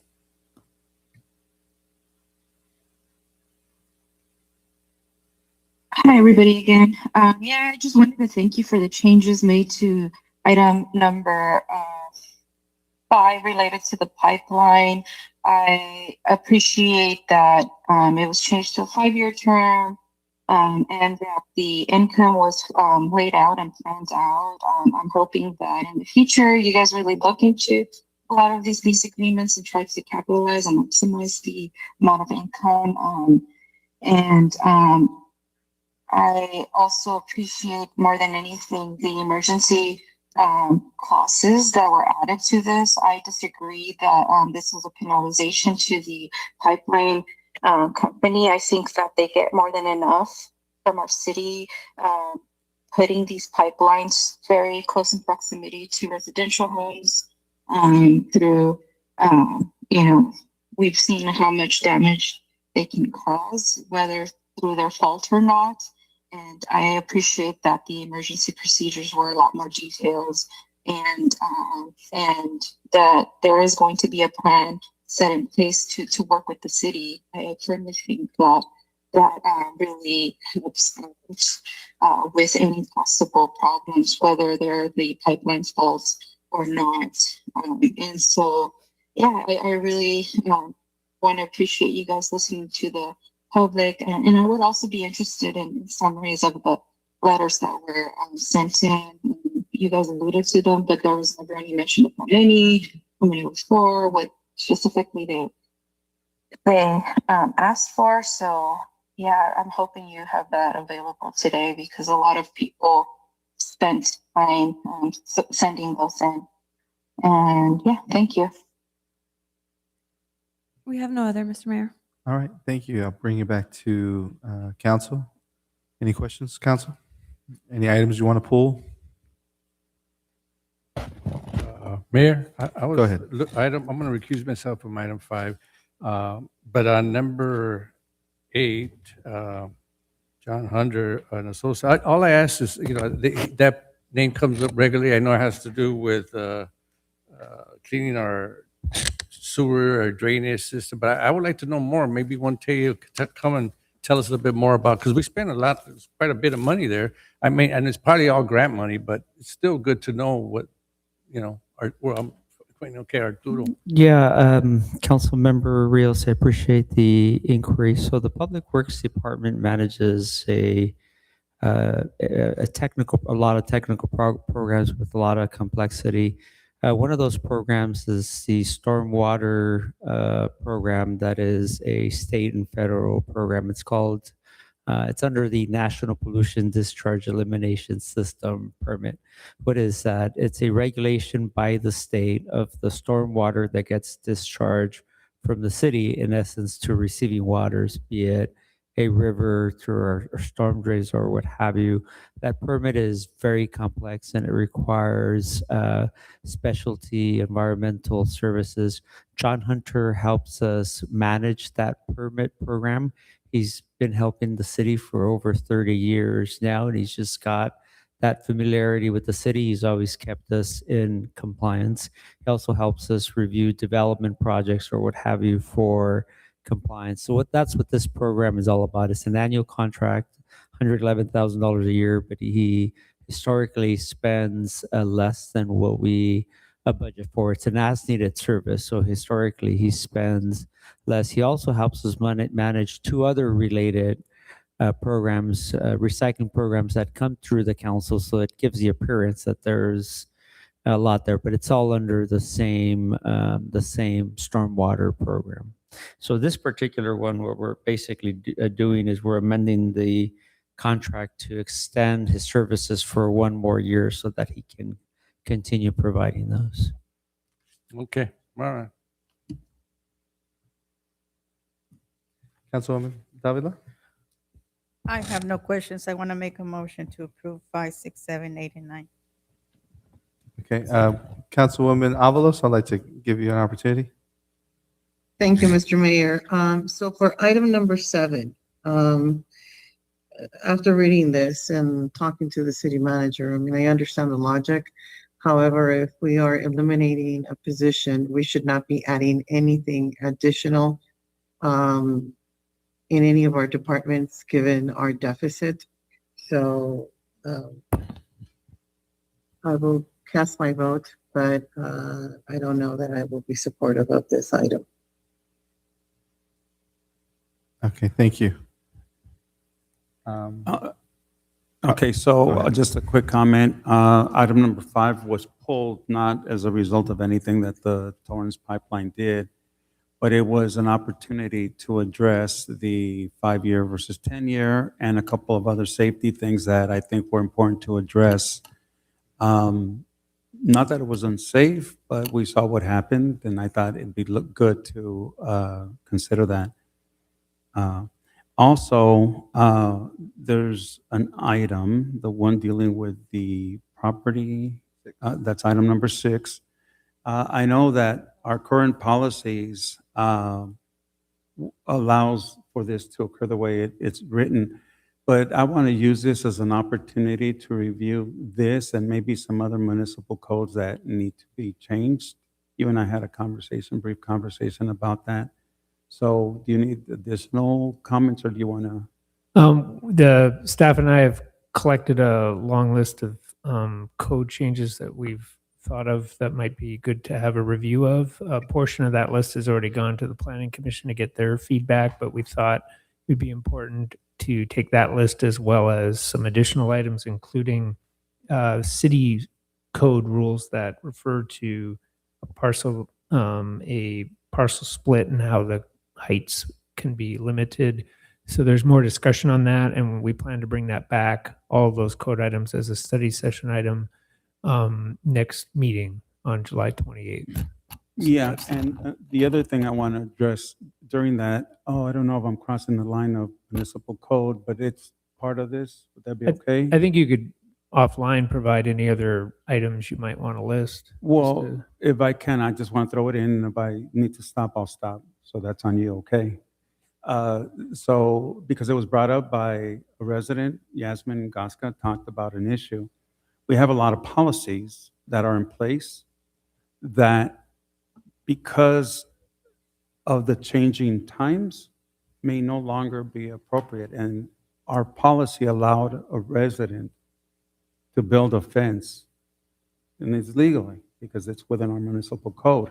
But it created a horrible situation for the Gasca family. And here we are trying to solve parking issues, and we created one. Well, we didn't, but Yeah, we can, as part of that discussion, it's just a study session, no decisions being made. You provide your input. If there's additional items that we didn't list, we can add that. Of course, Fair there's enough. always going to be limits to what can be done based on other codes and property rights and things. So that would be the purpose of that discussion. Thank you. I do want to just make one quick comment on item number 6. I think just for the benefit of the residents that are listening and hopefully will listen to this later. What's happening with this property, it's they're requesting for it to be subdivided into 2 different parcels. One parcel of about 6,000 square feet is going to be subdivided to 2 different parcels, which would then allow that one house to then be able to put up to 4 properties, right, on that 2 parcels. Yeah, 2 units on each parcel. Is Right. that correct, Gabe? Right. Yeah. And there was in the agenda item, they do put an item on there saying that they would do underground parking structure that would be shared with both of the parcels. Of course, that's something that's nice to write down, but it's not something that we can hold them to, right?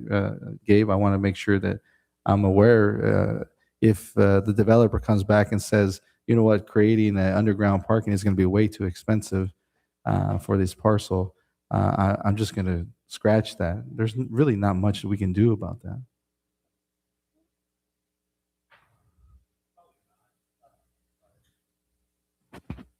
Sorry, Mayor, probably not, but the owner had submitted plans for what they plan to build there. So it is underground parking. They could always change those plans, and it would be an administrative decision. I'm sorry, could you hear that? Yeah, I Okay. can hear you. Yeah, so they could always change their plans. They do have approved plans right now, and they're looking to obtain building permits, but they could always go back and change those plans. It could be above ground parking in the future, but right now it's subterranean parking. Okay. Yeah, I just wanted to kind of point that out because I think it's already a very congested location. It's you know, and a lot of those residents are constantly notifying us of issues related to parking because of its proximity to you know, the nightclub there, the Lido's nightclub, and all the other things around the area. So I think that there's an issue that we need to, you know, be mindful of. But we try our best, but there's so much that is taken away from our control because of SB9. So, all right. I have a question for Gabe. So for that specific development, do they need special approval from any of the utility companies, given the fact that they're going to be digging underneath?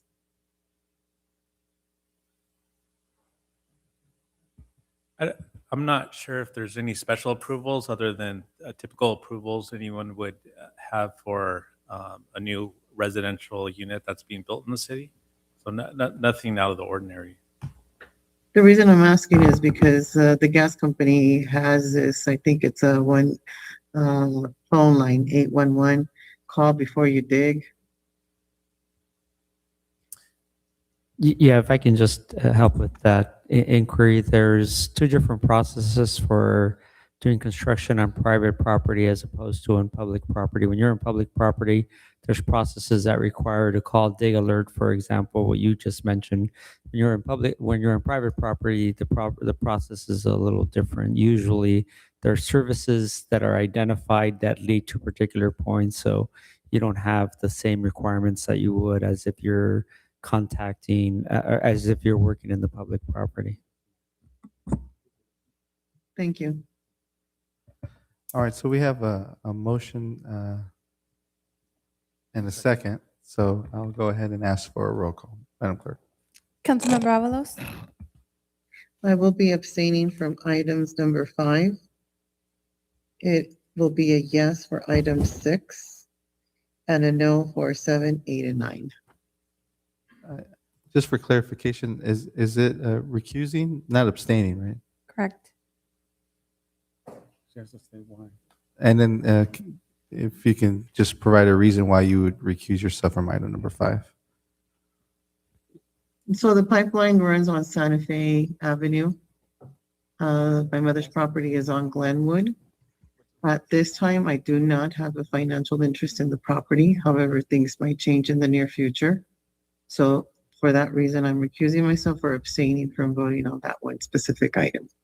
Thank you. Councilmember Hurtado, Yes. Councilmember Davila, Yes.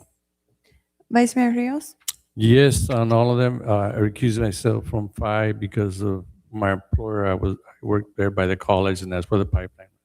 So yes on the 6, 7, 8, 9, and recusing myself on 5. thank you. Mayor Baron, Yes. One quick question for the attorney on the recusal. I think you retired when, in December? So up until June, you couldn't vote on that, but I think now in July, you can, right? It's 6 months recusing on an item? Yeah, but there's no prohibition against recusing to avoid the appearance of. Right. But So- just for future, 6 months have passed already, so he would be okay.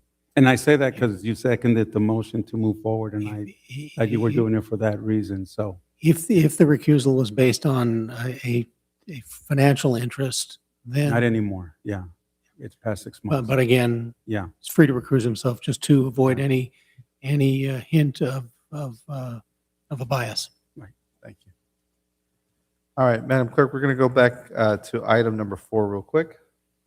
Yeah, so Mr. City Manager, if you can just shorten this up to just a couple of things. You don't have to do the whole presentation, just, or it's your pleasure. Yeah, we can do that just to confirm the consent's covered. Yeah, we can do a short version. I actually had set up for our HR director, John Hamilton, to cover some of the details. So I'll give a little launch off. We'll do a super speed version, John, and then get it back to us. We'll do a short version. Sounds good? Yes. Okay. So what we have here is a request to look at the concept of fingerprinting. In our industry, live scan is a term that is a live scan of your fingerprints, and it includes a check of the police systems if you have any record. So the live scan incorporates fingerprinting. So that concept of adding it for elected officials or appointed officials. So we have a short presentation to explain what kind of process all of our city employees and anyone who works part-time or full-time, what we do, and rules that apply to what we can do, what we can't do, what rules apply to elected officials, what rules apply to commissioners, and then any options the council might want to look to adjust. So with that, I'll kick it over to John for a quick run through. All right, a quick run through here then. So since we're focusing on fingerprints, what the fingerprints will capture, it would be a criminal conviction initially. So I want to quickly cover, there's the standard, because I know that Councilmember Hurtado had mentioned earlier about being held accountable to the same standards that we hold employees to. And so I wanted to kind of quickly run through that so that you can see what the standard is that we put the employees through. So we do set forth minimum qualifications. Those are worked through with the department heads and as well as the unions. those minimum qualifications are important because later on, we can't, and you'll see, we can't judge somebody based upon a criminal background initially. So we put forth what is important for a particular job. So you'll see that later on with a commissioner, for example, they serve different commissions. So perhaps different minimum qualifications would be important, or different types of convictions. So for our regular employees, we have a pretty stringent process of having minimum qualifications, desired qualifications.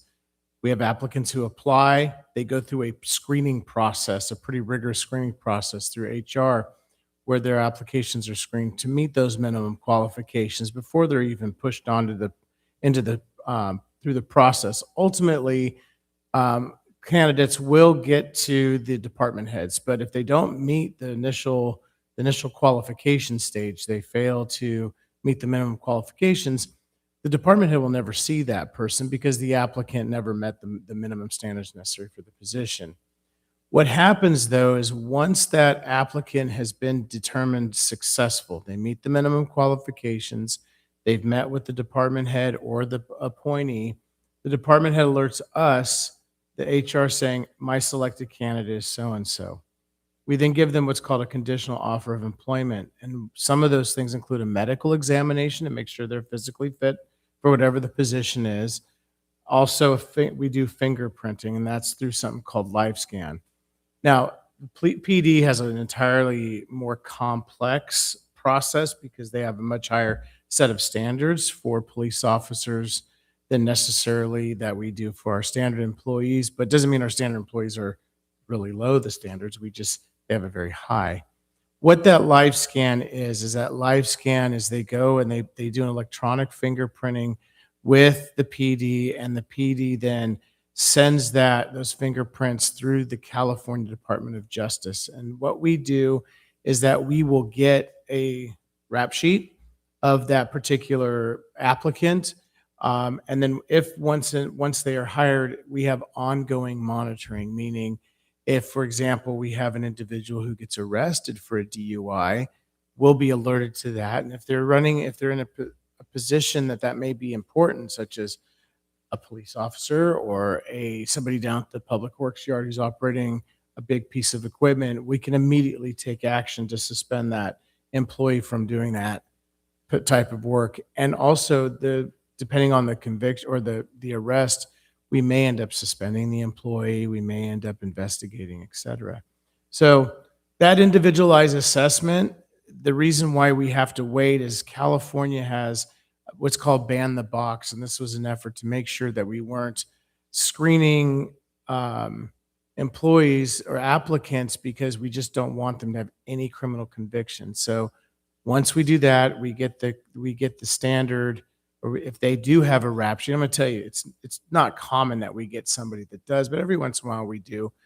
What the law requires us to do is look at the conviction that the person has, match it against the job. So let's say the person has a fraud conviction and they're applying for a finance job. We can then say, we're going to disqualify you because the conviction is not consistent with the duties and performance that we need for somebody that we're going to entrust around our finances. However, if that person had a different type of conviction, robbery, murder, child molestation, we may not be able to match that up. It may be an abhorrent crime, but we may be prevented from actually disqualifying them for employment based upon that purpose. That's how we have to handle employees.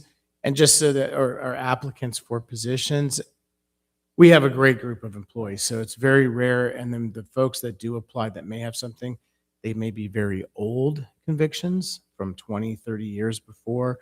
They may be very minor or non-relevant sort of issues. So the question came up for us is, what about candidates for elected office? Can we require that? And the simple answer is no. The reason why is because it's governed by the California Constitution and the California Elections Code as to what the qualifications are necessary for somebody to actually hold office, such as you have to be older than 18, you have to be a resident of the city that you live in this case, but there's no real ability for us to add those extra requirements. Can we do it for commissioners? The simple answer is yes. The reason being is that They are not elected, so they're not controlled by the elections code. They're actually controlled by by the city's ordinance, how you all decide that you want to select a person to be a commissioner. You can set minimum qualifications for positions, and you can also set, do we want to exclude applicants from consideration of certain types of convictions?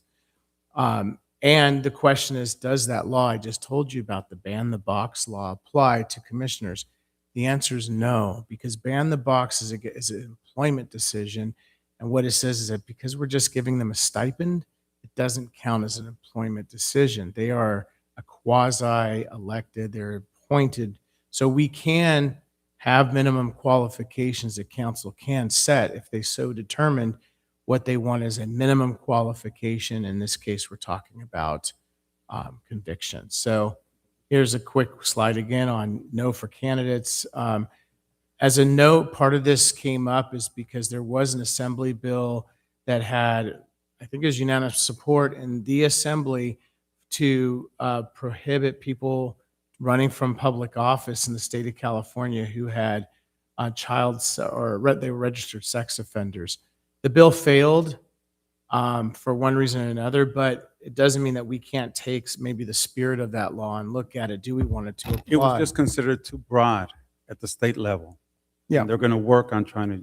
Right. They're still working on it, but until it actually goes through the legislative process and signed into law, it's not something that we as the city can impose on any candidate for elected office. But on the other hand, for appointments for commissions, we certainly can. So the question really is the scope. If council is interested in setting some sort of minimum qualifications, in particular when it comes to requiring them to be fingerprinted, first it would be the scope of the search, the record search. And what we do currently for city staff is that we would require, in this case, an applicant for a commissioner's position or an existing commissioner to submit themselves to a live scan. With the scope would be through the California Department of Justice is what we do. Employees, that would be our recommendation here. Council would have to consider what they would consider disqualifying convictions if one were to come up. For example, all felonies or crimes of moral turpitude, which tend to be fraud and embezzlement, that sort of thing, or felonies and misdemeanors that are only of moral turpitude. Or do you want to consider only serious or violent felonies? Or do you want to consider sex offenses or specific crimes that match up with the particular sort of role that you're going to have the person involved in? So for example, if something for real estate fraud comes up, you may not want them being qualified for the planning commission. So these are considerations that would be what you all would give us direction to consider. The next thing would be the age of the conviction. As I mentioned to you, sometimes we do get convictions that show up on applicants that are 20 years old, relatively minor. Do we hold that against the person, or do you want to consider the age of the conviction as well? And then the consequence of refusal. If somebody refuses to submit to the live scan, that would be either an applicant or a sitting commissioner. Do you want to make it by operation of the code as a disqualifying? So I think Rob has something to say. So thank you, John. So that's we have a couple more slides, but I think we could cut it there for the purpose of the conversation. The bottom line is the city cannot impose any additional requirements for an elected official on an application. That's the state's job. So there's no way we could do it if we put it on as a, even a question on the candidate application. We can't enforce it. So it's not within our purview. It would be up to the state. However, appointeds currently have no live scan or fingerprinting background, but all the staff do. If there was desire to change that, there'd be a pathway and we would bring that back for a future consideration. So I'll go ahead and open up to any member of the audience. If they have any comment? No? Not worried about it? Okay. All right. Any comments on the Zoom? Oh, we have Mr. Mario Dominguez. Okay. Mr. Dominguez?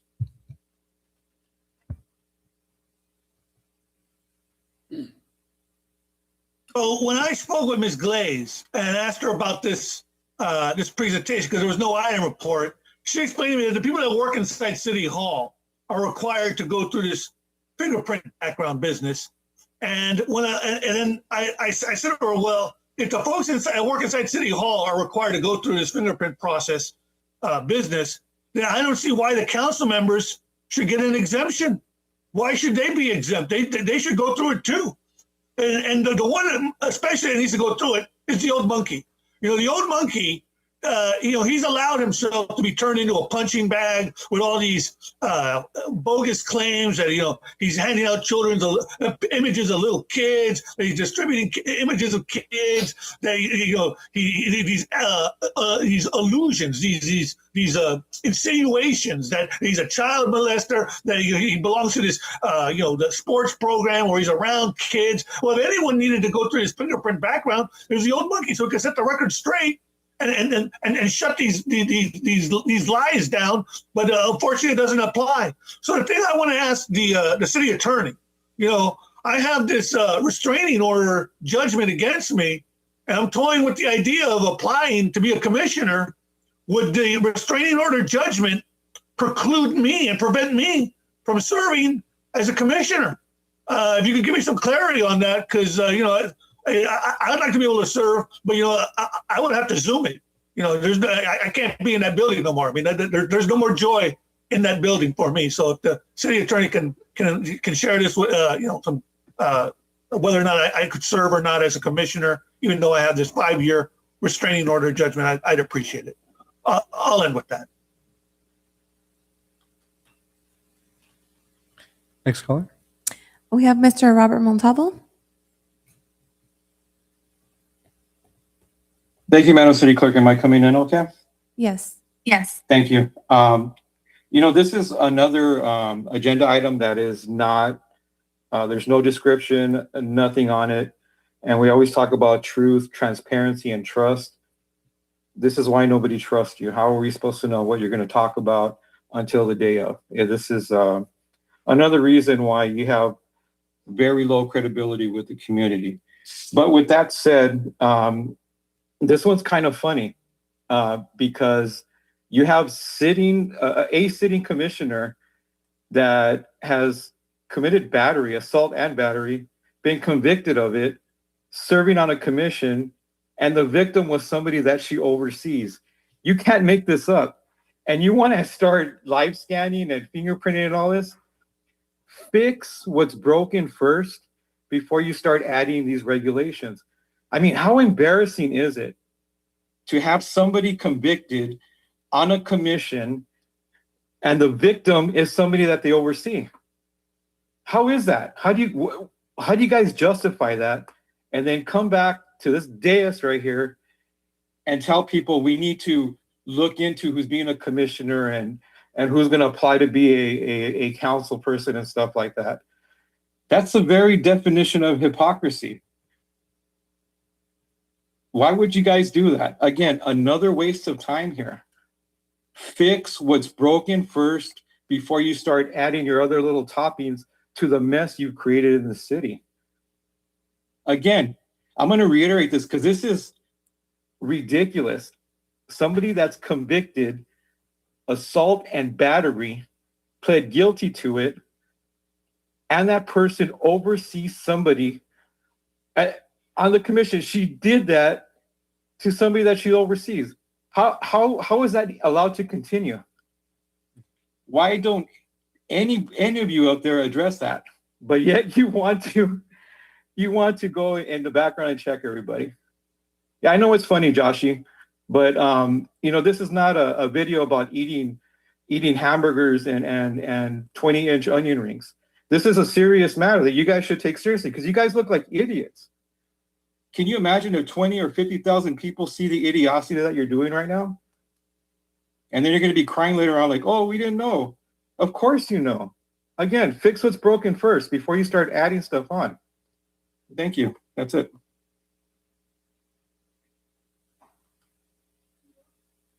We have Ms. Liz Ruiz.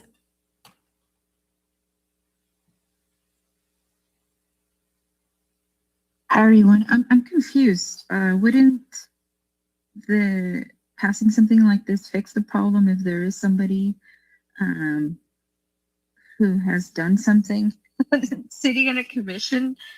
Yeah, those are the last comment does not make sense at all to me. You would figure that this would be the first step to do this live scan on everybody to see what if anything egregious like that comes out. Right now, it seems like it's pure cheeseman. It's just hearsay, and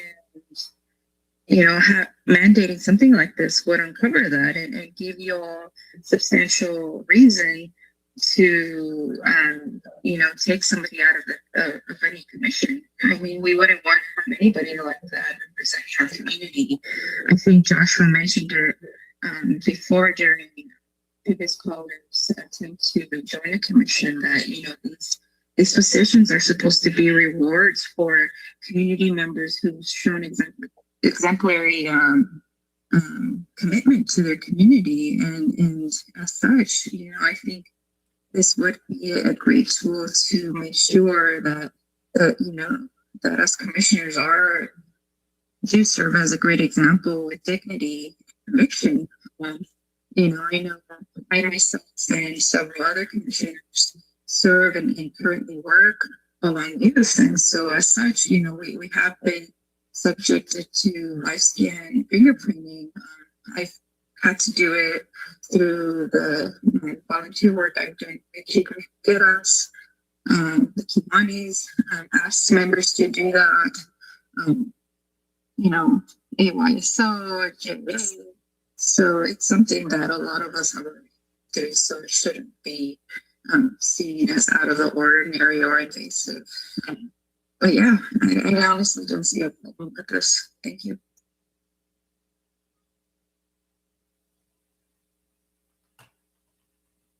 We have a caller ending in 609.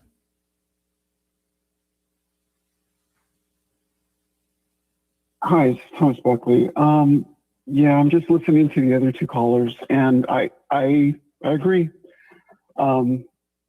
We really should be perspicuous about this because I know this is Commissioner, the one they're referencing is Councilmember Hurtado's commissioner. I don't know if you have anything to say about it, Mr. Hurtado, but it is concerning that you do have somebody who serves as a commissioner and committed assault and battery upon another city employee, which is even more disturbing. So if you can enlighten the audience, that'd be great. I mean, we should hear about it. Let's be open and transparent about this. Thank you. We have no other, Mr. Mayor. Thank you. No emails, Madam Clerk? No emails. All right, we'll go ahead and bring it back to council. Okay, so this was something I brought up. So again, up to this point, we don't have any policy in place. And this was, again, something that caught my interest because of an individual who was running for office over in Fresno, who happened to be a registered sex offender. And it's puzzling how anybody would want to vote for something like that, right? As a result of that, an assemblywoman, as was presented, and it passed on a 60-0 vote at the state assembly, our very own representative, Jose Solache, voted to support that. But when it got to the Senate, it failed. But it gives the impression that law will be put into place at some point. So I hope that does happen. But because we can do that currently with our commissioners, I think we need to start at that point. So I want to see if we can bring in an agenda item that covers that.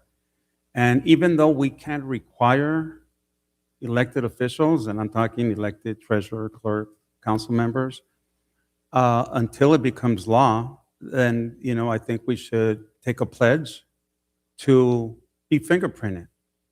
And I'll be first in line. I'll go out there and get fingerprinted. And things I'm looking for, one is child abuse. Anything dealing with child abuse, if there's any history of that, I think we need to know.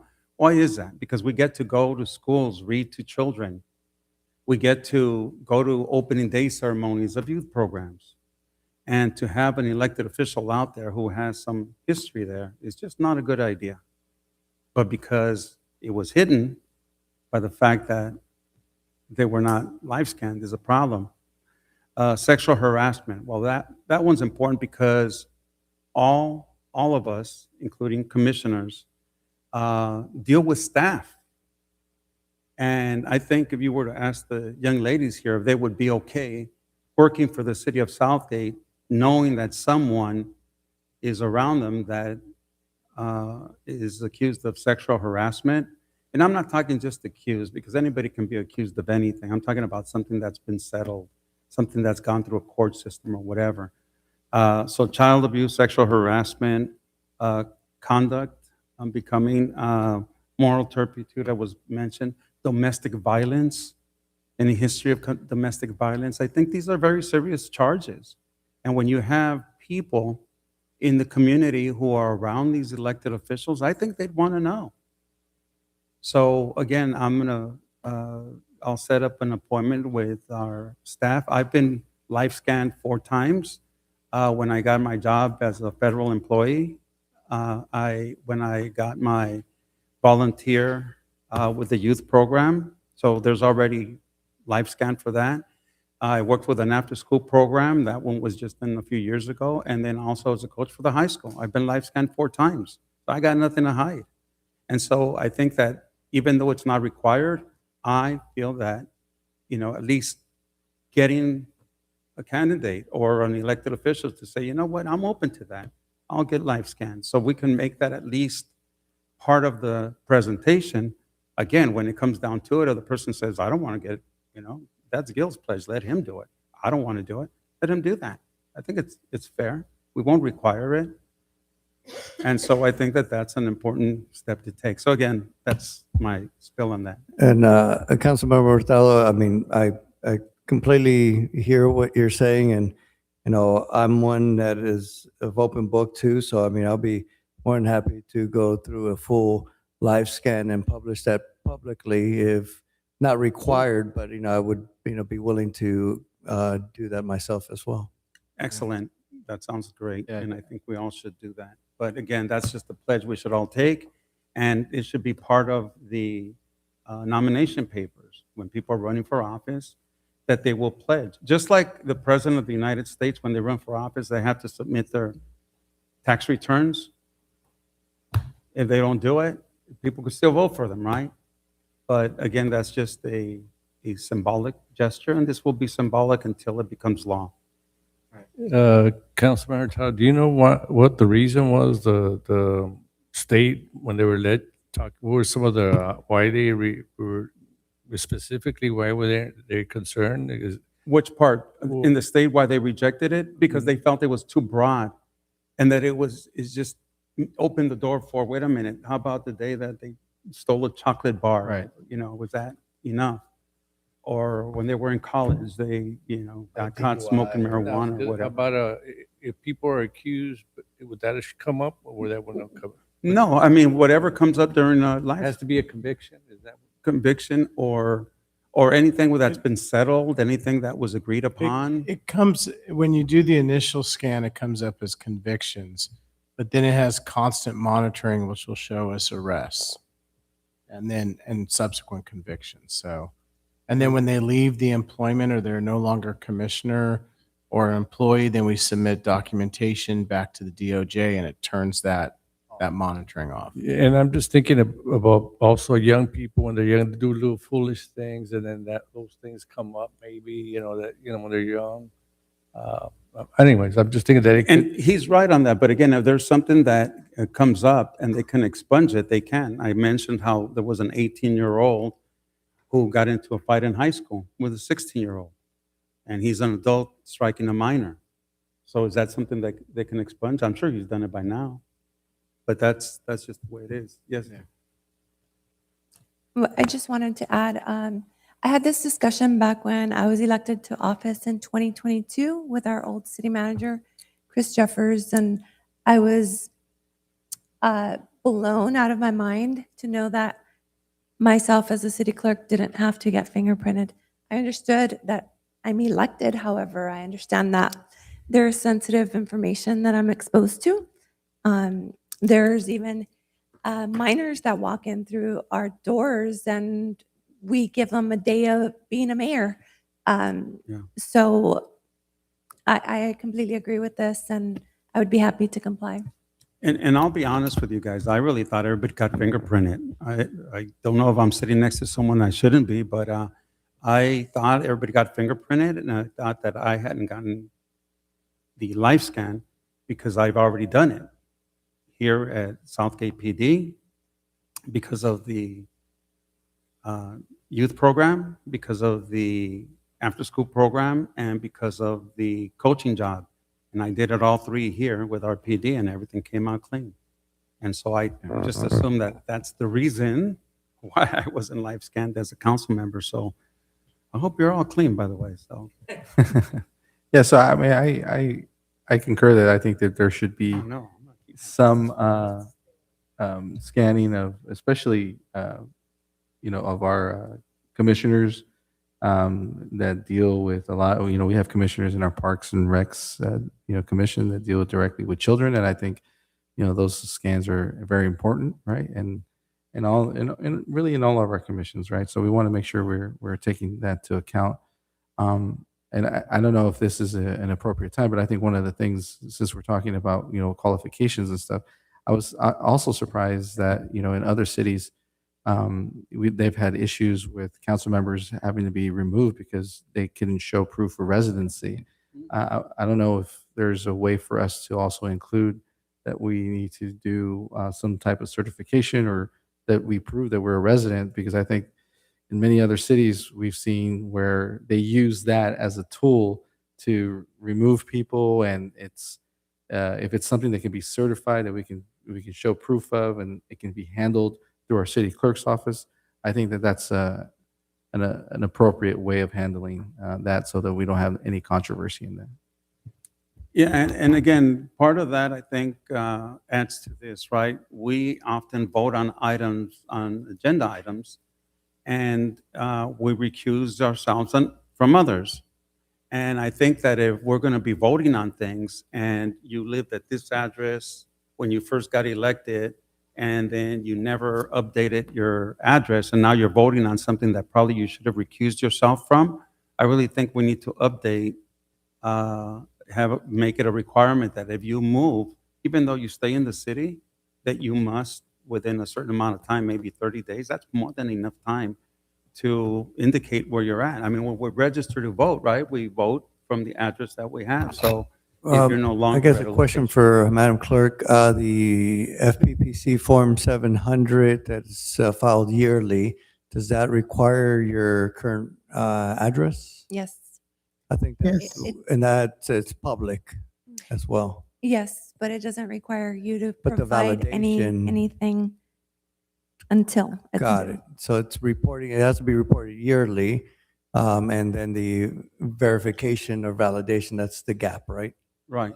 That's only reporting that you have a financial interest on a property and the address of it. No, that's what I was asking, if it has your current address where you live in the form. I don't recall. It could be a mailing address. No. So, Yes, okay. it does. It could be a mailing address. So I think that's the other. So if I can interrupt, most of the addresses that everyone puts on there is the city's address. Thank you. So, Mhm. yeah. Not me. I put my real one. So is that good direction? Councilwoman Pilar? I'm sitting here pondering the live scan. As an educator, I'm live scanned. Some of my commissioners are teachers, they're live scanned. So quite honestly, if that's the direction that the majority wants to take, I guess that's the majority's choice. However, for me, at this time, I don't agree with it. I'm not in support of it. If this was such a big issue, maybe we should have done this many, many years ago. and not today. Again, I understand that there was an individual in Fresno that was running with a criminal record. I get it. If legislature changes, then I guess we need to abide by it. But until then, I'm just going to hold my reservations that I'm not supportive of this. Again, that's just me personally. And I know that there's been comments out there that I don't live where I live. Trust me, I do reside at the address that I've indicated on all of my forms, which is disappointing. But, you know, if verifications are needed, that's fine. That's why I would be definitely in support of having districts, because then that would mean that each council member would have to live within that specific district to be able to represent it. Thank you. I guess it's just direction, right? Yeah, I think if I could get a 3 nods that we'd like to bring back an item, then I need that for, there's a part that we administratively would do, which is things that we can legally do, which could be see if there's any other case at other cities that provide additional certification of a state mandated requirement for an elected, which could be address verification. We can't add new items, but we could see if some other city does something of that nature. And then for commissioners, we could build a potential policy for a live scan. And then, as was talked about, build maybe a draft idea of the disqualifying convictions, because I think they're, you know, if the idea is nobody could do anything ever, or is it a candy bar 30 years ago? Is that, you know, what's the level? We could build some of that and have that back for discussion. Good. And then separately, a pledge or a discussion that any, you know, electeds want to do, that would be outside of the staff's administrative purview. That would be up to you guys. But I just wanted to clarify for anyone, if a live scan is done, the information is not a public document. It's not something that we staff can publish. So it would be up to the individual elected to choose to publish that information. So that would just be a question, because someone could get live scanned. Perhaps it's not a great record, not share it publicly and sort of say, hey, I got live scanned, so everything's good. Just so everybody understands, if you don't see the document, it's the live scan itself doesn't become public. I think that's a great point. And again, even though we can't require it, elected, can we make it part of the nomination papers that if you pull paper, that, and it could be you know, it's a pledge, but they can choose not to do it. They can just say yes, no, or leave it blank. I think we defer that to our regular city attorney, Raul Salinas. He's when he smart too. returns. What are you talking about? He's smart. We need him in so many other areas, though. So we'd have I'm smart enough not to answer that question. yeah, that's right. We'd have a review there because there are some limits to what can be added to a form, but we'll look into it and have that as something we'll bring back at a later date. Thank you. Thank you. And move on now to item number 10. Madam Clerk? Thank you, Mr. Mayor. The City Council will consider approving the warrant register for July 14th, 2026. Grand total is $12,490,847.29, and cancellations are none. Thank you, Mr. Mayor. The warrants? Any comments on the warrants? No? Council, have any comments on the warrants here presented? I do have. Mr. City Auditor, I was going through the warrants, and I think the one item that they were talking about, Athens, it's actually Athea Engineering, not Athens. So they might have misconstrued that item warrant. I actually showed that. Thank you for bringing that up. I actually showed that to Luis. It was posted online and it said Athens, correct? And it was a 300 and how much was it? Did I show you? $357,976. And 20 cents. 20 cents. Thank you. So no, that was not a mistake. It was not Athenia, it was Athens. And it's a trash hauling company that's not with the city of Southgate. So no, Thank you for bringing that up. Okay, and I just have real quick, so we still have some ARPA money because I'm looking at Altamed here. There's still money being, is that part of that still? Yes, we have ARPA funds. Okay, and- then the other one, how about, is this a $5 million one, ICMA? That's our insurance. The liability program, is that what we're paying out? Yeah, when Sure. we talked about those four major cost items that are exploding, going high, our insurance premium of over 5 million needs to be paid annually, and so that's the pain And- right there. Thank you for that. And then the last thing is Southgate Chamber. This is first installment. Are they getting another installment? Because that's what it says here. I just want to be clear on that. So they're getting 50,000, is that it? No, there's a total for this coming fiscal year of 25,000. So the tradition was one installment for 25, 6 months later another installment for 25. So the header is this, first installment, but it'll be only one based on the approved item number 8 on the Thank you for consent clarifying. today. Okay, motion to approve? I'm Second. sorry, Mr. Yes, Madam Clerk. Vice Mayor, Mr. Mario Dominguez is online for a comment. Go ahead. Yes. Can hear you. So here we are, 12:06 a.m., and we're just barely getting to the warrants. And because we have this sad, pitiful, poor excuse of a mayor who doesn't know how to efficiently run our meetings, and here we are in July, and we still haven't had a city council meeting that ends before 10. I mean, this is just horrendous. Getting to the warrants, it says right here, $12.4 million. Can someone explain to me, Mr. Frausto, why is it so excessively high, 12.4? I mean, I haven't seen a number for the warrants like this, and I don't know when. And normally, when we get to the end of the year and it's the holidays, you see a high, warrant number. But 12.4, can you explain why this number is so goddamn high? When I see the number like this, it's frightening.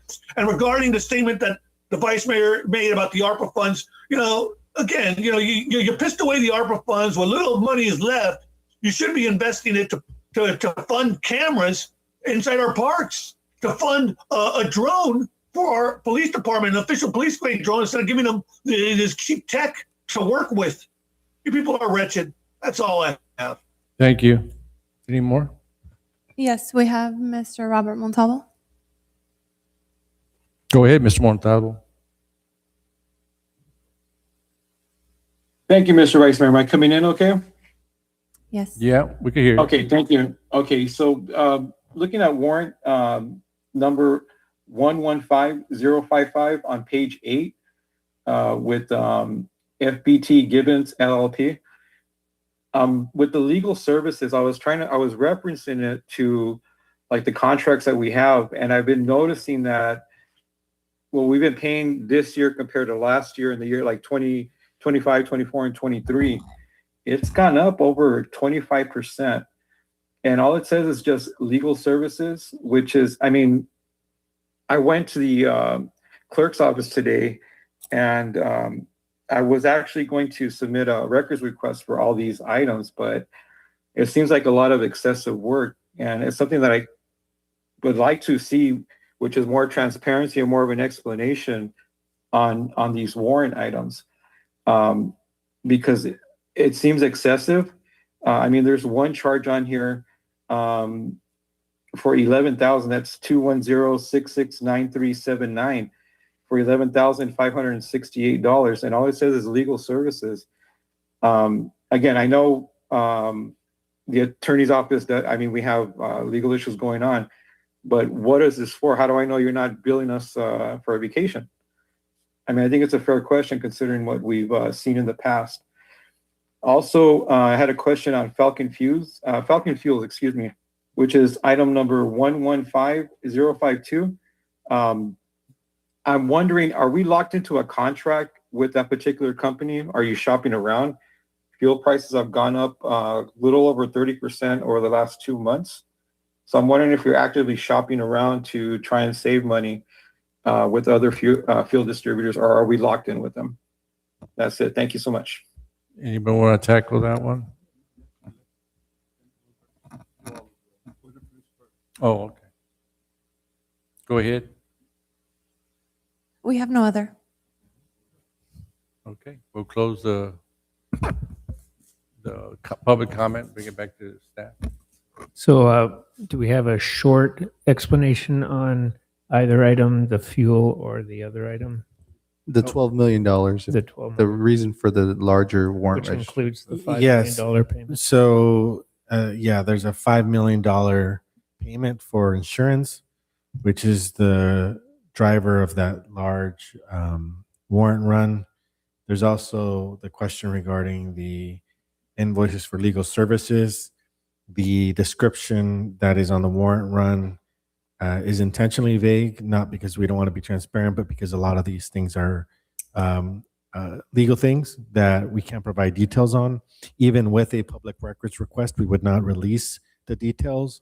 There would simply be, yes, there'd be attorney-client privilege behind those, but those are reviewed. There's multiple layers of review internally, and a lot of those charges are actually not hitting the general fund. Some of it does, but most of it hits the projects that are tied to those legal services, oftentimes related to CIP. And then I think there was a Falcon Fuel question, and I'm not sure who that would be for. Is that Public Works? Is that regarding the fuel that we purchased for all our fleet? Yes, so right now we're not actively shopping around our fuel. We've been purchasing our fuel from the same vendor for some time, but that's something that we could look into. I'm not aware that fuel is necessarily cheaper per se from the time that we started the year to now, but it's something that we can look into. Thank you. Okay, Mr. Mayor. Oh, vote. This motion to approve. Motion to Roll call. Councilmember Avalos? Yes. Councilmember Hurtado? Yes. Councilmember Davila? Yes. Vice Mayor Rios? yes. Mayor Barron? Yes. Motion passes. All right. Okay. We'd like to just adjourn this meeting in the memory of Lorenzo Salgado Arguello and John Sebastian Guerrero, two undocumented individuals that lost their lives recently. And I just would like to make sure I say their name and honor them and their memory and their family. And also, Mama Malone. And also Mama Maloney for her dedication to our city and her generosity always to our community here in the city of Southgate. She passed away. Motion to adjourn. Good night.